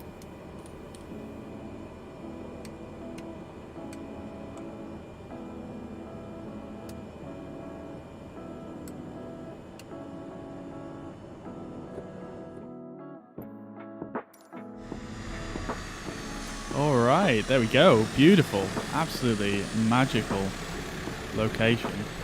Let's have a quick look around. This is a freeware airport, as have all the airports we've landed at today.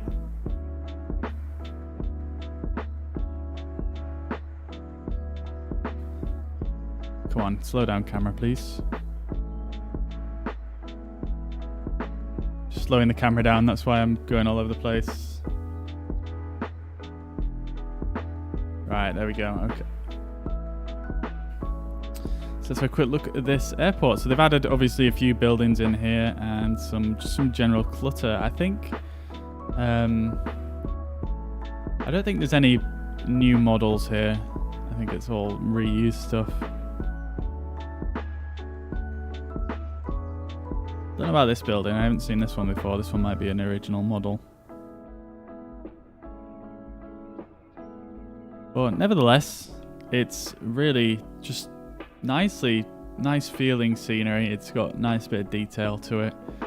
And this area is just ridiculously stunning. It's absolutely crazy. We got so lucky with the weather today as well. We've done so well.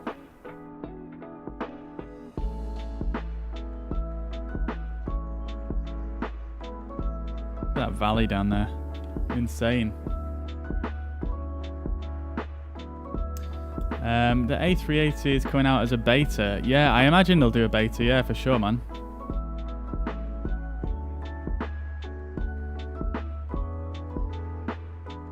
I mean, they'll probably be doing it like... they said they're going to do it open source like the A32NX. So I think once it starts to get to a stage where it's usable... yeah, it'll just be available to download as a development build, I guess, much like the 32NX. So yeah, I imagine it'll be a fairly similar story there. Okay, but anyway, I'm actually going to call it there today, guys. Enjoyed doing a bit of VFR for a change, a little bit something more chilled out, and I think we'll be back doing the probably flying the A320 again tomorrow. So thank you very much, everybody, for tuning in. I'll hopefully see you all again tomorrow. So enjoy the rest of your evening, guys. Take it easy, and like I say, bye-bye for now. Peace.